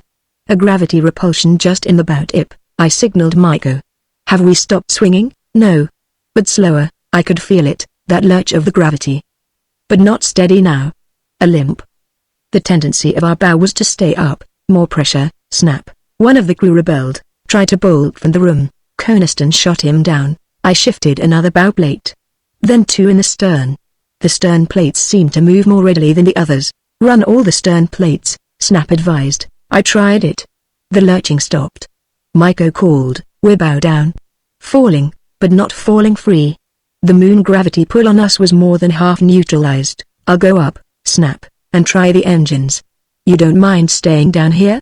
Executing my signals, you idiot." He gripped my shoulders. His eyes were gleaming, his face haggard, but his pale lips twitched with a smile. "Maybe it's goodbye, Greg. We'll fall fighting." "Yes. Fighting." "Coniston, you keep the pressure up." With the broken tubes it took nearly all the pressure to maintain the few plates I had shifted. One slipped back to neutral. Then the pumps gained on it, and it shifted again. I dashed up to the deck. Oh, the moon was so close now. So horribly close. The deck shadows were still. Through the forward bow windows the moon surface glared up at us. Those last horrible minutes were a blur. And there was always Anita's face. She left Maiko. Faced with death, he sat clinging. Mo too, sat apart staring. And Anita crept to me. "Greg, dear one." The end. I tried the electronic engines from the stern, setting them in reverse. The streams of their light glowed from the stern, forward along our hull, and flared down from our boat toward the lunar surface. But no atmosphere was here to give resistance. Perhaps the electronic streams checked our fall a little. The pumps gave us pressure just in the last minutes, to slide a few of the hull plates. But our bow stayed down. We slid, like a spent rocket falling. I recall the horror of that expanding lunar surface. The maw of Archimedes yawning. A blob. Widening to a great pit. Then I saw it was to one side, rushing upward. "Greg, dear one, goodbye." Her gentle arms about me. The end of everything for us. I recall murmuring, "Not falling free, Anita." Some hull plates are set. My dials showed another plate shifting, checking us a little further. Good old Snap. I calculated the next best plate to shift. I tried it. Slid it over. Then everything faded but the feeling of Anita's arms around me. "Greg, dear one." The end of everything for us. There was an uprush of gray-black rock. Chapter 22. I opened my eyes to a dark blur of confusion. My shoulder hurt, a pain shooting through it. Something lay like a weight on me. I could not seem to move my left arm. Then I moved it and it hurt. I was lying twisted. I sat up. And with a rush, memory came. The crash was over. I was not dead. Anita. She was lying beside me. There was a little light here in the silent, blurry, soft, mellow earth light filtering in the window. The weight on me was Anita. She lay sprawled, her head and shoulders halfway across my lap. Not dead. Thank God, not dead. She moved. Her arms went around me, and I lifted her. The earth light glowed on her pale face. "It's past, Anita. We've struck, and we're still alive." I held her as though all of life's turgid dangers were powerless to touch us. But in the silence my floating senses were brought back to reality by a faint sound forcing itself upon me. A little hiss. The faintest murmuring breath like a hiss. Escaping air, I cast off Anita's clinging arms. "Anita, this is madness." For minutes we must have been lying there in the heaven of our embrace. But air was escaping. The planet Aura's dome was broken and our precious air was hissing out. Full reality came to me. I was not seriously injured. I found I could move freely. I could stand. A twisted shoulder, a limp left arm, but they were better in a moment, and Anita did not seem to be hurt. Blood was upon her. But not her own. Beside Anita, stretched face down on the turret grid, was the giant figure of Maiko. The blood lay in a small pool against his face. A widening pool. Mo was here, I thought her body twitched, then was still. This soundless wreckage. In the dim glow of the wrecked turret with its two motionless, broken human figures, it seemed as though Anita and I were ghouls prowling. I saw that the turret had fallen over to the Planetara's deck. It lay dashed against the dome side. The deck was aslant. A litter of wreckage. A broken human figure showed one of the crew who, at the last, must have come running up. The forward observation tower was down on the chart room roof. In its metal tangle I thought I could see the legs of the tower lookout, so this was the end of the Brigands' adventure. The Planetara's last voyage.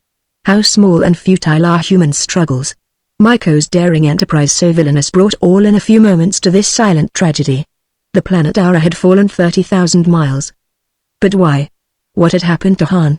And where was Coniston, down in this broken hull? And Snap? I thought suddenly of Snap. I clutched at my wandering wits. This inactivity was death. The escaping air hissed in my ears. Our precious air, escaping away into the vacant desolation of the lunar emptiness. Through one of the twisted, slanting dome windows a rocky spire was visible. The Planetara lay bow down, wedged in a jagged cradle of lunar rock. A miracle that the hull and dome had held together. Anita, we must get out of here. Their helmets are in the forward storage room, Greg. She was staring at the fallen Maiko and Mo. She shuddered and turned away and gripped me. In the forward storage room, by the port of the emergency exit, if only the exit locks would operate. We must find Snap and get out of here. Good old Snap. Would we find him lying dead? We climbed from the slanting, fallen turret, over the wreckage of the littered deck. It was not difficult. A lightness was upon us. The Planetara's gravity magnetizers were dead. This was only the light moon gravity pulling us. Careful, Anita. Don't jump too freely. We leapt along the deck. The hiss of the escaping pressure was like a clanging gong of warning to tell us to hurry. The hiss of death so close. Snap, I murmured. Oh, Greg, I pray we may find him alive. With a 15-foot leap we cleared a pile of broken deck chairs. A man lay groaning near them. I went back with a rush. Not Snap. A steward. He had been a brigand, but he was a steward to me now. Get up. This is Howden. Hurry, we must get out of here, the air is escaping. But he sank back and lay still. No time to find if I could help him. There was Anita and Snap to save. We found a broken entrance to one of the descending passages. I flung the debris aside and cleared it. Like a giant of strength with only this moon gravity holding me, I raised a broken segment of superstructure and heaved it back. Anita and I dropped ourselves down the sloping passage. The interior of the wrecked ship was silent and dim. An occasional passage light was still burning.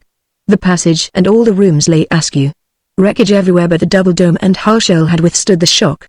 Then I realized that the air rents system was slowing down. Our heat, like our air, was escaping, radiating away, a deadly chill settling on everything. The silence and the deadly chill of death would soon be here in these wrecked corridors. The end of the Planetara. We prowled like ghouls. We did not see Coniston. Snap had been by the shifter pumps. We found him in the oval doorway. He lay sprawled. Dead? No. He moved. He sat up before we could get to him. He seemed confused, but his senses clarified with the movement of our figures over him. Greg. Why, Anita, Snap. You're all right? We struck, the air is escaping. He pushed me away. He tried to stand. I'm all right. I was up a minute ago.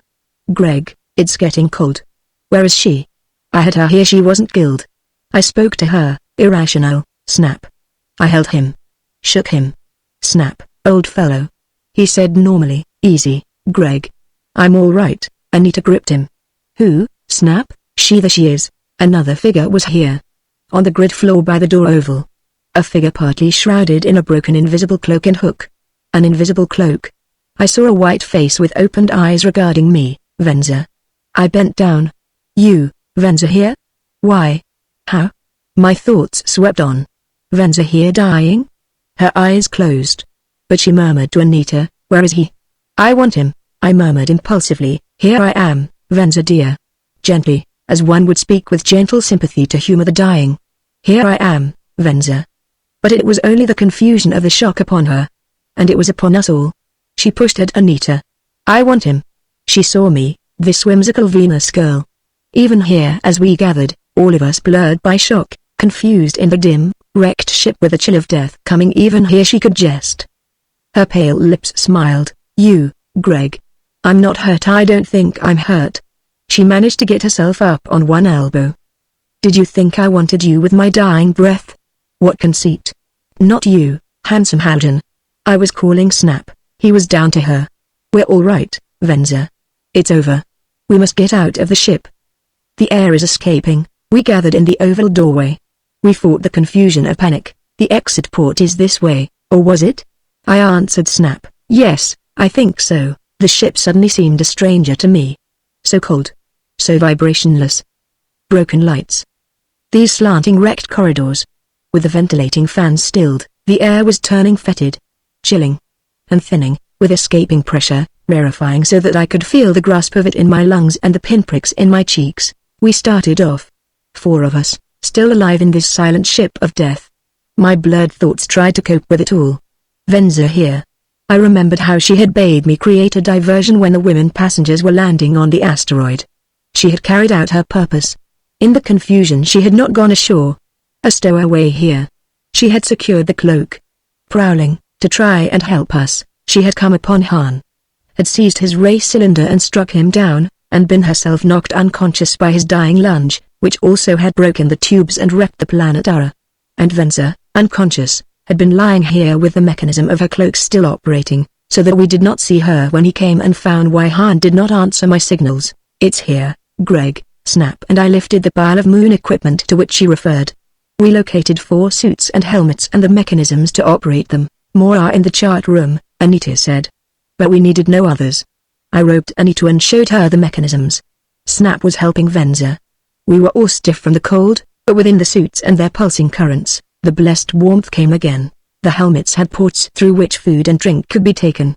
I stood with my helmet ready. Anita, Venza and Snap were bloated and grotesque beside me. We had found food and water here, assembled in portable cases which the Brigands had prepared. Snap lifted them, and signaled to me he was ready. My helmet shut out all sound save my own breathing, my pounding heart, and the murmur of the mechanism. The warmth and pure air were good. We reached the hull port locks. They operated. We went through in the light of the headlamps over our foreheads. I closed the locks after us, an instinct to keep the air in the ship for the other trapped humans lying in there. We slid down the sloping side of the planet Ara.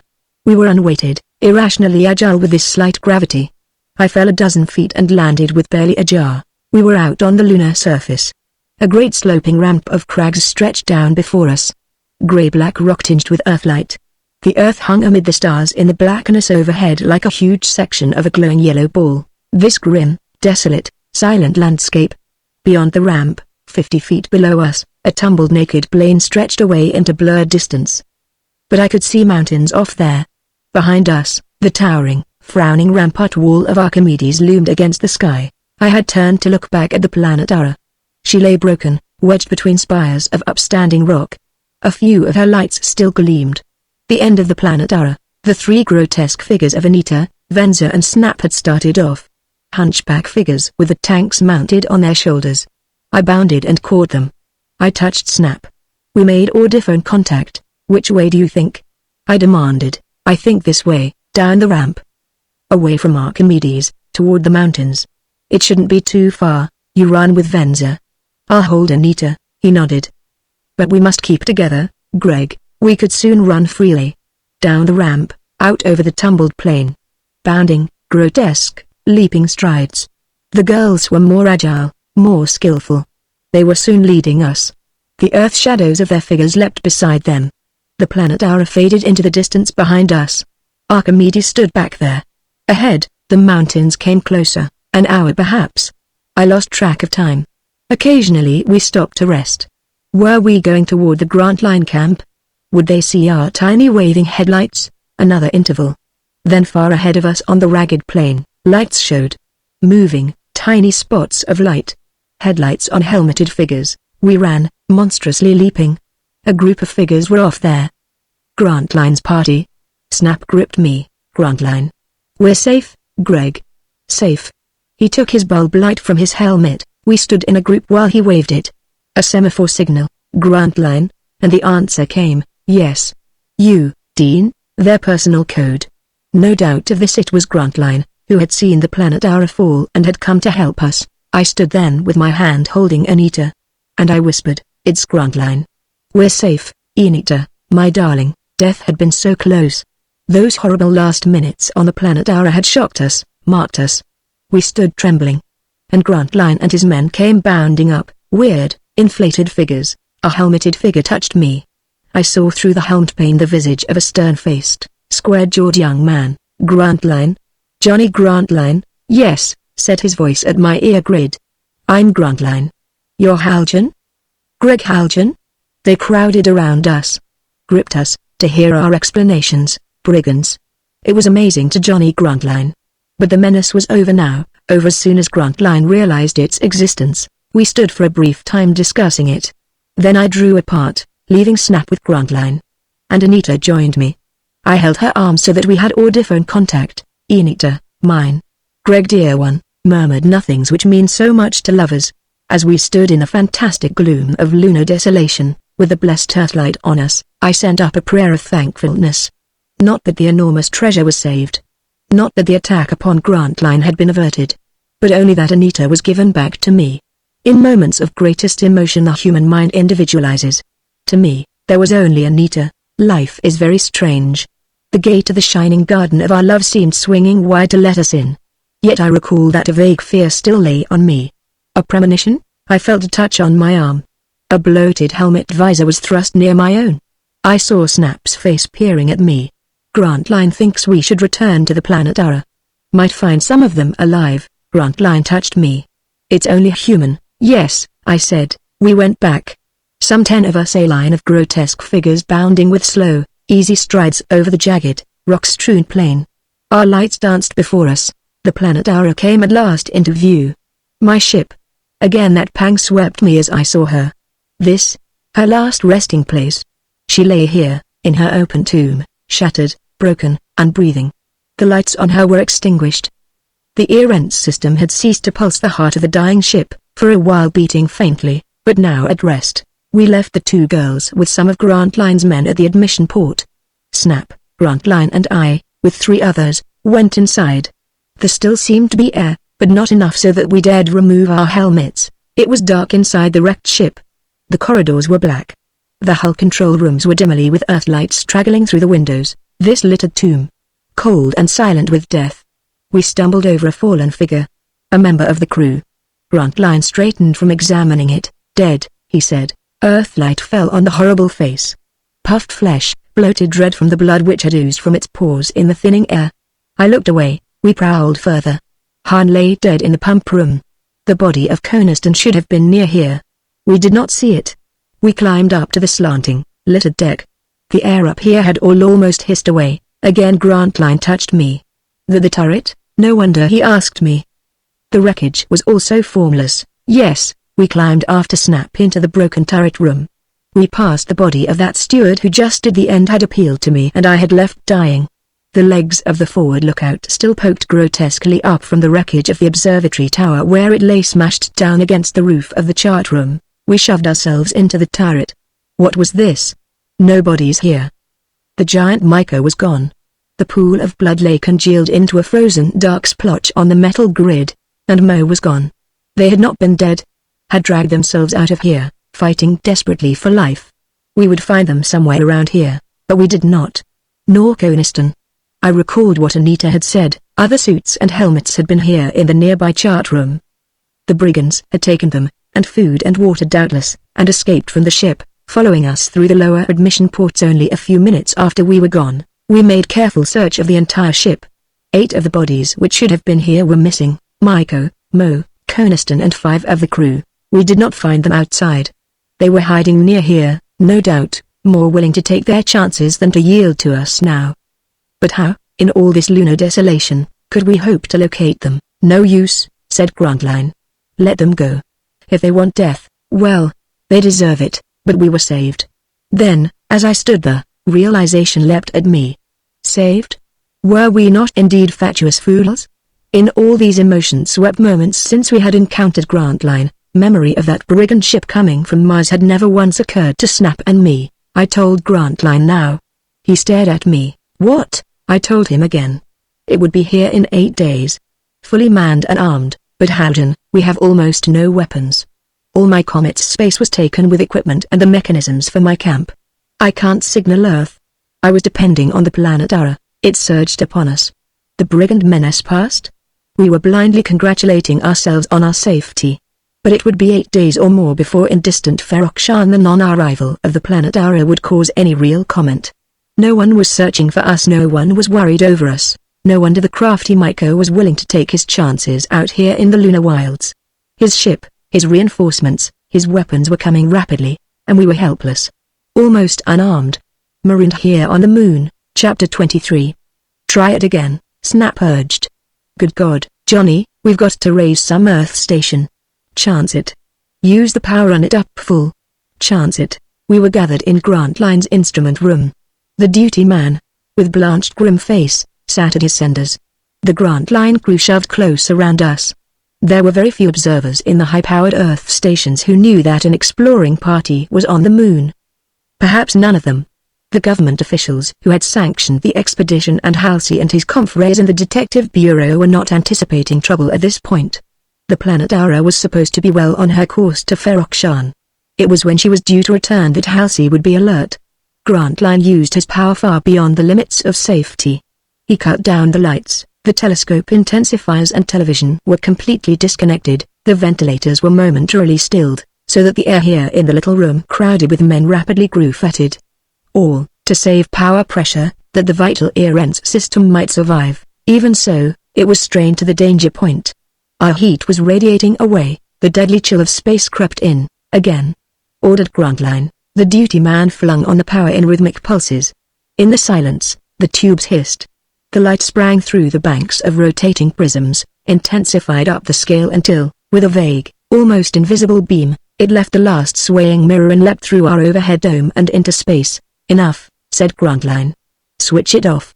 We'll let it go at that for now. It seemed that every man in the room had been holding his breath in the chill darkness. The lights came on again. The Earence motors accelerated to normal. The strain on the walls eased up, and the room began warming. Had the Earth caught our signal? We did not want to waste the power to find out. Our receivers were disconnected. If an answering signal came, we could not know it. One of the men said, "Let's assume they read us." He laughed, but it was a high-pitched, tense laugh. We don't dare even use the telescope or television. Or electron radio. Our rescue ship might be right overhead, visible to the naked eye, before we see it. 3 days more, that's what I'll give it, but the 3 days passed and no rescue ship came. The Earth was almost at the full. We tried signaling again. Perhaps it got through, we did not know. But our power was weaker now. The wall of one of the rooms sprang a leak, and the men were hours repairing it. I did not say so, but never once did I feel that our signals were read on Earth. Those cursed clouds. The Earth almost everywhere seemed to have poor visibility. 4 of our 8 days of grace were all too soon past. The brigand ship must be halfway here by now. They were busy days for us. If we could have captured Maiko and his band, our danger would have been less imminent. With the treasure insulated, and our camp in darkness, the arriving brigand ship might never find us. But Maiko knew our location. He would signal his oncoming ship when it was close and lead it to us. During those 3 days and the days which followed them, Grantline sent out searching parties. But it was unavailing. Maiko, Mo and Coniston, with their 5 underlings, could not be found. We had at first hoped that the brigands might have perished. But that was soon dispelled. I went about the 3rd day with the party that was sent to the planet Ara. We wanted to salvage some of its equipment, its unbroken power units. And Snap and I had worked out an idea which we thought might be of service. We needed some of the planet Ara's smaller gravity plate sections. Those in Grantline's wrecked little comet had stood so long that their radiations had gone dead. But the planet Ara's were still working. Our hope that Maiko might have perished was dashed.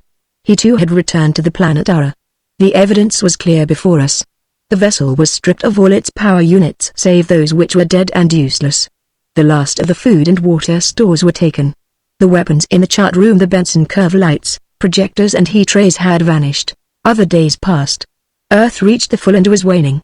The 14-day lunar night was in its last half. No rescue ship came from Earth.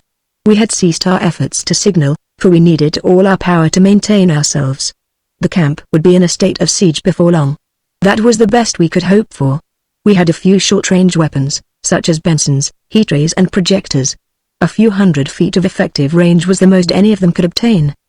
The heat rays in giant form, one of the most deadly weapons on Earth, were only slowly efficacious on the airless moon. Striking an intensely cold surface, their warming radiations were slow to act. Even in a blasting heat beam, a man in his Irens helmet suit could withstand the ray for several minutes. We were, however, well equipped with explosives. Grantline had brought a large supply for his mining operations, and much of it was still unused. We had, also, an ample stock of oxygen fuses, and a variety of oxygen light flares in small, fragile glass globes. It was to use these explosives against the brigands that Snap and I were working out our scheme with the gravity plates. The brigand ship would come with giant projectors and some 30 men. If we could hold out against them for a time, the fact that the planet Aura was missing would bring us help from Earth. Another day. A tenseness was upon all of us, despite the absorption of our feverish activities. To conserve power, the camp was almost dark. We lived in dim, chill rooms, with just a few weak spots of light outside to mark the watchmen on their rounds. We did not use the telescope, but there was scarcely an hour when one or the other of the men was not sitting on a cross-piece up in the dome of the little instrument room, casting a tense, searching gaze through his glasses into the black, starry firmament. A ship might appear at any time now, a rescue ship from Earth, or the brigands from Mars. Anita and Venza through these days could aid us very little save by their cheering words.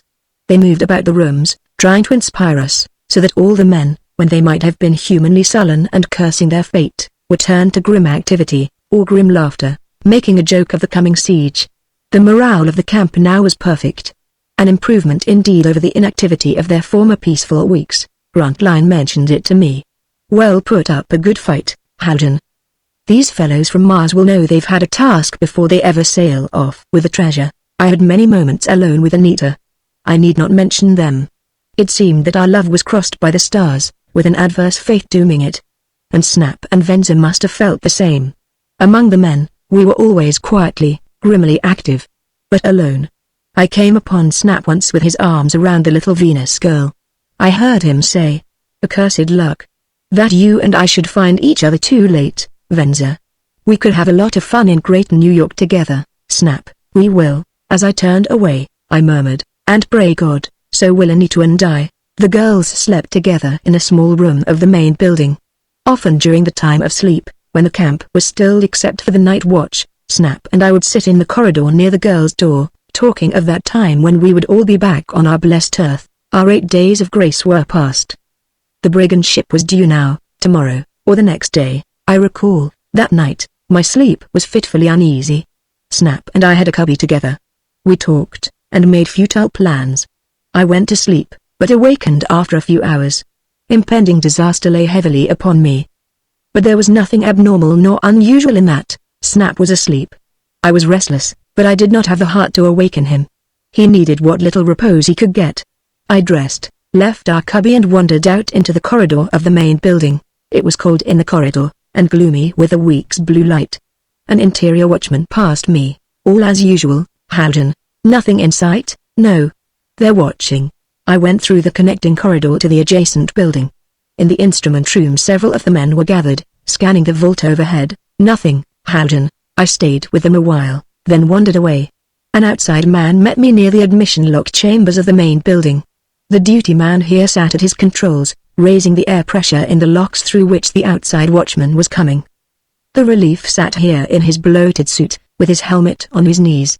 It was Wilkes. "Nothing yet, Haljan. I'm going up to the peak of the crater to see if anything is in sight. I wish that damnable brigand ship would come and get it over with."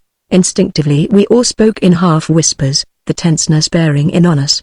The outside man was white and grim, but he grinned at Wilkes. He tried the familiar jest, "Don't let the Earthlight get you." Wilkes went out through the ports, a process of no more than a minute. I wandered away again through the corridors. I suppose it was half an hour later that I chanced to be gazing through a corridor window. The lights along the rocky cliff were tiny blue spots. The head of the stairway leading down to the abyss of the crater floor was visible. The bloated figure of Wilkes was just coming up. I watched him for a moment making his rounds. He did not stop to inspect the lights. That was routine. I thought it odd that he passed them. Another minute passed. The figure of Wilkes went with slow bounds over toward the back of the ledge where the glassite shelter housed the treasure. It was all dark off there. Wilkes went into the gloom, but before I lost sight of him, he came back. As though he had changed his mind, he headed for the foot of the staircase which led up the cliff to where, at the peak of the little crater, 500 feet above us, the narrow observatory was perched. He climbed with easy bounds, the light on his helmet bobbing in the gloom. I stood watching. I could not tell why there seemed to be something queer about Wilkes' actions, but I was struck with it, nevertheless. I watched him disappear over the summit. Another minute went by. Wilkes did not reappear. I thought I could make out his light on the platform up there. Then abruptly a tiny white beam was waving from the observatory platform. It flashed once or twice, then was extinguished. And now I saw Wilkes plainly, standing in the earthlight, gazing down. Queer actions. Had the earthlight touched him? Or was that a local signal call which he sent out? Why should Wilkes be signaling? What was he doing with a hand helio? Our watchman, I knew, had no reason to carry one, and to whom could Wilkes be signaling? To whom, across this lunar desolation? The answer stabbed at me, to Maiko's band. I waited less than a moment. No further light. Wilkes was still up there. I went back to the lock entrance. Spare helmets and suits were here beside the keeper. He gazed at me inquiringly. I'm going out, Frank. Just for a minute. It struck me that perhaps I was a meddlesome fool. Wilkes, of all of Grantline's men, was, I knew, most in his commander's trust. The signal could have been some part of this night's ordinary routine. For all I knew, I was hastily donning a near-ent suit. I added, let me out. I just got the idea Wilkes is acting strangely. I laughed. Maybe the earthlight has touched him. With my helmet on, I went through the locks. Once outside, with the outer panel closed behind me, I dropped the weights from my belt and shoes and extinguished my helmet light. Wilkes was still up there. Apparently he had not moved. I bounded off across the ledge to the foot of the ascending stairs. Did Wilkes see me coming? I could not tell. As I approached the stairs the platform was cut off from my line of vision. I mounted with bounding leaps. In my flexible gloved hand I carried my only weapon, a small projector with firing caps for use in this outside near vacuum. I held the weapon behind me. I would talk to Wilkes first. I went slowly up the last 100 feet. Was Wilkes still up there? The summit was bathed in earthlight. The little metal observatory platform came into view above my head. Wilkes was not there. Then I saw him standing on the rocks nearby, motionless. But in a moment he saw me coming. I waved my left hand with a gesture of greeting. It seemed to me that he started, made as though to leap away, and then changed his mind. I sailed from the head of the staircase with a 20-foot leap and landed lightly beside him. I gripped his arm for audiphone contact. Wilkes, through my visor his face was visible. I saw him and he saw me. And I heard his voice. You, Haljan. How nice. It was not Wilkes, but the brigand Coniston. Chapter 24. The duty man at the exit locks stood at his window and watched me curiously. He saw me go up the spider stairs. He could see the figure he thought was Wilkes, standing at the top.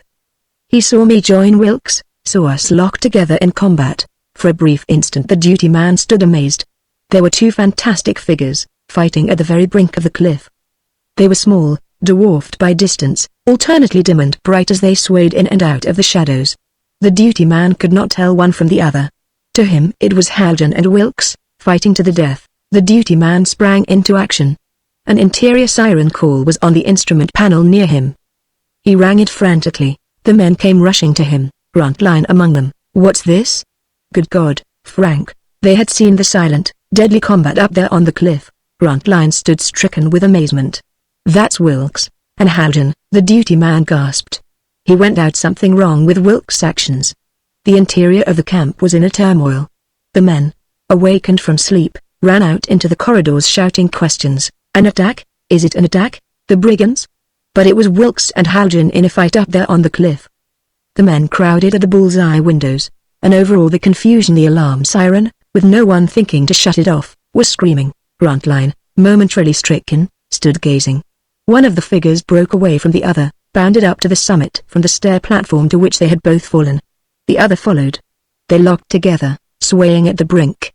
For an instant it seemed that they would go over, then they surged back, momentarily out of sight. Grantline found his wits. Stop them. I'll go out and stop them. What fools. He was hastily donning one of the Erent's suits. Cut off that siren. Within a minute Grantline was ready. The duty man called from the window, still at it, the fools. By the infernal they'll kill themselves. "Frank, let me out, I'll go with you, Commander." But the volunteer was not equipped. Grantline would not wait. The duty man turned to his panel. The volunteer shoved a weapon at Grantline. Grantline jammed on his helmet, took the weapon. He moved the few steps into the air chamber, which was the first of the 3 pressure locks. Its interior door panel swung open for him. But the door did not close after him. Cursing the man's slowness, he waited a few seconds. Then he turned to the corridor. The duty man came running. Grantline took her off his helmet. "What in hell?" "Broken. Dead." "What?" "Smashed from outside," gasped the duty man. "Look, the might tubes." The control tubes of the ports had flashed into a short circuit and burned out. The admission ports would not open, and the pressure controls smashed. Broken from outside, there was no way now of getting through the pressure locks. The doors, the entire pressure lock system, was dead. Had it been tampered with from outside? As if to answer Grantline's question, there came a chorus of shouts from the men at the corridor windows. "Commander! By God, look!" A figure was outside, close to the building. Clothed in suit and helmet, it stood, bloated and gigantic.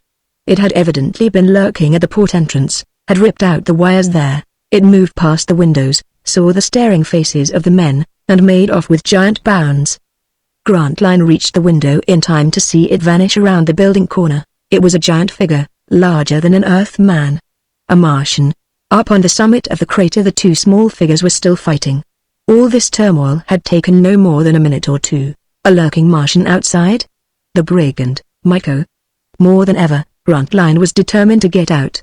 He shouted to his men to don some of the other suits, and called for some of the hand projectors, but he could not get out through these main admission ports. He could have forced the panels open perhaps, but with the pressure-changing mechanism broken, it would merely let the air out of the corridor. A rush of air, probably uncontrollable. How serious the damage was, no one could tell as yet. It would perhaps take hours to repair it. Grantline was shouting, "Get those weapons! That's a Martian outside. The brigand leader, probably. Get into your suits, anyone who wants to go with me. We'll go by the manual emergency exit." But the prowling Martian had found it. Within a minute Grantline was there.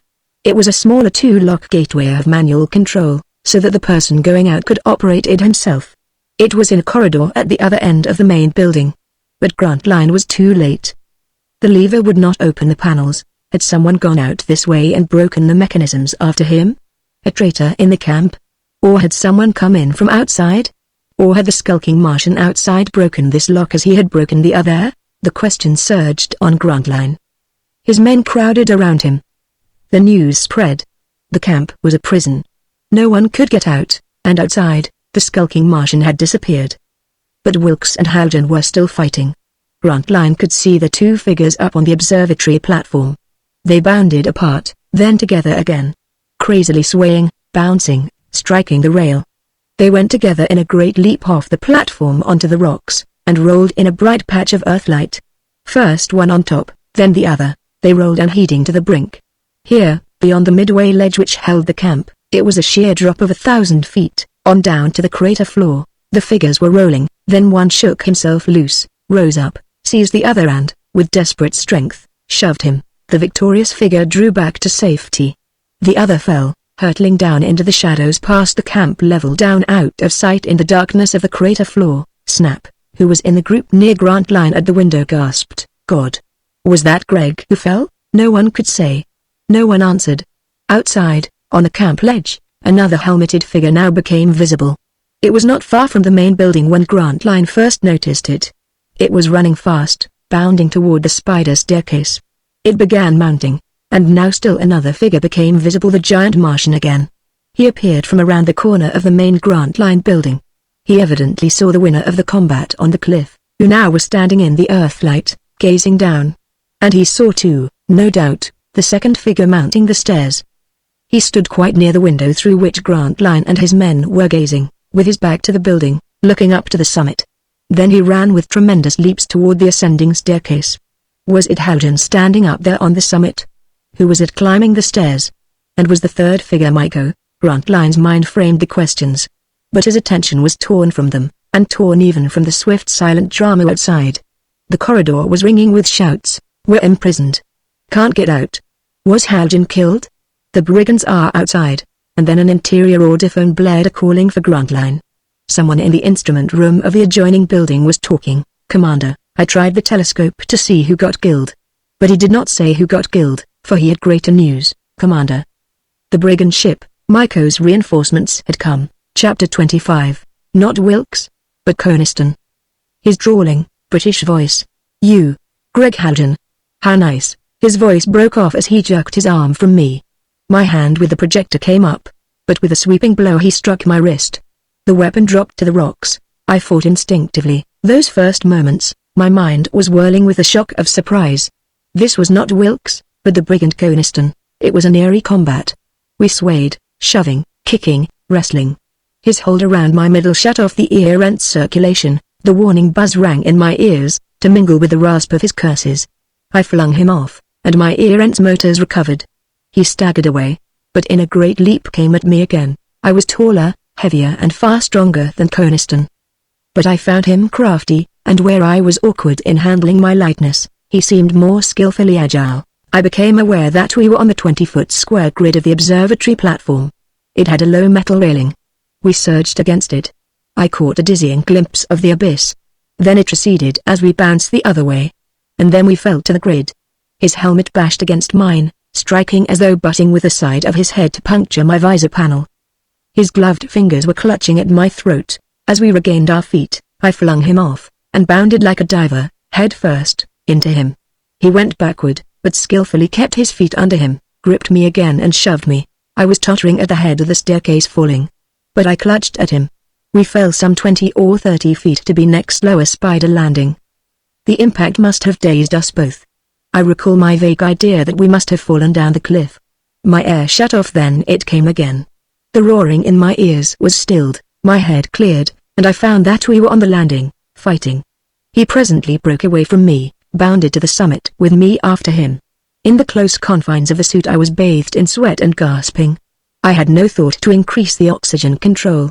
I could not find it, or it would not operate. I realized that I was fighting sluggishly, almost aimlessly. But so was Coniston. It seemed dreamlike.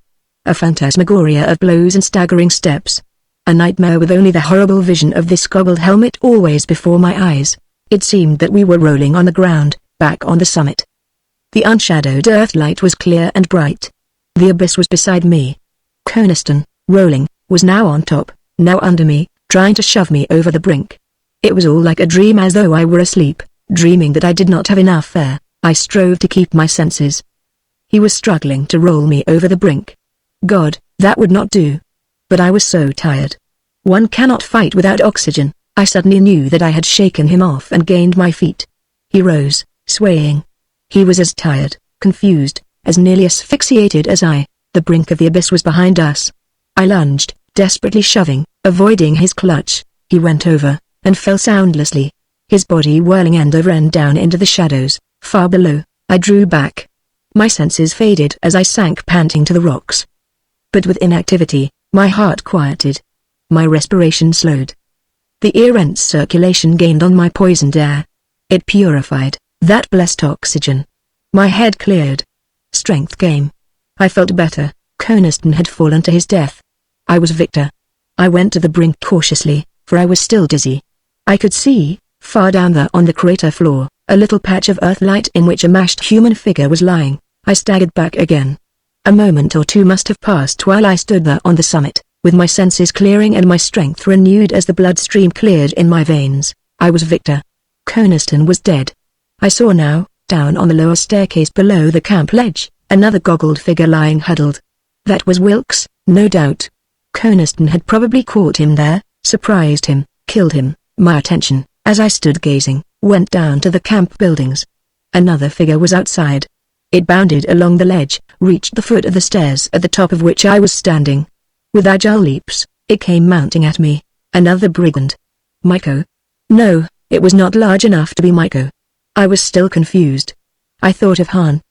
But that was absurd. Han was in the wreck of the planet Ara. One of the stewards then. The figure came up the staircase recklessly, to assail me. I took a step backward, bracing myself to receive this new antagonist. And then I looked further down and saw Maiko. Unquestionably he, for there was no mistaking his giant figure. He was down on the camp ledge, running toward the foot of the stairs. I thought of my revolver. I turned to try and find it. I was aware that the first of my assailants was at the stairhead. I swung back to see what this oncoming brigand was doing. He was on the summit. With a sailing leap he launched for me. I could have bounded away, but with a last look to locate the revolver, I braced myself for the shock. The figure hit me. It was small and light in my clutching arms. I recall I saw that Miko was halfway up the stairs. I gripped my assailant. The audiphone contact brought a voice. "Greg, is it you?" It was Anita. Chapter 26. "Greg, you're safe." She had heard the camp corridors resounding with the shouts that Wilkes and Haljan were fighting. She had come upon a suit and helmet by the manual emergency lock, had run out through the lock, confused, with her only idea to stop Wilkes and me from fighting. Then she had seen one of us killed. Impulsively, barely knowing what she was doing, she mounted the stairs, frantic to find if I were alive. Anita, Miko was coming fast. She had not seen him, for she had no thought of brigands, only the belief that either Wilkes or I had been killed. But now, as we stood together on the rocks near the observatory platform, I could see the towering figure of Miko nearing the top of the stairs. "Anita, that's Miko. We must run." Then I saw my projector. It lay in a bowl-like depression quite near us. I jumped for it. And as I tore loose from Anita, she leapt down after me. It was a broken bowl in the rocks, some 6 feet deep. It was open on the side facing the stairs, a narrow, ravine-like gully, full of grey, broken, tumbled rock masses. The little gully was littered with crags and boulders. But I could see out through it. Miko had come to the head of the stairs. He stopped there. His great figure etched sharply by the earthlight. I think he must have known that Coniston was the one who had fallen over the cliff, as my helmet and Coniston's were different enough for him to recognize which was which. He did not know who I was, but he did know me for an enemy. He stood now at the summit, peering to see where we had gone. He was no more than 50 feet from us. "Anita, lie down." I pulled her down on the rocks. I took aim with my projector. But I had forgotten our helmet lights. Miko must have seen them just as I pulled the trigger. He jumped sidewise and dropped, but I could see him moving in the shadows to where a jutting rock gave him shelter. I fired, missing him again. I had stood up to take aim. Anita pulled me sharply down beside her. "Greg, he's armed." It was his turn to fire. It came the familiar vague flash of the paralyzing ray. It spat its tint of color on the rocks near us, but did not reach us. A moment later, Miko bounded to another rock. Time passed only a few seconds. I could not see Miko momentarily. Perhaps he was crouching, perhaps he had moved away again. He was, or had been, on slightly higher ground than the bottom of our bowl. It was dim down here where we were lying, but I feared that any moment Miko might appear and strike at us. His ray at any short range would penetrate our visor panes, even though our suits might temporarily resist it. "Anita, it's too dangerous here." Had I been alone, I might perhaps have leapt up to lure Miko. But with Anita I did not dare chance it. "We've got to get back to camp," I told her. Perhaps he has gone, but he had not. We saw him again, out in a distant patch of earthlight. He was further from us than before, but on still higher ground. We had extinguished our small helmet lights. But he knew we were here and possibly he could see us. His projector flashed again. He was 100 feet or more away now, and his weapon was of no longer range than mine. I did not answer his fire, for I could not hope to hit him at such a distance, and the flash of my weapon would help him to locate us. I murmured to Anita, "We must get away," yet how did I dare take Anita from these concealing shadows? Miko could reach us so easily as we bounded away in plain view in the earthlight of the open summit. We were caught, at bay in this little bowl. The camp was not visible from here. But out through the broken gully, a white beam of light suddenly came up from below. "Haljan." It spelled the signal. It was coming from the Grantline instrument room. I knew I could answer it with my helmet light, but I did not dare. "Try it," urged Anita. We crouched where we thought we might be safe from Miko's fire. My little light beam shot up from the bowl. It was undoubtedly visible to the camp. "Yes, I'm Haljan. Send us help." I did not mention Anita. Miko doubtless could read these signals. They answered, "Cannot." I lost the rest of it. There came a flash from Miko's weapon. It gave us confidence. He was unable to reach us at this distance. The Grantline beam repeated. "Cannot come out. Ports broken. You cannot get in. Stay where you are for an hour or two. We may be able to repair ports." I extinguished my light. What use was it to tell Grantline anything further? Besides, my light was endangering us. But the Grantline beam spelled another message. "Brigand ship is coming." It will be here before we can get out to you. No lights. We will try and hide our location." And the signal beam brought a last appeal. "Maiko and his men will divulge where we are unless you can stop them." The beam vanished. The lights of the Grant Line camp made a faint glow that showed above the crater edge. The glow died, as the camp now was plunged into darkness. Chapter 27. We crouched in the shadows, the earthlight filtering down to us. The skulking figure of Maiko had vanished, but I was sure he was out there somewhere on the crags, lurking, maneuvering to where he could strike us with his ray. Anita's metal-gloved hand was on my arm. In my ear diaphragm her voice sounded eager. "What was the signal, Greg?" I told her everything. "Oh Greg. The Martian ship coming." Her mind clung to that as the most important thing. But not so myself. To me there was only the realization that Anita was caught out here, almost at the mercy of Maiko's ray. Grant Line's men could not get out to help us, nor could I get Anita into the camp, she added. "Where do you suppose the ship is? 20 or 30,000 miles up, probably." The stars and the earth were visible over us. "Somewhere up there," disclosed by Grant Line's instruments but not yet discernible to the naked eye. Maiko's reinforcements were hovering. We lay for a moment in silence. It was horribly nerve-straining. Maiko could be creeping up on us. Would he dare chance my sudden fire? Creeping, or would he make a swift, unexpected rush? The feeling that he was upon us abruptly swept me. I jumped to my feet, against Anita's effort to hold me. Where was he now? Was my imagination playing me tricks? I sank back. That ship should be here in a few hours. I told her what Grant Line's signal had suggested. The ship was hovering overhead.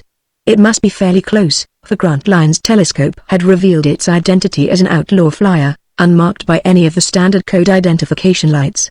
It was doubtless too far away as yet to have located the whereabouts of Grant Line's camp. The Martian brigands knew that we were in the vicinity of Archimedes, but no more than that. Searching this glowing moon surface, our tiny local semaphore beams would certainly pass unnoticed. But as the brigand ship approached, now dropping close to Archimedes as it probably would, our danger was that Maiko and his men would then signal it, join it, and reveal the camp's location. And the brigand attack would be upon us. I told this now to Anita.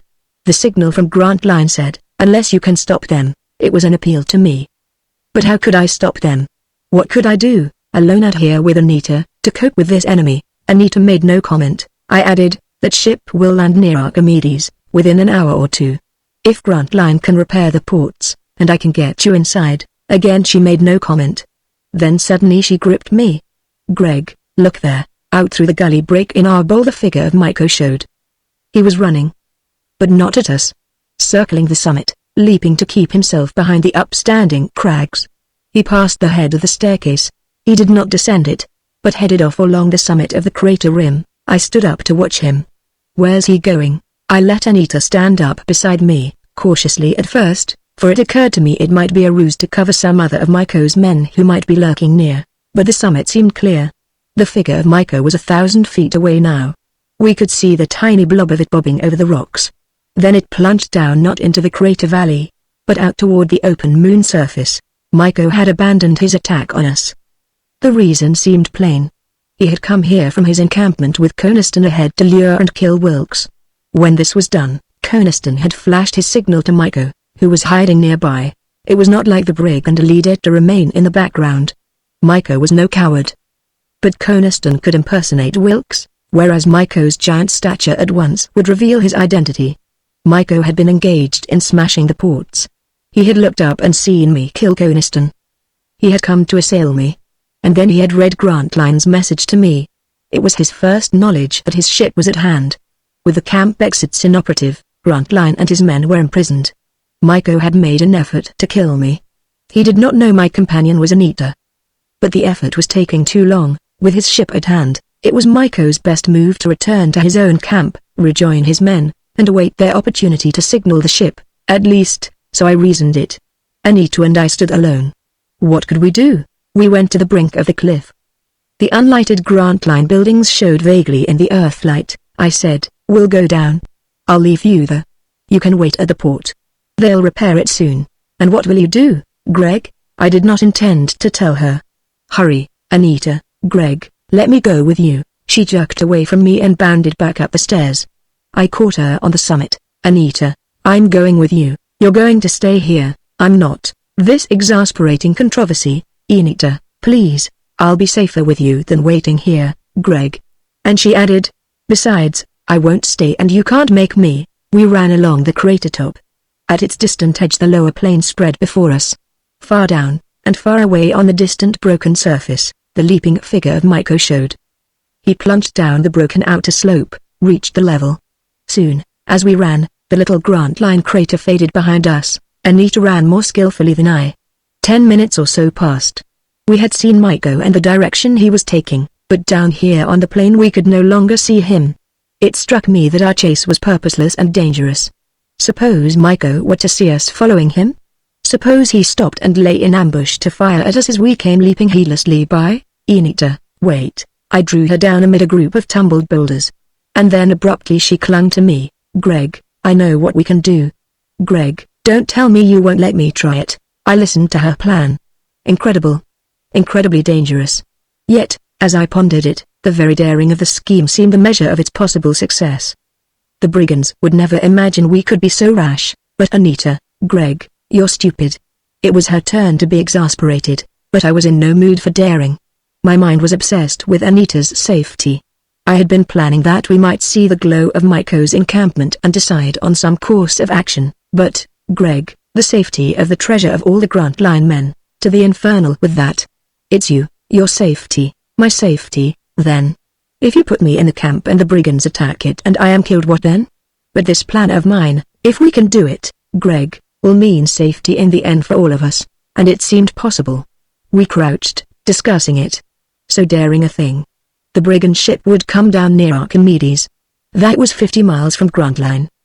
The Brigands from Mars would not have seen the dark Grantline buildings hidden in the little crater pit. They would wait for Maiko and his men to make their whereabouts known. Maiko's encampment was ahead of us now, undoubtedly. We had been following him toward the MagneonBooks. Or at least, we hoped so. He would signal his ship. But Anita and I, closer to it, would also signal it, and, posing as Brigands, would join it. "Remember, Greg, I remain Anita Prince, George's sister." Her voice trembled as she mentioned her dead brother. "They know that George was in Maiko's pay, and I as his sister, will help to convince them. This daring scheme. If we could join the ship, we might be able to persuade its leader that Maiko's distant signals were merely a ruse of Grantline to lure Brigands in that direction. A long-range projector from the ship would kill Maiko and his men as they came forward to join it. And then we would falsely direct the Brigands, lead them away from Grantline and the treasure. Greg, we must try it." "Heaven help me," I yielded to her persuasion. We turned at right angles and ran toward where the distant frowning walls of Archimedes loomed against the starlit sky. Chapter 28. The broken, shaggy ramparts of the giant crater rose above us. We toiled upward, out of the foothills, clinging now to the crags and pitted terraces of the main ascent. An hour had passed since we turned from the borders of MagneonBooks. Or was it 2 hours? I could not tell. I only know that we ran with desperate, frantic haste. Anita would not admit that she was tired. She was more skillful than I in this leaping over the broken rock masses. Yet I felt that her slight strength must give out. It seemed miles up the undulating slopes of the foothills with the black and white ramparts of the crater close before us, and then the main ascent. There were places where, like smooth black frozen ice, the walls rose sheer. We avoided them, toiling aside, plunging into gullies, crossing pits where sometimes, perforce, we went downwards, and then up again. Or sometimes we stood, hot and breathless, upon ledges, recovering our strength, selecting the best route upward, in tumbled mass of rock, honeycombed everywhere with caves and passages leading into impenetrable darkness. There were pits into which we might so easily have fallen, ravines to span, sometimes with a leap, sometimes by a long and arduous detour, endless climb. We came to the ledge with the plains of the MagneonBooks stretching out beneath us. We might have been upon this main ascent for an hour. The plains were far down, the broken surface down the smoothed now by the perspective of height. And yet still above us the brooding circular wall went up into the sky. 10,000 feet above us. "You're tired, Anita. We'd better stay here." "No. If we could only get to the top, the ship may land on the other side, they would see us." There was as yet no sign of the brigand ship. With every stop for rest we searched the starry vault.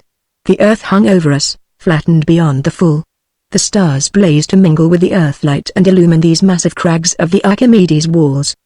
But no speck appeared to tell us that the ship was up there. We were on the curving side of the Archimedes wall which fronted the Mare Imbrium to the north.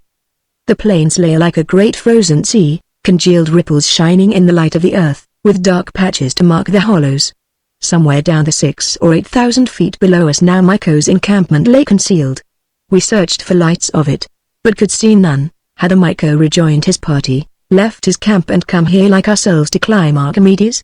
Or was our assumption wholly wrong? Perhaps the brigand ship would not land near here at all, sweeping around from the Mare Imbrium. The plains were less smooth. The little crater which concealed the Grantline camp was off in the crater-scarred region beyond which the distant Apennines raised their terraced walls. There was nothing to mark it from here. "Greg, do you see anything up there?" she added. "There seems to be a blur." Her sight, sharper than mine, had picked it out. The descending brigand ship. A faintest, tiny blur against the stars, a few of them occulted as though an invisible shadow were upon them. A growing shadow, materializing into a blurry blob, a shape faintly defined. Then sharper until we were sure of what we saw. It was the brigand ship. It was dropping slowly, silently down. We crouched on the little ledge. A cave mouth was behind us.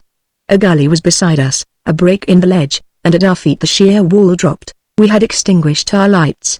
We crouched, silently gazing up into the stars. The ship, when we first distinguished it, was centered over Archimedes. We thought for a while that it might descend into the crater. But it did not. It came sailing forward. I whispered into the audiphone, "It's coming over the crater." Her hand pressed my arm in answer. I recalled that when, from the planet Aura, Maiko had forced Snap to signal this brigand band on Mars, Maiko's only information as to the whereabouts of the Grantline camp was that it lay between Archimedes and the Apennines. The brigands now were following that information. A tense interval passed. We could see the ship plainly above us now, a grey-black shape among the stars up beyond the shaggy, towering crater rim. The vessel came upon a level keel, hull down. Slowly circling, looking for Maiko's signal, no doubt, or for possible lights from Grantline's camp. They might also be picking a landing place. We saw it soon as a cylindrical, cigar-like shape, rather smaller than the planet Aura, but similar of design. It bore lights now. The ports of its hull were tiny rows of illumination, and the glow of light under its rounding upper dome was faintly visible. A bandit ship, no doubt of that. Its identification keel plate was empty of official passcode lights. These brigands had not attempted to secure official sailing lights when leaving Ferokshan. It was unmistakably an outlaw ship. And here upon the deserted moon there was no need for secrecy. Its lights were openly displayed, that Maiko might see it and join it. It went slowly past us, only a few thousand feet higher than our level. We could see the whole outline of its pointed cylinder hull, with the rounded dome on top. And under the dome was its open deck with a little cabin superstructure in the center. I thought for a moment that by some unfortunate chance it might land quite near us. But it went past. And then I saw that it was heading for a level, plate-like surface a few miles further on. It dropped, cautiously floating down. There was still no sign of Maiko. But I realized that haste was necessary. We must be the first to join the brigand ship. I lifted Anita to her feet. I don't think we should signal from here, no. Maiko might see it, we could not tell where he was. Down on the plains, perhaps? Or up here, somewhere in these miles of towering rocks. Are you ready, Anita? Yes, Greg. I stared through the visors at her white solemn face. Yes, I'm ready, she repeated. Her hand pressure seemed to me suddenly like a farewell. We were plunging rashly into what was destined to mean our death. Was this a farewell? An instinct told me not to do this thing. Why, in a few hours I could have Anita back to the comparative safety of the Grantline camp. The exit ports would doubtless be repaired by now. I could get her inside. She had bounded away from me, leapt down some 30 feet into the broken gully, to cross it and then up on the other side. I stood for an instant watching her fantastic shape, with the great rounded, goggled, trunked helmet and the lump on her shoulders which held the little Earend's motors. Then I hurried after her. It did not take us long 2 or 3 miles of circling along the giant wall. The ship lay only a few hundred feet above our level. We stood at last on a butt-like pinnacle. The lights of the ship were close over us. And there were moving lights up there, tiny moving spots on the adjacent rocks. The brigands had come out, prowling about to investigate their location. No signal yet from Maiko. But it might come at any moment. I'll flash now, I whispered. Yes. The brigands had probably not yet seen us. I took the lamp from my helmet. My hand was trembling. Suppose my signal were answered by a shot? A flash from some giant projector mounted on the ship. Anita crouched behind a rock, as she had promised. I stood with my torch and flung its switch. My puny light beam shot up. I waved it, touched the ship with its faint glowing circle of illumination. They saw me. There was a sudden movement among the lights up there. I semaphored. I am from Myco. Do not fire. I used open universal code. In Martian first, and then in English. There was no answer, but no attack. I tried again. This is Haljan, one of the Planetara. George Prince's sister is with me. There has been disaster to Myco. A small light beam came down from the brink of the overhead cliff beside the ship. Continue. I went steadily on. Disaster, the Planetara is wrecked. All killed but me and Prince's sister. We want to join you. I flashed off my light. The answer came. Where is the Grantline camp? Near here. The Merembrium. As though to answer my lie, from down on the Earth-lit plains, some 10 miles or so from the crater base, a tiny signal light shot up. Anita saw it and gripped me. There is Myco's light. It spelled in Martian, come down. Land Merembrium. Myco had seen the signaling up here and had joined it. He repeated, Land Merembrium. I flashed a protest up to the ship, beware. That is Grantline. Trickery. From the ship the summons came, come up, we had won this first encounter. Myco must have realized his disadvantage. His distant light went out. Come, Anita. There was no retreat now. But again I seemed to feel in the pressure of her hand that vague farewell. Her voice whispered, we must do our best, act our best to be convincing. In the white glow of a search beam we climbed the crags, reached the broad upper ledge. Helmeted figures rushed at us, searched us for weapons, seized our helmet lights. The evil face of a giant Martian peered at me through the visors. 2 other monstrous, towering figures seized Anita. We were shoved toward the port locks at the base of the ship's hull. Above the hull bulge I could see the grids of projectors mounted on the dome side, and the figures of men standing on the deck, peering down at us. We went through the admission locks into a hull corridor, up an incline passage, and reached the lighted deck. The Martian brigands crowded around us. Chapter 29. Anita's words echoed in my memory. We must do our best to be convincing. It was not her ability that I doubted, as much as my own. She had played the part of George Prince cleverly, unmasked only by an evil chance. I steeled myself to face the searching glances of the brigands as they shoved around us. This was a desperate game into which we had plunged. For all our acting, how easy it would be for some small chance thing abruptly to undo us. I realized it, and now, as I gazed into the peering faces of these men from Mars, I cursed myself for the witless rashness which had brought Anita into this. The brigands, some 10 or 15 of them here on deck, stood in a ring around us. They were all big men, nearly of a 7-foot average, dressed in leather jerkins and short leather breeches, with bare knees and flowering leather boots. Piratical swaggering fellows, knife blades mingled with small hand projectors fastened to their belts. Grey, heavy faces, some with scraggly, unshaven beards. They plucked at us, jabbering in Martian. One of them seemed the leader. I said sharply, "Are you the commander here? You speak the Earth English?" "Yes," he said readily. "I am commander here." He spoke English with the same freedom and accent as Myco. "Is this George Prince's sister?" "Yes. Her name is Anita Prince. Tell your men to take their hands off her." He waved his men away. They all seemed more interested in Anita than in me. He added, "I am Seth Boton." He addressed Anita. "George Prince's sister? You are called Anita? I have heard of you. I knew your brother indeed, you look very much like him." He swept his plumed hat to the grid with a swaggering gesture of homage. A courtier-like fellow this, debonair as a Venus cavalier. He accepted us. I realized that Anita's presence was extremely valuable in making us convincing. Yet there was about this Poton as with Myco a disturbing suggestion of irony. I could not make him out. I decided that we had fooled him. Then I remarked the steely glitter of his eyes as he turned to me. "You were an officer of the Planetara?"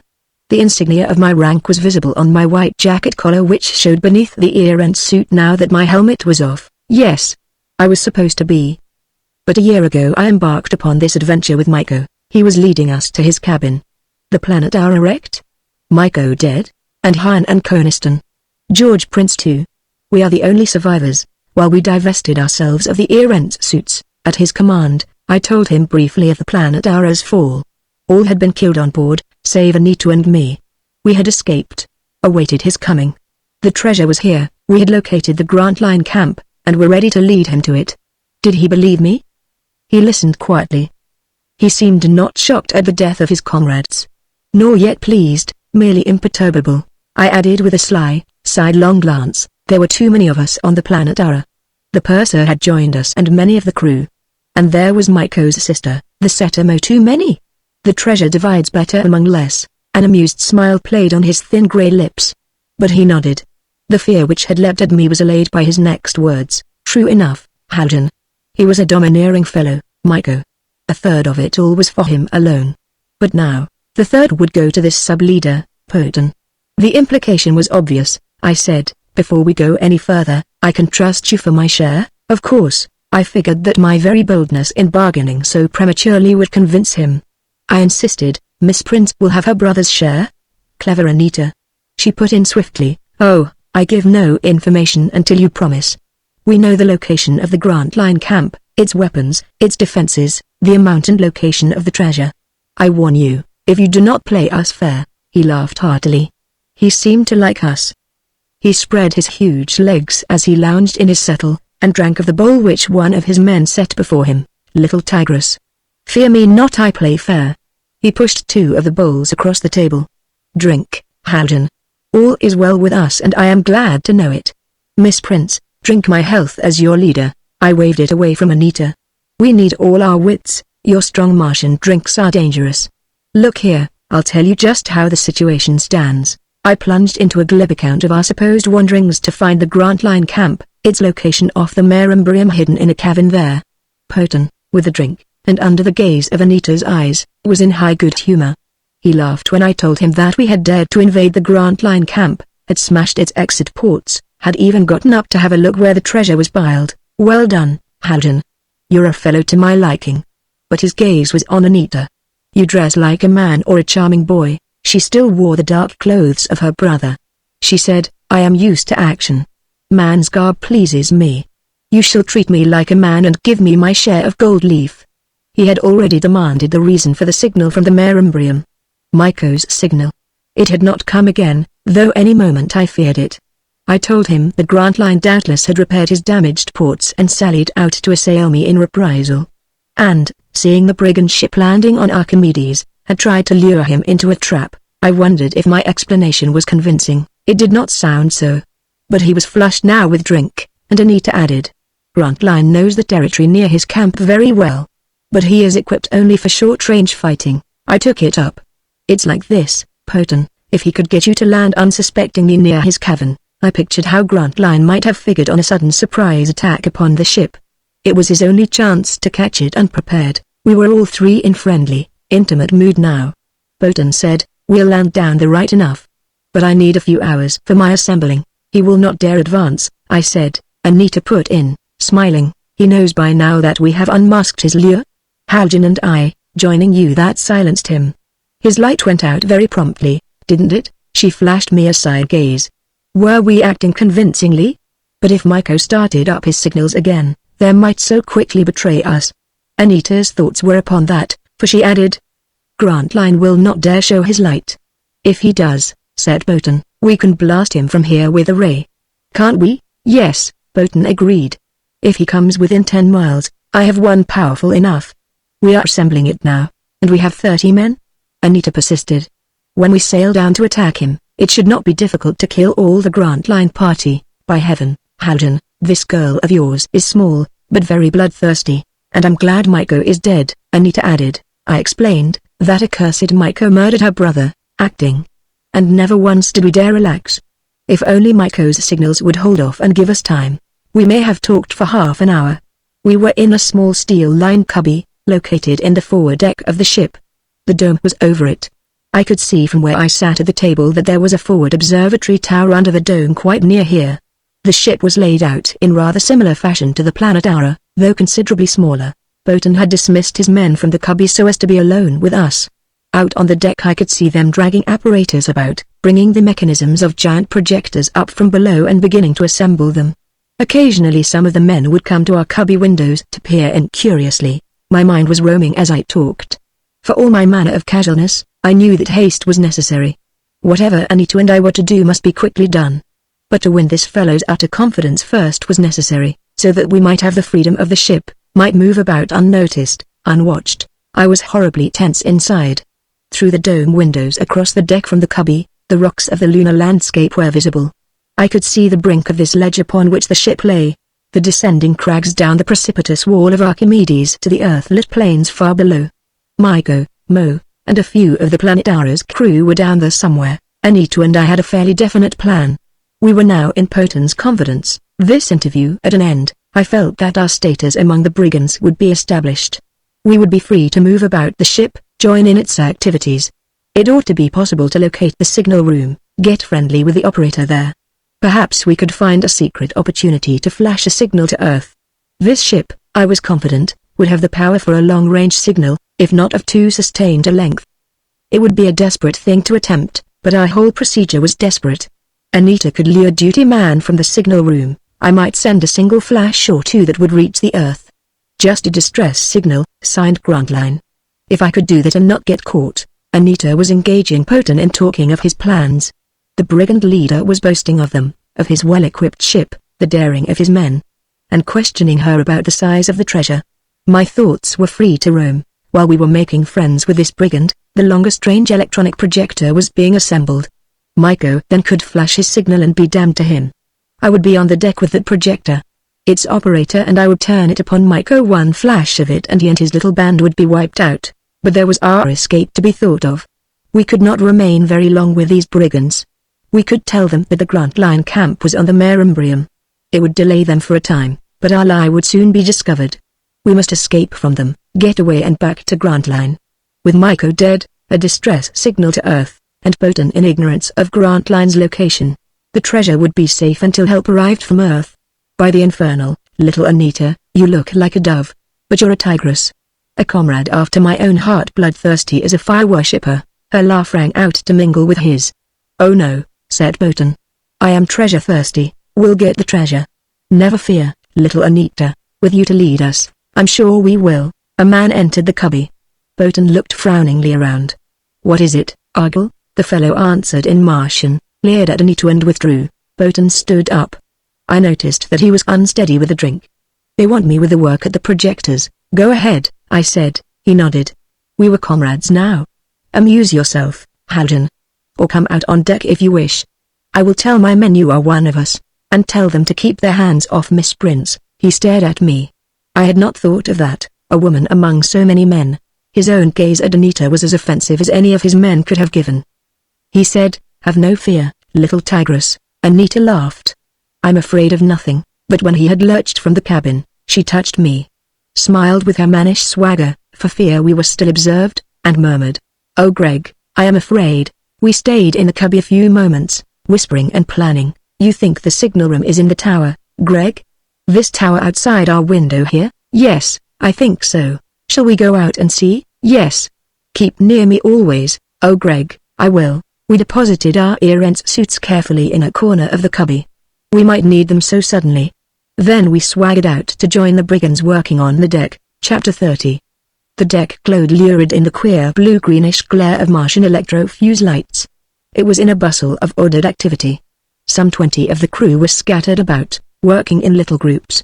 Apparatus was being brought up from below to be assembled. There was a pile of ear-rent suits and helmets, of Martian pattern, but still very similar to those with which Grantline's expedition was equipped. There were giant projectors of several kinds, some familiar to me, others of a fashion I had never seen before. It seemed there were 6 or 8 of them, still dismantled, with a litter of their attendant batteries and coils and tube amplifiers. They were to be mounted here on the deck, I surmised. I saw in the dome side 1 or 2 of them already rolled into position. Anita and I stood outside Poten's cubby, gazing around us curiously. The men looked at us but none of them spoke. Let's watch from here a moment, I whispered. She nodded, standing with her hand on my arm. I felt that we were very small, here in the midst of these 7-foot Martian men. I was all in white, the costume used in the warm interior of Grantline's camp. Bareheaded, white silk Planetara uniform jacket, broad belt and tight-laced trousers. Anita was a slim black figure beside me, somber as Hamlet, with her pale boyish face and wavy black hair. The gravity being maintained here on the ship we had found to be stronger than that of the moon and rather more like Mars. There are the heat rays, Greg. A pile of them was visible down the deck length. and I saw caskets of fragile glass globes, bombs of different styles, hand projectors of the paralyzing ray, search beams of several varieties, the Benson curve light, and a few sidearms of ancient Earth-design swords and dirks, and small bullet projectors. There seemed to be some mining equipment also. Far along the deck, beyond the central cabin in the open space of the stern, steel rails were stacked, half a dozen tiny wheeled ore carts, a tiny motor engine for hauling them, and what looked as though it might be the dismembered sections of an ore chute. The whole deck was presently strewn with this massive equipment. Bolton moved about, directing the different groups of workers. The news had spread that we knew the location of the treasure. The brigands were jubilant. In a few hours the ship's armament would be ready, and it would advance. I saw many glances cast out the dome side windows toward the distant plains of the Merumbrium. The brigands believed that the Grant Line camp lay in that direction. Anita whispered, "Which is their giant electronic projector, Greg?" I could see it amidships of the deck. It was already in place. Bolton was there now, superintending the men who were connecting it. The most powerful weapon on the ship. It had, Bolton said, an effective range of some 10 miles. I wondered what it would do to a Grant Line building. The Erentz double walls would withstand it for a time, I was sure. But it would blast an Erentz fabric suit, no doubt of that. Like a lightning bolt, it would kill its flashing free stream of electrons, shocking the heart, bringing instant death. I whispered, "We must smash that before we leave. But first turn it on Maiko, if he signals now." I was tensely watchful for that signal. The electronic projector obviously was not ready.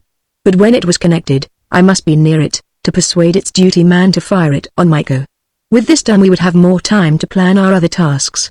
I did not think Bolton would be ready for his attack before another time of sleep here in the ship's routine. Things would be quieter then. I would watch my chance to send a signal to Earth, and then we would escape. With my thoughts roving, we had been standing quietly at the cubby door for about 15 minutes. My hand in my side pouch clutched the little bullet projector. The brigands had taken it from me and given it to Bolton. He had placed it on the settle with my Erentz suit, and when we gained his confidence he had forgotten it and left it there. I had it now, and the feel of its cool sleek handle gave me a measure of comfort. Things could go wrong so easily. But if they did, I was determined to sell my life as dearly as possible. And a vague thought was in my mind, I must not use the last bullet. That would be for Anita. That electronic projector is remote-controlled. Look, Anita, that's the signal room over us. The giant projector will be aimed and fired from up there. A 30-foot skeleton tower stood on the deck near us, with a spiral ladder leading up to a small, square, steel cubby at the top. Through the cubby window I could see instrument panels. A single Martian was up there. He had called down to Bolton concerning the electronic projector. The roof of this little tower room was close under the dome, a space of no more than 4 feet. A pressure lock exit in the dome was up there, with a few steps leading up to it from the roof of the tower signal room. We could escape that way, perhaps. In the event of dire necessity it might be possible. But only as a desperate resort, for it would put us on the top of the glassite dome, with a sheer 100 feet or more down its sleek bulging exterior side, and down the outside bulge of the ship's hull, to the rocks below. There might be a spider ladder outside leading downward, but I saw no evidence of it. If Anita and I were forced to escape that way, I wondered how we could manage a 100-foot jump to the rocks, and land safely. Even with the slight gravity of the moon, it would be a dangerous fall. "You are Greg Haljan?" I stared as one of the brigands, coming up behind, addressed me. "Yes, Commander Bolton tells me you are Chief Navigator of the planet Aura." "Yes, you shall pilot us when we advance upon the Grant Line camp." "I am Control Commander here, Broto, my name." He smiled. A giant fellow, but spindly. He spoke good English. He seemed anxious to be friendly. "We are glad to have you and George Prince's sister with us." He shot Anita an admiring glance. "I will show you our controls, Haljan." "All right," I said. "Whatever I can do to help, but not now. It will be some hours before we are ready." I nodded, and he wandered away. Anita whispered, "Did he mean that signal room up in the tower?" "Oh Greg, maybe it's only the control room. Suppose we go up and see?" Maiko's signals might start any minute, and the electronic projector seemed about ready. It was time for me to act. But a reluctant instinct was upon me. Our rear ends suits were close behind us in Bolton's cubby. I hated to leave them. If anything happened, and we had to make a sudden dash, there would be no time to garb ourselves in the suits. To adjust the helmets would be bad enough. I whispered swiftly, "We must get into our suits, find some pretext." I drew her back through the cubby doorway where we would be more secluded. Anita, listen. I've been a fool not to plan our escape more carefully. We're in too great a danger here. Suddenly it seemed to me that we were in desperate plight. Was it premonition? Anita, listen, if anything happens and we have to make a dash, up through that dome lock, Greg? It's a manual control, you can see the levers. Yes. It's a manual. But once up how would we get down? She was far calmer than I. There may be an outside ladder, Greg. I don't think so.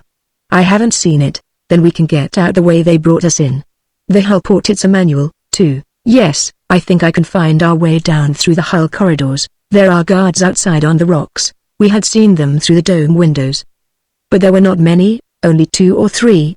I was armed and a surprise rush would do the trick. We donned our rear-end suits. What will we do with the helmets? Demanded Anita. Leave them here? No, take them with us. I'm not going to get separated from them. We'll look strange going up to that signal room equipped like this. I can't help it, Anita. We'll explain it, somehow. She stood before me, a queer-looking little figure in the now deflated, bagging suit with her slim neck and head protruding above it. Carry your helmet, Anita. I'll take mine. We could adjust the helmets and start the motors all within a few seconds. I'm ready, Greg. Come on, then. Let me go first. I had the bullet projector in an outer pouch of the suit where I could instantly reach it. This was more rational. We had a fighting chance now. The fear which had swept me began to recede. We'll climb the tower to the signal room, I whispered. Do it boldly. We stepped from the cubby. Bolton was not in sight. Perhaps he was on the further deck beyond the central cabin structure. On the deck, we were immediately accosted. This was different, our appearance in the ear-end suits. Where are you going? This fellow spoke in Martian. I answered in English. Up there. He stood before us, towering over me. I saw a group of nearby workers stop to regard us. In a moment we would be causing a commotion, and it was the last thing I desired. I said in Martian, Commander Bolton told me, what I wish I can do. From the dome we look around to see where is the Grant Line camp from here. I am pilot of this ship to go there. The man who had called himself Brota passed near us. I appealed to him. We put on our suits. After our experience, we feel safer that way. If I'm to pilot the ship, he hesitated, his glance sweeping the deck as though to ask Bolton. Someone said in Martian. The commander is down in the stern storeroom. It decided Brota. He waved away the Martian who had stopped me. Let them pass. Anita and I gave him our most friendly smiles. Thanks. He bowed to Anita with a sweeping gesture. I will show you over the control room presently. His gaze went to the peak of the bow. The little hooded cubby there was the control room. Then satisfaction swept me. Then above us in the tower, must surely be the signal room. Would Brota follow us up? I hoped not. I wanted to be alone with a duty man up there, giving me a chance to get at the projector controls if Maiko's signal should come. I drew Anita past Brota, who had stood aside. Thanks, I repeated. We won't be long. We mounted the little ladder. Chapter 31. Hurry, Anita. I feared that Bolton might come up from the hull at any moment and stop us. The duty man over us gazed down, his huge head and shoulders blocking the small signal room window. Brota called up in Martian, telling him to let us come. He scowled, but when we reached the trap in the room floor grid, we found him standing aside to admit us. I flung a swift glance around. It was a metallic cubby, not much over 15 feet square, with an 8-foot arched ceiling. There were instrument panels. The rangefinder for the giant projector was here, its telescope with the trajectory apparatus and the firing switch were unmistakable. And the signaling apparatus was here. Not a Martian set, but a fully powerful BOTS ultraviolet sender with its attendant receiving mirrors. The Planetara had used the BOTS system, so I was thoroughly familiar with it. I saw too, what seemed to be weapons, a row of small fragile glass globes, hanging on clips along the wall, bombs, each the size of a man's fist. And a broad belt with bombs in its padded compartments. My heart was pounding as my first quick glance took in these details. I saw also that the room had 4 small oval window openings. They were breast high above the floor. From the deck below I knew that the angle of vision was such that the men down there could not see into this room except to glimpse its upper portion near the ceiling. And the helio set was banked on a low table near the floor. In a corner of the room a small ladder led through a ceiling trap to the cubby roof. This upper trap was open. 4 feet above the room's roof was the arch of the dome, with the entrance to the exit locked directly above us. The weapons and the belt of bombs were near the ascending ladder, evidently placed here as equipment for use from the top of the dome. I turned to the solitary duty man. I must gain his confidence at once. Anita had laid her helmet aside. She spoke first. "We were with Set Maiko," she said smilingly, "in the wreck of the planet Ara. You heard of it? We know where the treasure is." This duty man was a full 7 feet tall, and the most heavy-set Martian I had ever seen. A tremendous, beetle-browed, scowling fellow. He stood with hands on his hips, his leather-garbed legs spread wide, and as I confronted him, I felt like a child. He was silent, glaring down at me as I drew his attention from Anita. "You speak English?" I asked. "We are not skilled with Martian." I wondered if at the next time of sleep this fellow would be on duty here. I hoped not. It would not be easy to trick him and find an opportunity to flash a signal. But that task was some hours away as yet. I would worry about it when the time came. Just now I was concerned with Maiko and his little band, who at any moment might arrive in sight. If we could persuade this duty man to turn the projector on them. He answered me in ready English. "You are the man Greg Haljan? And this is the sister of George Prince. What do you want up here?" "I am a navigator. Brotai wants me to pilot the ship when we advance to attack Grantline. This is not the control room." "No, I know it isn't." I put my helmet carefully on the floor beside Anita's. I straightened to find the brigand gazing at her. He did not speak. He was still scowling. But in the dim blue glow of the cubby, I caught the look in his eyes. I said hastily, "Grantline knows your ship has landed here on Archimedes. His camp is off there on the Merimbrium. He sent up a signal. You saw it, didn't you?" Just before Miss Prince and I came aboard. He was trying to pretend he was your Earth party, Maiko and Coniston. "Why?" The fellow turned his scowl on me. But Anita brought his gaze back to her. She put in quickly. "Grantline, as brother always said, has no great cunning. I believe now he plans to creep up on us unawares, by pretending that he is Maiko. If he does that," I said, "we will turn this electronic projector on him and his party and annihilate them. You have its firing mechanism here." "Who told you so?" He shot at me. I gestured. "I see it here. It's obvious. I'm skilled at trajectory firing. If Grantline appears down there now, I'll help you." "Is it connected?" Anita demanded boldly. "Yes," he said. "You have on your ear-rent suits. Are you going to the dome roof? Then go." But that was what we did not want to do. Anita's glance seemed to tell me to let her handle this. I turned toward one of the cubby windows. She said sweetly, "Are you in charge of this room? Show me how the projector is operated. I know it will be invincible against the Grantline camp." I had my back to them for a moment. Through the breast-high oval I could see down across the deck space and out through the side dome windows. And my heart suddenly leapt into my throat. It seemed that down there in the earth-lit shadows, where the spreading base of the giant crater joined the plains, a light was bobbing. I gazed, stricken. Maiko's lights? Was he advancing, preparing to signal? I tried to gauge the distance. It was not over 2 miles from here, or was it not a light at all? With the naked eye, I could not be sure. Perhaps there was a telescope finder here in the cubby. I was subconsciously aware of the voices of Anita and the duty man behind me. Then abruptly I heard Anita's low cry. I whirled around. The giant Martian had gathered her into his huge arms, his heavy-jowled grey face, with a leering grin, close to hers. He saw me coming. He held her with one arm. His other flung at me, caught me, knocked me backward. He rasped, "Get out of here. Go up to the dome." Anita was silently struggling with her little hands at his thick throat. His blow flung me against a settle. But I held my feet. I was partly behind him. I leapt again, and as he tried to disengage himself from Anita to front me, her clutching fingers impeded him. My projector was in my hand. But in that second as I leapt, I had the sense to realize I should not fire it because its noise would alarm the ship. I grasped its barrel, reached upward and struck with its heavy metal butt. The blow caught the Martian on the skull, and simultaneously my body struck him. We went down together, falling partly upon Anita. But the giant had not cried out, and as I gripped him now, I felt his body go limp. I lay panting. Anita squirmed silently from under us. Blood from the giant's head was welling out, hot and sticky against my face as I lay sprawled on him. I cast him off. He was dead, his fragile Martian skull split open by my blow. There had been no alarm. The slight noise we made had not been heard down on the busy deck. Anita and I crouched by the floor. From the deck all this part of the room could not be seen. Dead. Oh Greg, it forced our hand. I could not wait now for Maiko to come. But I could flash the Earth signal now, and then we would have to make our run to escape. Then I remembered that light down by the base. I kept Anita out of sight down on the floor and went cautiously to a window. The deck was in turmoil with brigands moving about excitedly. Not because of what had happened in our tower signal room, they were unaware of that. Maiko's signals were showing. I could see them now plainly, down at the crater base. A group of hand lights and small waving helio beam, and they were being answered from the ship. Poten was on the deck, a babble of voices, above which rose with roars of command. At one of the dome windows a brigand with a hand search beam was sending its answering light.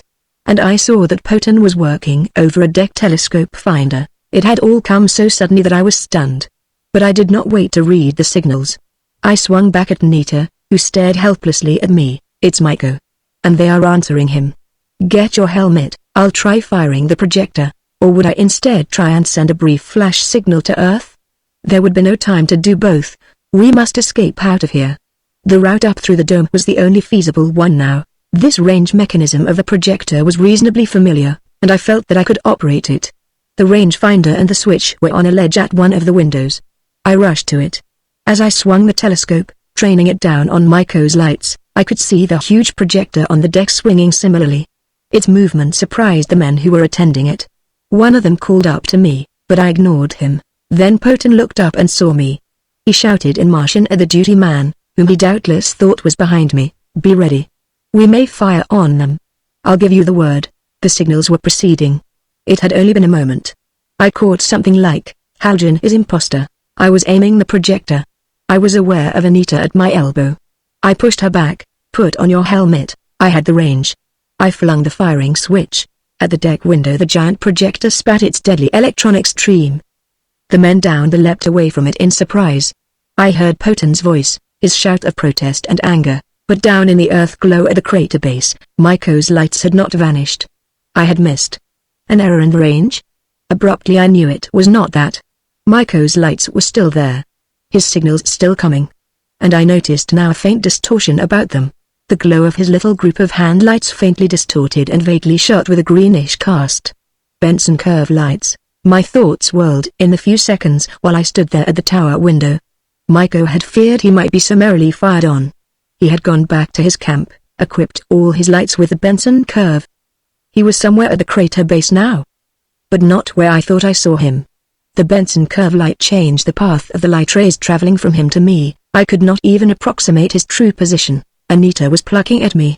"Greg, come, I can't hit him," I gasped. "Should I try the flash signal to Earth? Did we dare linger here?" I stood another few seconds at the window. I saw Poten down in the confusion of the deck, training a telescope. He had shouted up violently at his duty man here not to fire again, and now he let out a roar. "I can see them. It's Maiko. By the Almighty, his giant stature brought out. Look.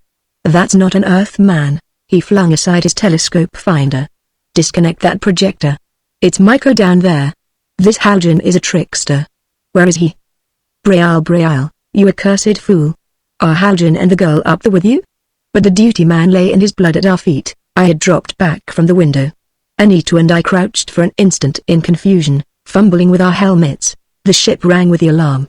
And amid the turmoil we could hear the shouts of the infuriated brigands swarming up the tower ladder after us. Chapter 32. I was only inactive a moment. I had thought Anita would have on her helmet. But she was reluctant, or confused. "Anita, we've got to get out of here. Up through the overhead locks to the dome." "Yes." She fumbled with her helmet. The climbing men on the ladder were audible. They were already nearing the top. The trapdoor was closed. Anita and I were crouching on it. There was a thick metal bar set in a depressed groove for the grid. I slid it in place. It would seal the trap for a short time. A degree of confidence came to me. We had a few moments before there could be any hand-to-hand conflict. The giant electronic projector would eventually be used against Grantline. It was the brigand's most powerful weapon. Its controls were here. By heaven, I would smash them. That at least I could do. I jumped for the window. Maiko's signals had stopped, but I caught a glimpse of his distant moving curve lights. A flash came up at me. As in the window I became visible to the brigands on the ship's deck. It was a small hand projector, hastily fired, for it went wide of the window. It was followed by a rain of small beams, but I was warned and dropped my head beneath the sill. The rays flashed dangerously upward through the oval opening, hissed against our vaulted roof. The air snapped and tingled with a shower of blue-red sparks, and the acrid odor of the released gases settled down upon us. The trajectory controls of the projector were beside me. I seized them, ripped and tore at them. There was a roar down on the deck. The projector had exploded. A man's agonizing scream split the confusion of sounds. It silenced the brigands on the deck. Under our floor grid, those on the ladder had been pounding at the trapdoor. They stopped, evidently to see what had happened. The bombardment of our windows stopped momentarily. I cautiously peered out the window again. In the wreck of the projector, 3 men were lying. One of them was screaming horribly. The dome side was damaged. Boaton and other men were frantically investigating to see if the ship's air was hissing out. A triumph swept over me. They had not found me so meek and inoffensive as they might have thought. Anita clutched me.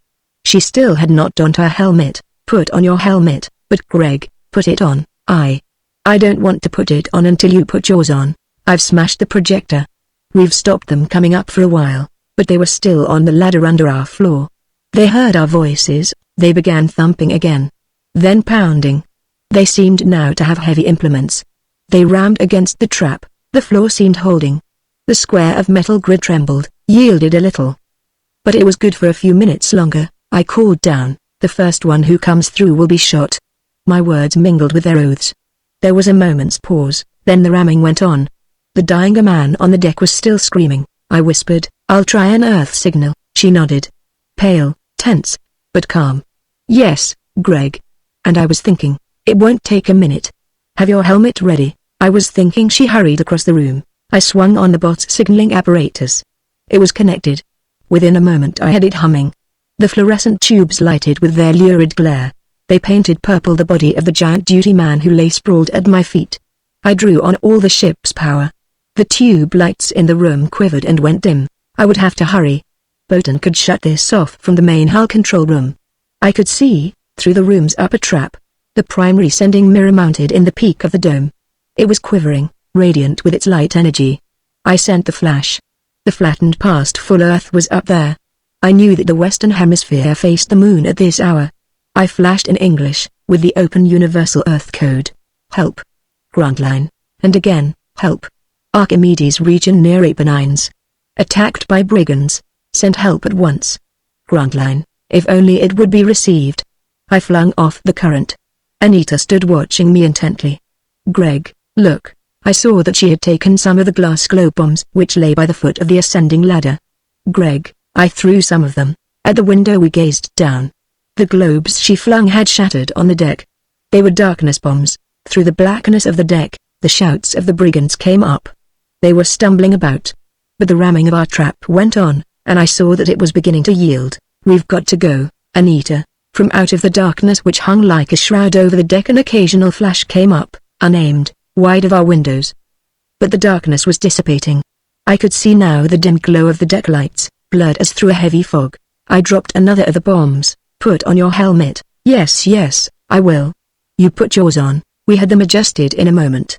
Our rear end's motors were pumping. I gripped her. "Put out your helmet light." She extinguished it. I handed her my projector. "Hold it a moment.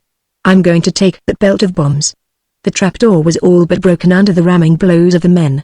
I leapt over the body of the dead duty man, seized the belt of bombs and strapped it around my waist. "Give me the projector." She handed it to me. The trapdoor burst upward. A man's head and shoulders appeared.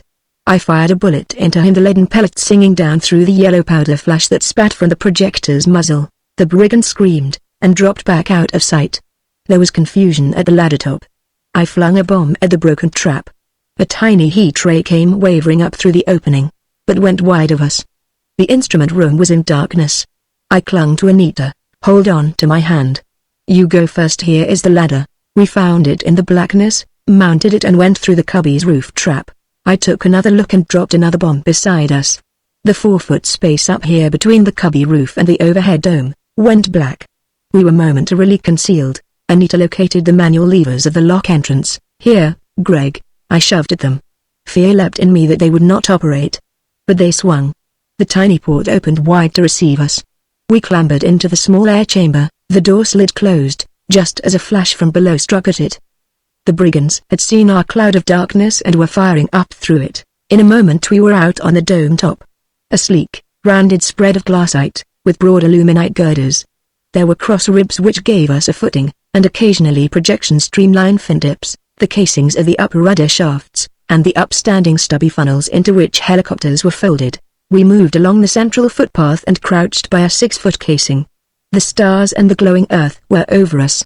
The curving dome top 100 feet or so in length, and bulging 30 feet wide beneath us glistened in the earthlight. It was a sheer drop and down these curving sides past the ship's hull, 100 feet to the rocks on which the vessel rested. The towering wall of Archimedes was beside us, and beyond the brink of the ledge the thousands of feet down to the plains, I saw the lights of Myko's band down there. He had stopped signaling. His little lights were spread out, bobbing as he and his men advanced up the crater's foothills, coming to join the ship. I had an instant's glimpse. Anita and I could not stay here. The brigands would follow us up in a moment. I saw no exterior ladder. We would have to take our chances and jump. There were brigands down there on the rocks. I saw 3 or 4 helmeted figures, and they saw us. A bullet whizzed by us, and then came the flash of a hand ray. I touched Anita. "Can you make the leap?" "Anita dear." Again it seemed that this must be farewell. "Greg, dear one, we've got to do it. Those waiting figures would pounce on us." "Anita, lie here a moment." I jumped up and ran 20 feet toward the bow, then back toward the stern, flinging down the last of my bombs. The darkness was like a cloud down there, enveloping the outer brigands. But up we were above it, etched by the starlight and earthglow. I came back to Anita. "We'll have to chance it now, Greg. Goodbye, dear. I'll jump first, down this side, you follow, to leap into that black patch, with the rocks under it, Greg." She was trying to tell me to look overhead. She gestured. "Greg, see." I saw it, out over the plains, a little speck amid the stars. A moving speck, coming toward us. "Greg, what is it?" I gazed, held my breath. A moving speck out there. A blob now. And then I realized it was not a large object, far away, but small, and already very close, only a few hundred feet off, dropping toward the top of our dome. A narrow, flat, 10-foot object, like a wingless volplane. There were no lights on it, but in the earthlight I could see 2 crouching, helmeted figures riding it. "Anita. Don't you remember?" I was swept with dawning comprehension. Back in the Grant Line camp, Snap and I had discussed how to use the Planet Ares gravity plates. We had gone to the wreck and secured them, had rigged this little volplane flyer. The brigands on the rocks saw it now. A flash went up at it. One of the figures crouching on it opened a flexible fabric like a wing over its side. I saw another flash from below, harmlessly striking the insulated shield. I gasped to Anita, "Light your helmet. It's from Grant Line. Let them see us." I stood erect. The little flying platform went over us, 50 feet up, circling, dropping to the dome top. I waved my helmet light. The exit lock from below up which we had come was near us. The advancing brigands were already in it. I had forgotten to demolish the manuals. And I saw that the darkness down on the rocks was almost gone now, dissipating in the airless night. The brigands down there began firing up at us. It was a confusion of flashing lights. I clutched at Anita. "Come this way, run." The platform barely missed our heads. It sailed lengthwise of the dome top, and crashed silently on the central runway near the stern tip. Anita and I ran to it. The 2 helmeted figures seized us, shoved us prone on the metal platform. It was barely 4 feet wide, a low railing, handles with which to cling, and a tiny hooded cubby in front. "Greg, you." Snap. It was Snap and Venza. She seized Anita, held her crouching in place. Snap flung himself face down at the controls. The brigands were out on the dome now. I took a last shot as we lifted. My bullet punctured one of them. He slid, fell scrambling off the rounded dome and dropped out of sight. Light rays and silent flashes seemed to envelope us. Venza held the side shields higher. We tilted, swayed crazily, and then steadied. The ship's dome dropped away beneath us. The rocks of the open ledge were beneath us. Then the abyss, with the moving, climbing specks of Myko's lights far down. I saw, over the side shield, the already distant brigand ship resting on the ledge with the massive Archimedes wall behind it. A confusion back there of futile flashing rays. It all faded into a remote glow as we sailed smoothly up into the starlight and away, heading for the Grant Line camp. Chapter 33. Wake up. Greg. They're coming. I forced myself to consciousness. Coming. I leapt from my bunk, followed Snap with a rush into the corridor. We had returned safely to the Grant Line camp. Anita and I found ourselves exhausted from lack of sleep, our arduous climb of Archimedes and that tense time on the brigand ship. On the flight back, Snap had explained how the landing of the ship on Archimedes was observed through the Grantline telescope. They had read with amazement my signals to the Brigands. Snap had rushed to completion the first of our flying platforms. Then he had seen Maiko's signals from the crater base, seen the lights and the fight to capture Anita and me, and had come to rescue us. Back at the camp we were given food, and Grantline forced me to try to sleep. They'll be on us in a few hours, Greg. Maiko will have joined them by now. He'll lead them to us. You must rest, for we need everyone at his best. And surprisingly, in the midst of the camp's turmoil of last-minute activities, I slept soundly until Snap called me, telling me the ship was coming. The corridor echoed with the tramp of Grantline's busy crew. But there was no confusion, a grim calmness had settled on everyone. Anita and Venza rushed up to join us. It's in sight. There was no need of going to the instrument room. From the windows fronting the brink of the cliff the brigand ship was plainly visible. It came sailing from Archimedes, a dark shape blurring the stars. All its lights were extinguished save a single white search beam in the bow peak, slanting diagonally down. The beam presently caught our group of buildings, its glare shone in the windows as it clung for a moment. I could envisage the triumphant curiosity of Bolton and his men up there, gazing along the beam. We had dimmed the lights to conserve our power, and to enable the ear-rents motors to run at full capacity. Our buildings would have to withstand the brigands' rays which soon would be upon us. Outside on our dim, earth-lit cliff, the tiny lights showed where our few guards were lurking. As I stood at the window watching the incoming ship, Grantline's voice sounded. Call in those men. Ring the call lights, Frank. The siren buzzed over the camp's interior, the warning call lights on the roof brought in the outer guards. They came running to the admission ports, which had been repaired after Maiko disabled them. The guards came in.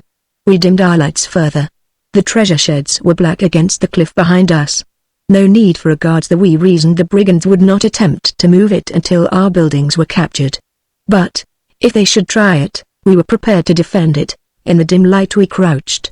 A silence was upon us save for the clanging in the workshop down the corridor. Most of us wore our rear-ends suits, with helmets ready, though I am sure there was not a man of us but who prayed he might not have to go out. At many of the windows our weakest points to withstand the rays insulated fabric sheets were hung like curtains. The brigand ship slowly advanced. It was soon over the opposite rim of our little crater. Its search beam swung about the rim and down the valley. My thoughts ran like a turgid stream as I stood tensely watching. 4 hours ago I had sent that flash signal to Earth.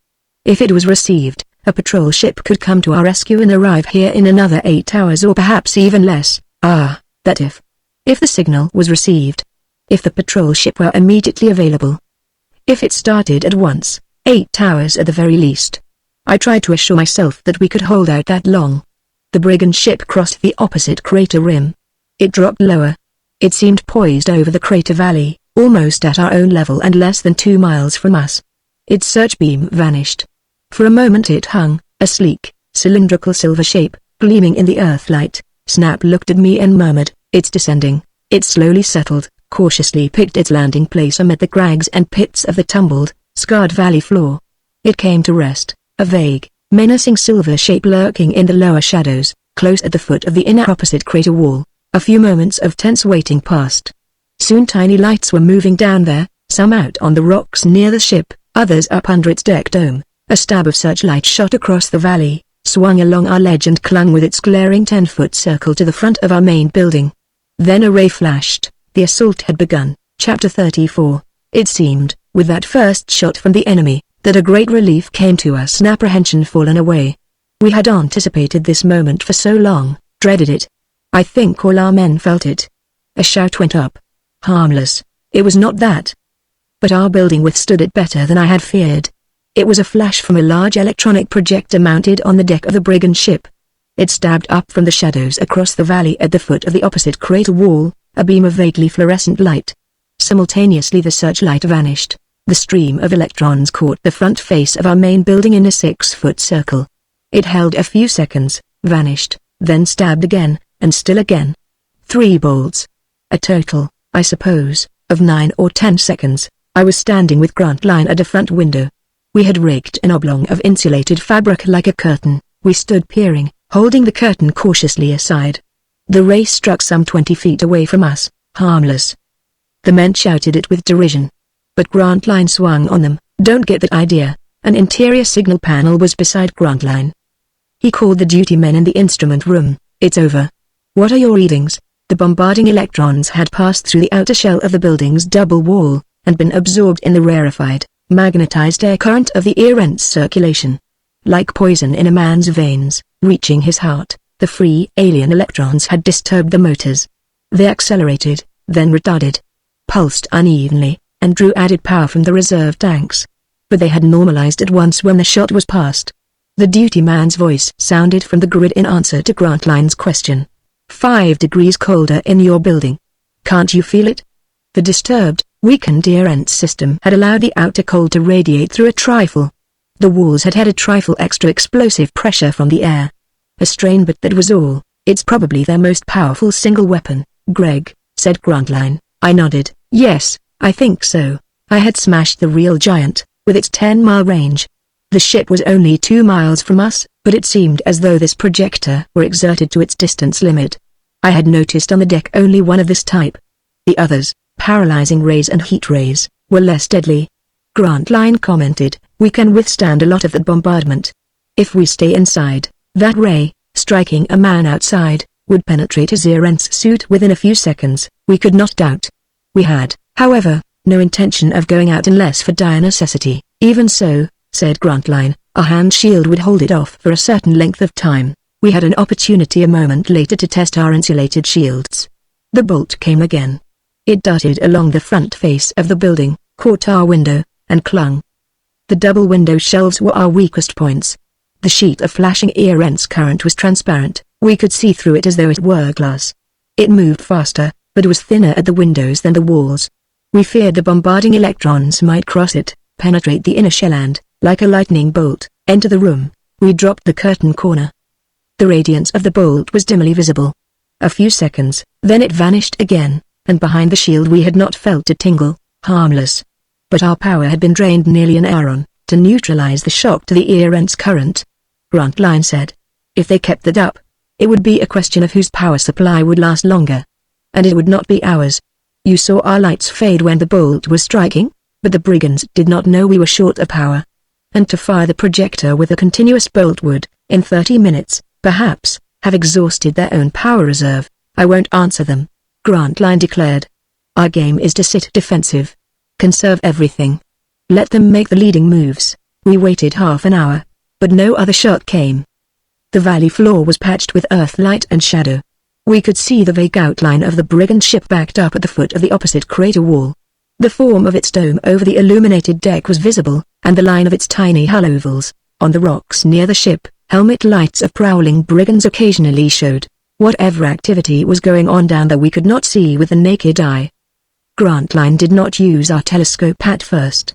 To connect it, even for local range, drew on our precious ammunition of power. Some of the men urged that we search the sky with the telescope. Was our rescue ship from Earth coming? But Grantline refused. We were in no trouble yet. And every delay was to our advantage. "Commander, where shall I put these helmets?" A man came wheeling a pile of helmets on a small truck. "At the manual port in the other building." Our weapons and outside equipment were massed at the main exit locks of the large building. "But we might want to go out through smaller locks too." Grantline sent helmets there. Suits were not needed, as most of us were garbed in them now. Snap was still in the workshop. I went there during this first half hour of the attack. 10 of our men were busy there with the little flying platforms and the fabric shields. "How goes it, Snap?" "Almost all ready." He had 6 of the platforms, including the one we had already used, and more than a dozen hand shields. At a squeeze, all of us could ride on these 6 little vehicles. We might have to ride them. We planned that, in event of disaster to the buildings, we could at least escape in this fashion. Food supplies and water were now being placed at the ports, depressing preparations. Our buildings uninhabitable, a rush out and away, abandoning the treasure. Grantline had never mentioned such a contingency, but I noticed, nevertheless, that preparations were being made. Snap's voice was raised over the clang of the workmen bolting the gravity plates of the last platform. "Only that one projector, Greg. They gave us 4 blasts, but just the one projector. Their strongest." He grinned. He wore no Erentz suit as yet. He stood in torn grimy work trousers and a bedraggled shirt, with the inevitable red eye shade holding back his unruly hair. Around his waist was the weighted belt, and there were weights on his shoes for gravity stability. Didn't hurt us much, no. When I get the tube panels in this thing I'll be finished. It'll take another half hour. Then I'll join you. Where are you stationed? I shrugged. I was at a front window with Johnny. Nothing to do as yet. Snap went back to his work. Well, the longer they delay, the better for us. If only your signal got through, Greg. We'll have a rescue ship here in a few hours more. Ah, that if. I turned away. Can't help you, Snap? No. Take those shields. He added to one of the men. Take them where? To Grantline. He'll tell you where to put them. The shields were wheeled away on a little cart. I followed it. Grantline sent it to the back exit. No other move from them yet, Johnny? No. All quiet. Snap's almost finished. The Brigands presently made another play. A giant heat ray beam came across the valley. It clung to our front wall for nearly a minute. Grantline got the report from the instrument room. He laughed. That helped rather than hurt us. Heated the outer wall. Frank took advantage of it and eased up the motors. We wondered if Maiko knew that. Doubtless he did, for the heat ray was not used again. Then came a Z-ray. I stood at the window, watching it, faint sheen of beam in the dimness. It crept with sinister deliberation along our front wall, clung momentarily to our shielded windows, and pried with its revealing glow into Snap's workshop, looking us over. Grantline commented. I hope they like what they see. I knew that he did not feel the bravado that was in his tone. We had nothing but small hand weapons, heat rays, electronic projectors, and bullet projectors. All for very short-range fighting. If Maiko had not known that before, he could at least make a good guess at it after the careful Z-ray inspection. With his ship down the 2 miles away, we were powerless to reach him. It seemed that Maiko was now testing all his mechanisms. A light flare went up from the dome peak of the ship. It rose in a slow arc over the valley, and burst. For a few seconds the 2-mile circle of crags was brilliantly illumined. I stared, but I had to shield my eyes against the dazzling actinic glare, and I could see nothing. Was Maiko making a Z-ray photograph of our interiors? We had no way of knowing. He was testing his short-range projectors now. With my eyes again accustomed to the normal Earthlight in the valley, I could see the stabs of electronic beams, the Martian paralyzing rays and heat beams. They darted out like flashing swords from the rocks near the ship. Then the whole ship and the crater wall behind it seemed to shift sidewise as a Benson curve light spread its glow about the ship, with a projector curve beam coming up and touching the window through which I was peering. Haljan, come look at these damn girls. Commander, shall I stop them? They'll kill themselves, or kill us or smash something. We followed the man into the building's broad central corridor. Anita and Venza were riding a midget platform. Anita, in her boyish black garb, Venza, with a flowing white Venus robe. They lay on the tiny 6-foot-long oblong of metal, one manipulating its side shields, the other at the controls. As we arrived, the platform came sliding down the narrow confines of the corridor, lurching, barely missing a door projection. Up to the low vaulted ceiling, then down to the floor, it sailed over our heads, rising over us as we ducked. Anita waved her hand. Grantline gasped. By the infernal, I shouted, Anita, stop, but they only waved at us, skimming down the length of the corridor, seeming to avoid a smash a dozen times by the smallest margin of chance, stopping miraculously at the further end, hanging poised in midair, wheeling, coming back, undulating up and down. Grantline clung to me. By the gods of the airways, in spite of my astonished horror, I could not but share Grantline's admiration. 3 or 4 other men were watching.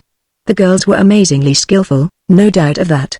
There was not a man among us who could have handled that gravity platform indoors, not one who would have had the brash temerity to try it. The platform landed with the grace of a hummingbird at our feet, the girls dexterously balancing so that it came to rest swiftly, without the least bump. I confronted them. Anita, what are you doing? She stood up, flushed and smiling. Practicing, what for? Venza's roguish eyes twinkled at me. Her hands went to her slim hips with a gesture of defiance. She asked, are you speaking for yourself or the commander? I ignored her. What for? Because we're good at it, Anita retorted. Better than any of you men. If you should need us, we're ready. We won't. I said shortly, but if you should, Venza put in, if Snap and I hadn't come for you, you wouldn't be here. Greg Haljan. I didn't notice you were so horrified to see me holding that shield up over you. It silenced me, she added. Commander, let us alone. We won't smash anything, Grantline laughed. I hope you won't. A warning call took us back to the front window. The Brigands' searchlight was again being used. It swept slowly along the length of the cliff. Its circle went down the cliff steps to the valley floor, and came sweeping up again. Then it went up to the observatory platform at the summit above us, then over to the ore sheds. We had no men outside, if that was what the Brigands wanted to determine. The search beam presently vanished. It was replaced immediately by a Z-ray, which darted at once to our treasure sheds and clung. That stung Grantline into his first action. We flung our own Z-ray down across the valley. It reached the brigand ship and the blurred interior of the cabins. Try the search beam, Frank. The Z-ray went off. We gazed down our searchlight which clung to the dome of the distant enemy vessel. We could see movement there. The telescope. Grantline ordered. The dynamos hummed. The telescope finder glowed and clarified. On the deck of the ship we saw the Brigands working with the assembling of tiny ore carts. A deck landing port was open. The ore carts were being carried out through a port lock and down a landing incline. And on the rock outside, we saw several of the carts, tiny rail sections and the section of an ore chute. Micah was unloading his mining apparatus. He was making ready to come up for the treasure. The discovery, startling as it was, nevertheless, was far overshadowed by an imperative danger alarm from our main building. Brigands were outside on our ledge. Micah's search beam, sweeping the ledge a moment before, had carefully avoided revealing them. It had been done just for that purpose, no doubt to make us feel sure the ledge was unoccupied and thus to guard against our own light making the search. But there was a brigand group close outside our walls. By the merest chance the radiating glow from our circ ray had shown the helmeted figures scurrying for shelter. Grantline leapt to his feet. We rushed from the rear port exit which was nearest us. The giant bloated figures had been seen running along the outside of the connecting corridor, in this direction. But before we ever got there, a new alarm came. A brigand was crouching at a front corner of the main building. His hydrogen heat torch had already opened a rift in the wall. Chapter 35. In with you. Ordered Grantline. Get your helmets on. How many? 6. Enough, get back there. Williams, you were last. The lock won't hold any more. I was one of the 6 who jammed into the manual exit lock. We went through it. In a moment we were outside. It was less than 3 minutes since the prowling brigand had been seen. Grantline touched me just as we emerged. Don't wait for orders? Get him. That fellow with the torch. Yes. I'm with you. We went out with a rush. We had already discarded our shoe and belt weights. I leapt, regardless of my companions. The scurrying Martians had disappeared. Through my visor bullseye I could see only the earth-lit rocky surface of the ledge. Beside me stretched the dark wall of our building. I bounded toward the front. The brigand with the torch had been at the front corner. I could not see him from here. He had been crouching just around the angle. I had a tiny bullet projector, the best weapon for short range outdoors. I was aware of Grantline close behind me. It took only a few of my giant leaps. I handed at the corner, recovered my balance and whirled around to the front. The Martian was here, a giant misshapen lump as he crouched. His torch was a little stab of blue in the deep shadow enveloping him. Intent upon his work, he did not see me. Perhaps he thought his fellow men had broken our exits by now. I landed like a leopard upon his back and fired, my weapon muzzle ramming him. His torch fell hissing with a silent rain of blue fire upon the rocks. As my grip upon him made audiphone contact, his agonized scream rattled the diaphragms of my ear grids with horrible, deafening intensity. He lay writhing under me, then was still. His scream choked into silence. His suit deflated within my encircling grip. He was dead. My leaden, steel-tipped pellet had punctured the double surface of his ear-rents fabric, penetrated his chest. Grantline had leapt, landing beside me. Dead? Yes. I climbed from the inert body. The torch had hissed itself out. Grantline swung to our building corner, and I leaned down with him to examine it. The torch had fused and scarred the wall, burned almost through. A pressure rift had opened. We could see it, a curving gash in the metal wall plate like a crack in a glass window pane. I went cold. This was serious damage. The rarefied ear-rents air would seep out. It was leaking now. We could see the magnetic radiance of it all up the length of the 10-foot crack. The leak would change the pressure of the ear-rents system, constantly lower it, demanding steady renewal. The ear-rents motors would overheat, some might go bad from the strain. Grantline stood gripping me. Damn bad. Yes. Can't we repair it, Johnny? No. Would have to take that whole plaster section out, shut off the ear vents plant and exhaust the interior air of all this bulkhead.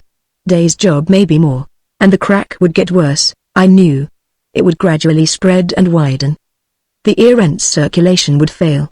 All our power would be drained struggling to maintain it. This brigand who had unwittingly committed suicide by his daring act had accomplished more than he had perhaps realized. I could envisage our weapons, useless from the lack of power. The air in our buildings turned fetid and frigid, our cells forced to the helmets. A rush out to abandon the camp and escape. The building exploding, scattering into a litter on the ledge like a child's broken toy.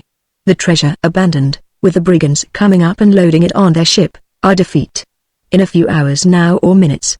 This crack could slowly widen, or it could break suddenly at any time. Disaster, come now so abruptly upon us at the very start of the brigand attack. Grantline's voice in my audiophone broke my despairing thoughts. Bad. Come on, Greg. Nothing to do here. We were aware that our other 4 men had run along the building's other side. They emerged now with the running brigands in front of them, rushing out toward the stairs on the ledge. 3 giant Martian figures in flight, with our 4 men chasing. A brigand fell to the rocks by the brink of the ledge. The others reached the descending staircase, tumbled down it with reckless leaps. Our men turned back. Before we could join them, the enemy ship down in the valley sent up a cautious search beam which located its returning men. Then the beam swung up to the ledge, landing upon us. We stood confused, blinded by the brilliant glare. Grantline stumbled against me. Run, Greg. They'll be firing at us. We dashed away. Our companions joined us, rushing back for the port. I saw it open, reinforcements coming out to help us, half a dozen figures carrying a 10-foot insulated shield. They could barely get it through the port. The Martian circ ray vanished. Then almost instantly the electronic ray came with its deadly stab. Missed us at first, as we ran for the shield, carrying it back to the port, hiding behind it. The ray stabbed once or twice more. Whether Maiko's instruments showed him how badly damaged our front wall was, we never knew. But I think that he realized. His search beam clung to it, and his Z-ray pried into our interiors. The brigand ship was active now. We were desperate. We used our telescope freely for observation. Maiko's ore carts and mining apparatus were unloaded on the rocks. The rail sections were being carried a mile out, nearly to the center of the valley. A subsidiary camp was being established there, only a mile from the base of our cliff, but still far beyond reach of our weapons. We could see the brigand lights down there. Then the ore chute sections were brought over. We could see Maiko's men carrying some of the giant projectors, mounting them in the new position. Power tanks and cables. Light flare catapults, small mechanical cannons for throwing illuminating bombs. The enemy searchlight constantly raked our vicinity. Occasionally the giant electronic projector flung out its bolt as though warning us not to dare leave our buildings. Half an hour went by. Our situation was even worse than Maiko could know. The ear vents motors were running hot, our power draining, the crack widening. When it would break, we could not tell, but the danger was like a sword over us. An anxious 30 minutes for us. This second interlude. Grantline called a meeting of all our little force, with every man having his say. Inactivity was no longer a feasible policy. We recklessly used our power to search the sky. Our rescue ship might be up there, but we could not see it with our now disabled instruments. No signals came. We could not, or, at least, did not receive them. They wouldn't signal, Grantline protested. They'd know the Martians would be more likely to get the signal than us. Of what use to warn Maiko? But he did not dare wait for a rescue ship that might or might not be coming. Maiko was playing the waiting game now, making ready for a quick loading of the ore when we were forced to abandon our buildings. The brigand ship suddenly moved its position. It rose up in a low flat arc, came forward and settled in the center of the valley where the carts and rail sections were piled, and the outside projectors newly mounted on the rocks. The brigands now began laying the rails from the ship toward the base of our cliff. The chute would bring the ore down from the ledge, and the carts would take it to the ship. The laying of the rails was done under cover of occasional stabs from the electronic projector, and then we discovered that Maiko had made still another move. The brigand rays, fired from the depth of the valley, could strike our front building, but could not reach all our ledge. And from the ship's newer and nearer position this disadvantage to us was intensified.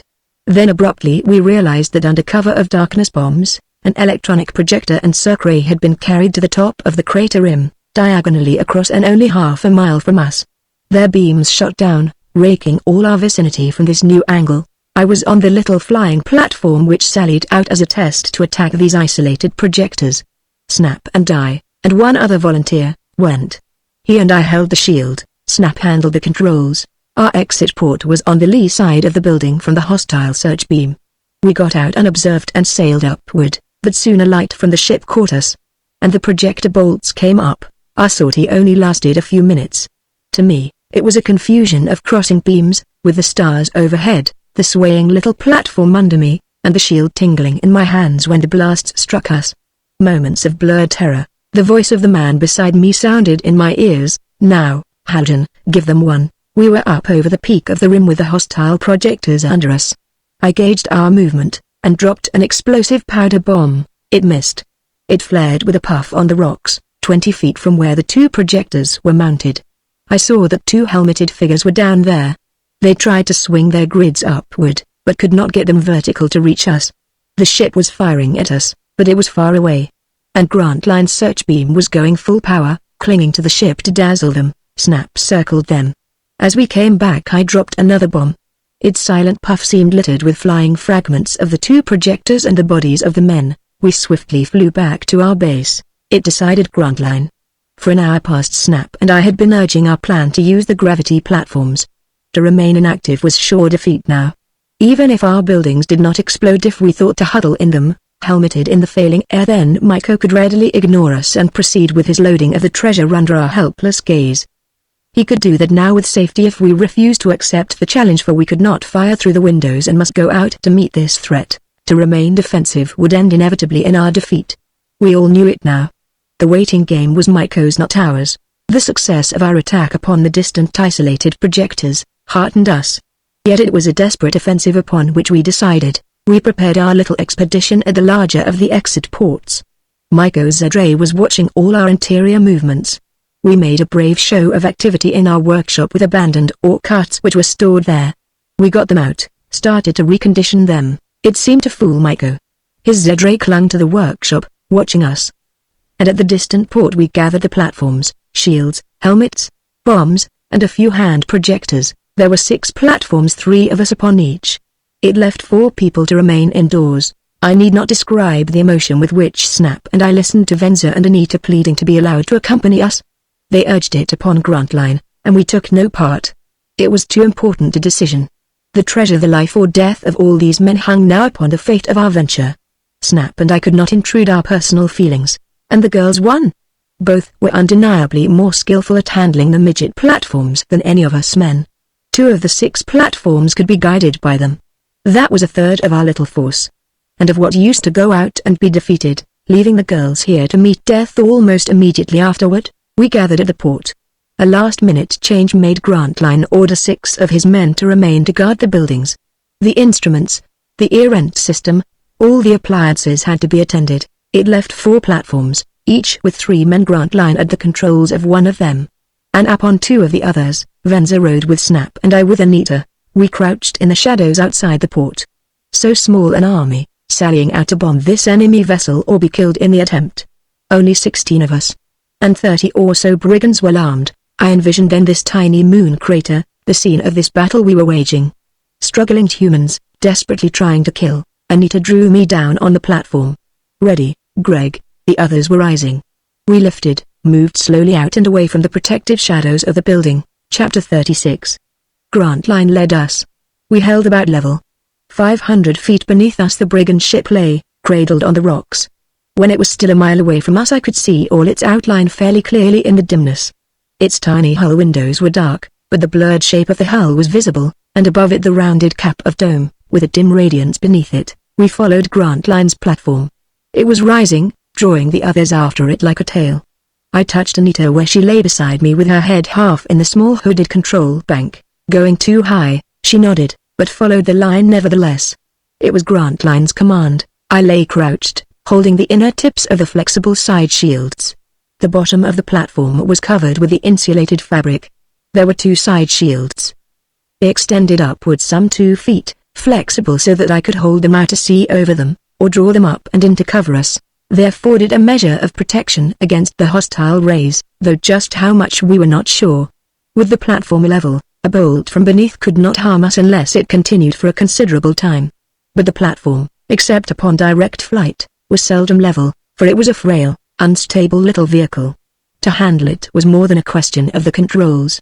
We balanced, and helped to guide it with the movement of our bodies, shifting our weight sidewise, or back, or forward to make a dip as the controls altered the gravity pull in its tiny plate sections, like a bird, wheeling, soaring, swooping.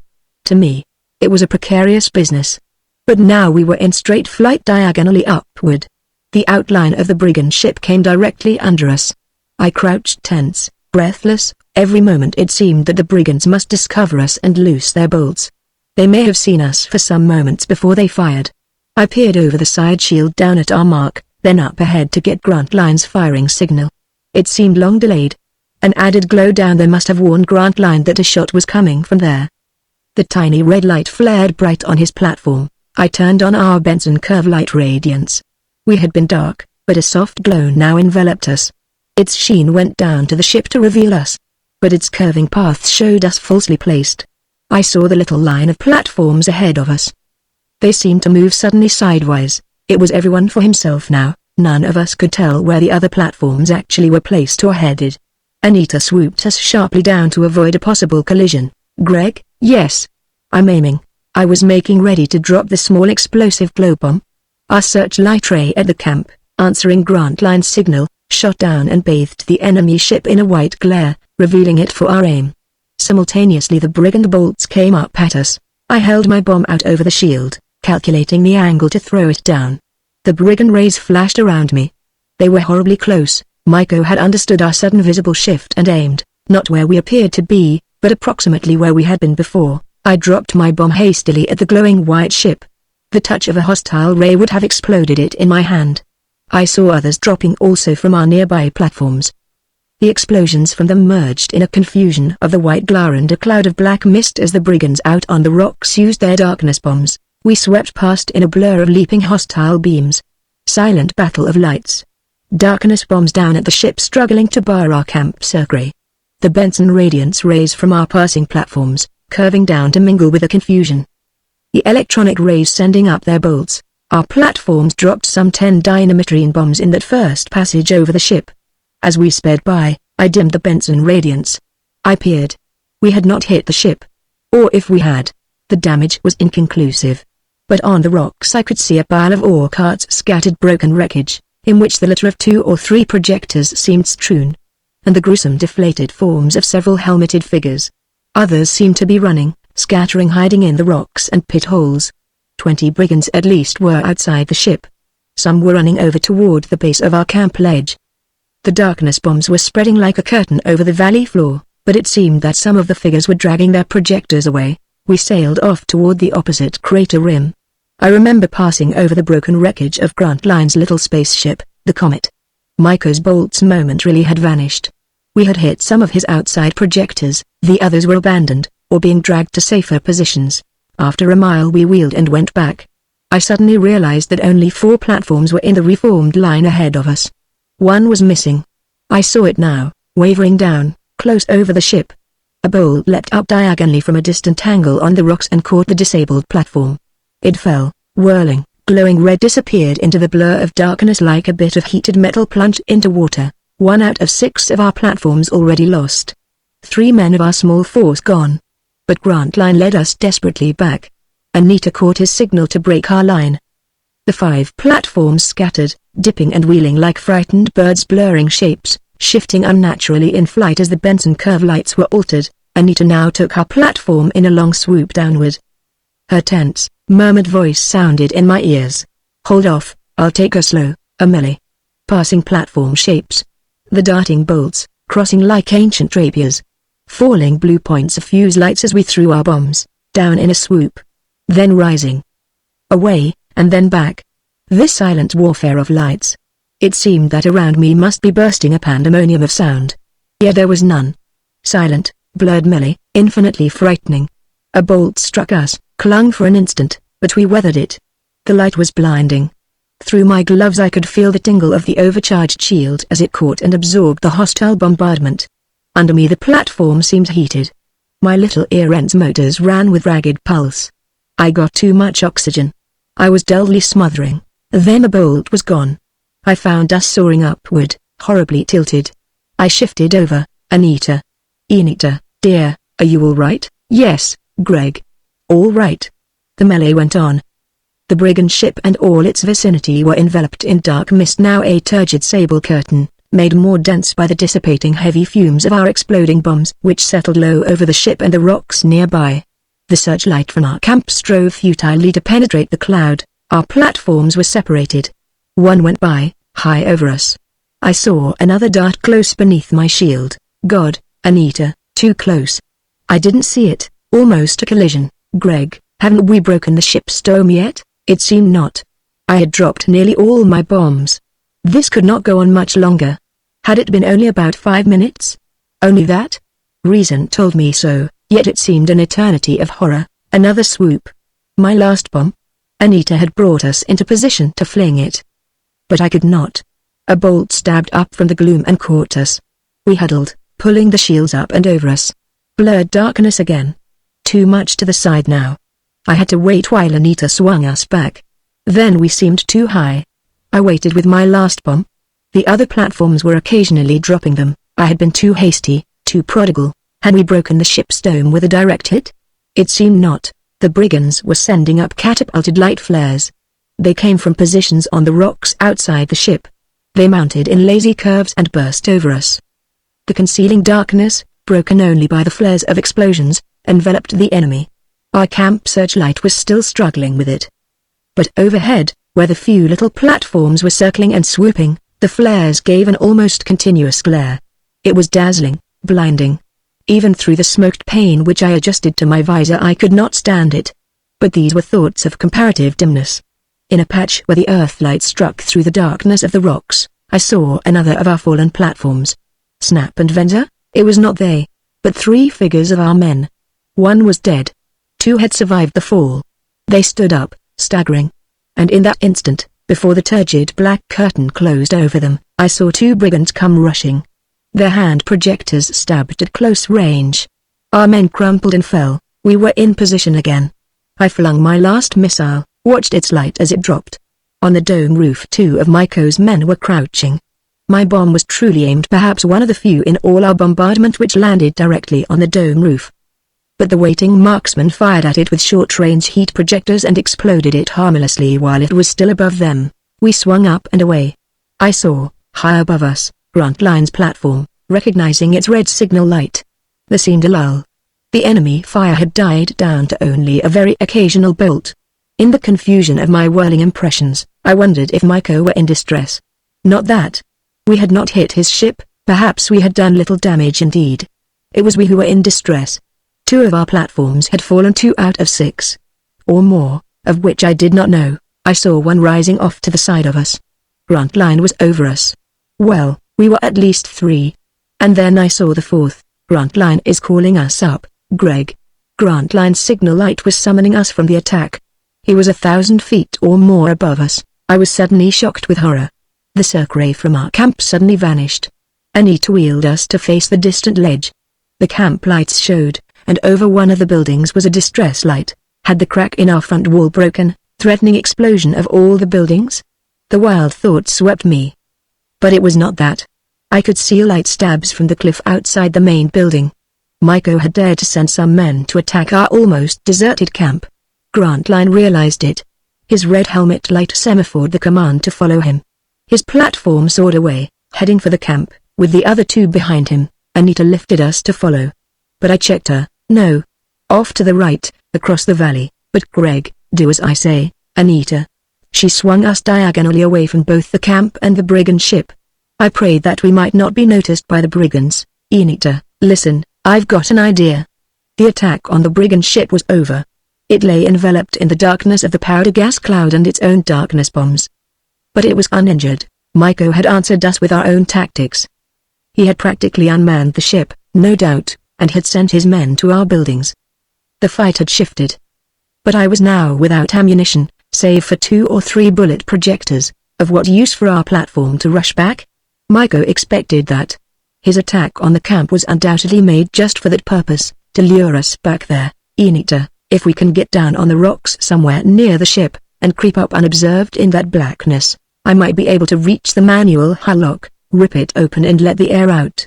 If I could get into its pressure chamber and unseal the inner slide, it would wreck the ship, Anita, exhaust all its air. Shall we try it? Whatever you say, Greg. We seemed to be unobserved. We skimmed close to the valley floor, a mile from the ship. We headed slowly toward it, sailing low over the rocks. Then we landed, left the platform. Let me go first, Anita. I held a bullet projector. With slow, cautious leaps, we advanced. Anita was behind me. I had wanted to leave her with the platform, but she would not stay. And to be with me seemed at least equally safe. The rocks were deserted. I thought that there was very little chance that any of the enemy would lurk here. We clambered over the pitted, scarred surface. The higher crags, etched with earthlight, stood like sentinels in the gloom. The brigand ship with its surrounding darkness was not far from us. No one was out here. We passed the wreckage of broken projectors, and gruesome, shattered human forms. We prowled closer. The hull of the ship loomed ahead of us. All dark, we came at last close against the sleek metal hull side, slid along it to where I was sure the manual lock would be located. Abruptly I realized that Anita was not behind me. Then I saw her at a little distance, struggling in the grip of a giant helmeted figure. The brigand lifted her, turned, and ran. I did not dare fire. I bounded after them along the hull side, around under the curve of the pointed bow, down along the other side. I had mistaken the hull port location. It was here. The running, bounding figure reached it, slid the panel. I was only 50 feet away, not much more than a single leap. I saw Anita being shoved into the pressure lock. The Martian flung himself after her. I fired at him in desperation, but missed. I came with a rush. And as I reached the port, it slid closed in my face, barring me. Chapter 37. With puny fists I pounded the panel. A small pane in it was transparent. Within the lock I could see the blurred figures of Anita and her captor, and it seemed, another figure there. The lock was some 10 feet square, with a low ceiling. It glowed with a dim tube light. I strained at it with futile, silent effort. The mechanism was here to open this manual, but it was now clasped from within, so would not operate. A few seconds, while I stood there in a panic of confusion, raging to get in. This disaster had come so suddenly. I did not plan. I had no thought save to batter my way in and rescue Anita. I recall that I finally beat on the glassite pane with my bullet projector until the weapon was bent and useless. And I flung it with a wild, despairing rage at my feet. They were letting the ship's air pressure into this lock. Soon they would open the inner panel, step into the secondary chamber, and in a moment more would be within the ship's hull corridor. Anita, lost to me. The outer panel suddenly opened. I had lunged against it with my shoulder. The giant figure inside slid it. It was taken by surprise. I half fell forward. Huge arms went around me.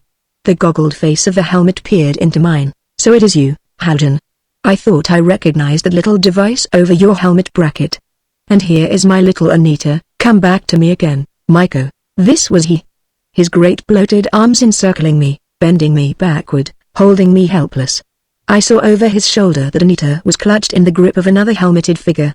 No giant, but tall for an Earthman, almost as tall as myself. Then the tube light in the room illumined the visor.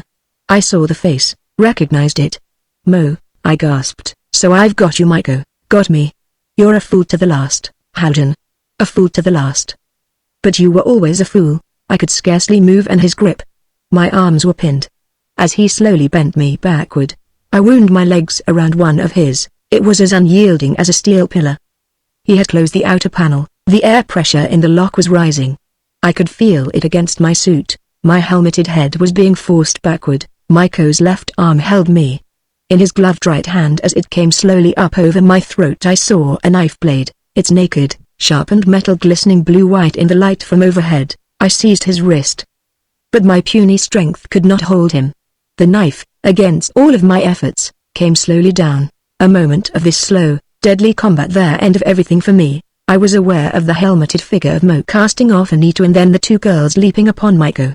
It threw him off his balance, and my hanging weight made him topple forward.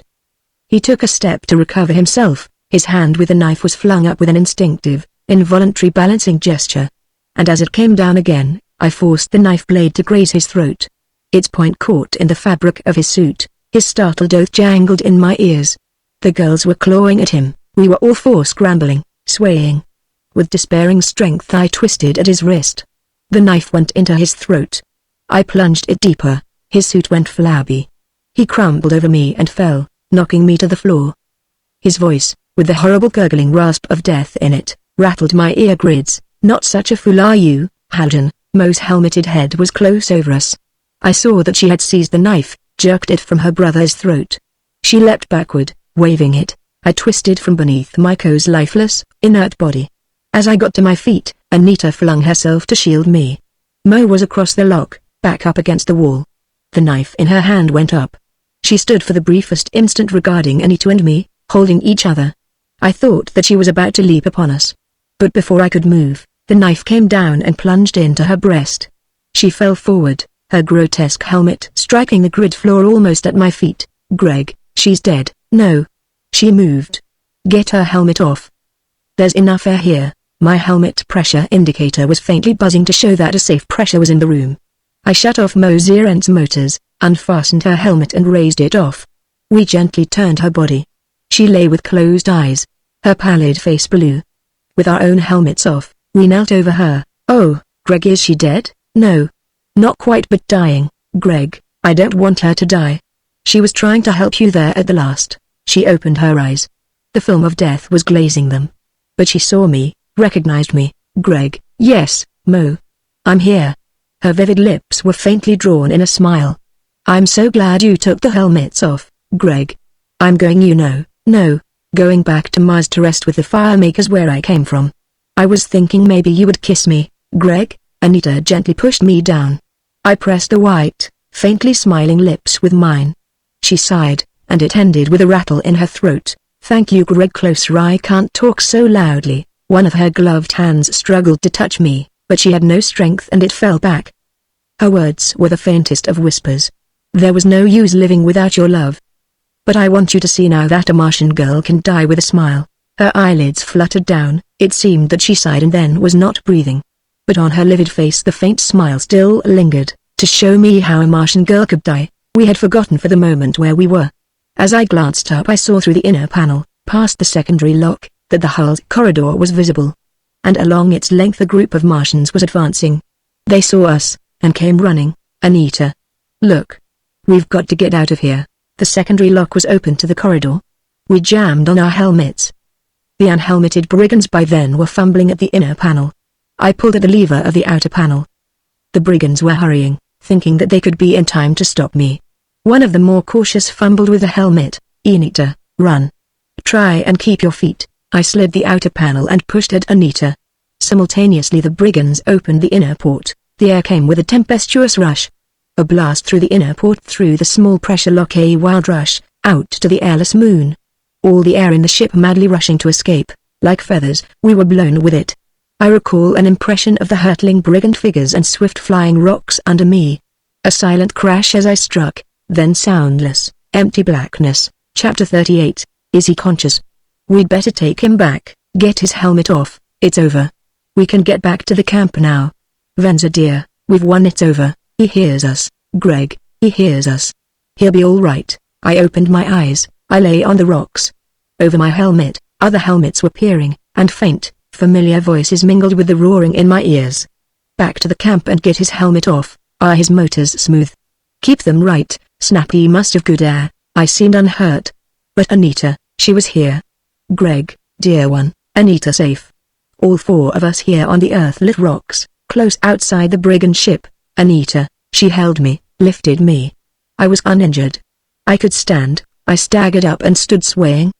The brigand ship, 100 feet away, loomed dark and silent, a lifeless hulk, already empty of air, drained in the mag blast outward. Like the wreck of the planet Aru, a dead, useless, pulseless hulk already, we four stood together, triumphant. The battle was over. The brigands were worsted, almost the last man of them dead or dying. No more than 10 or 15 had been available for that final assault upon the camp buildings. Maiko's last strategy.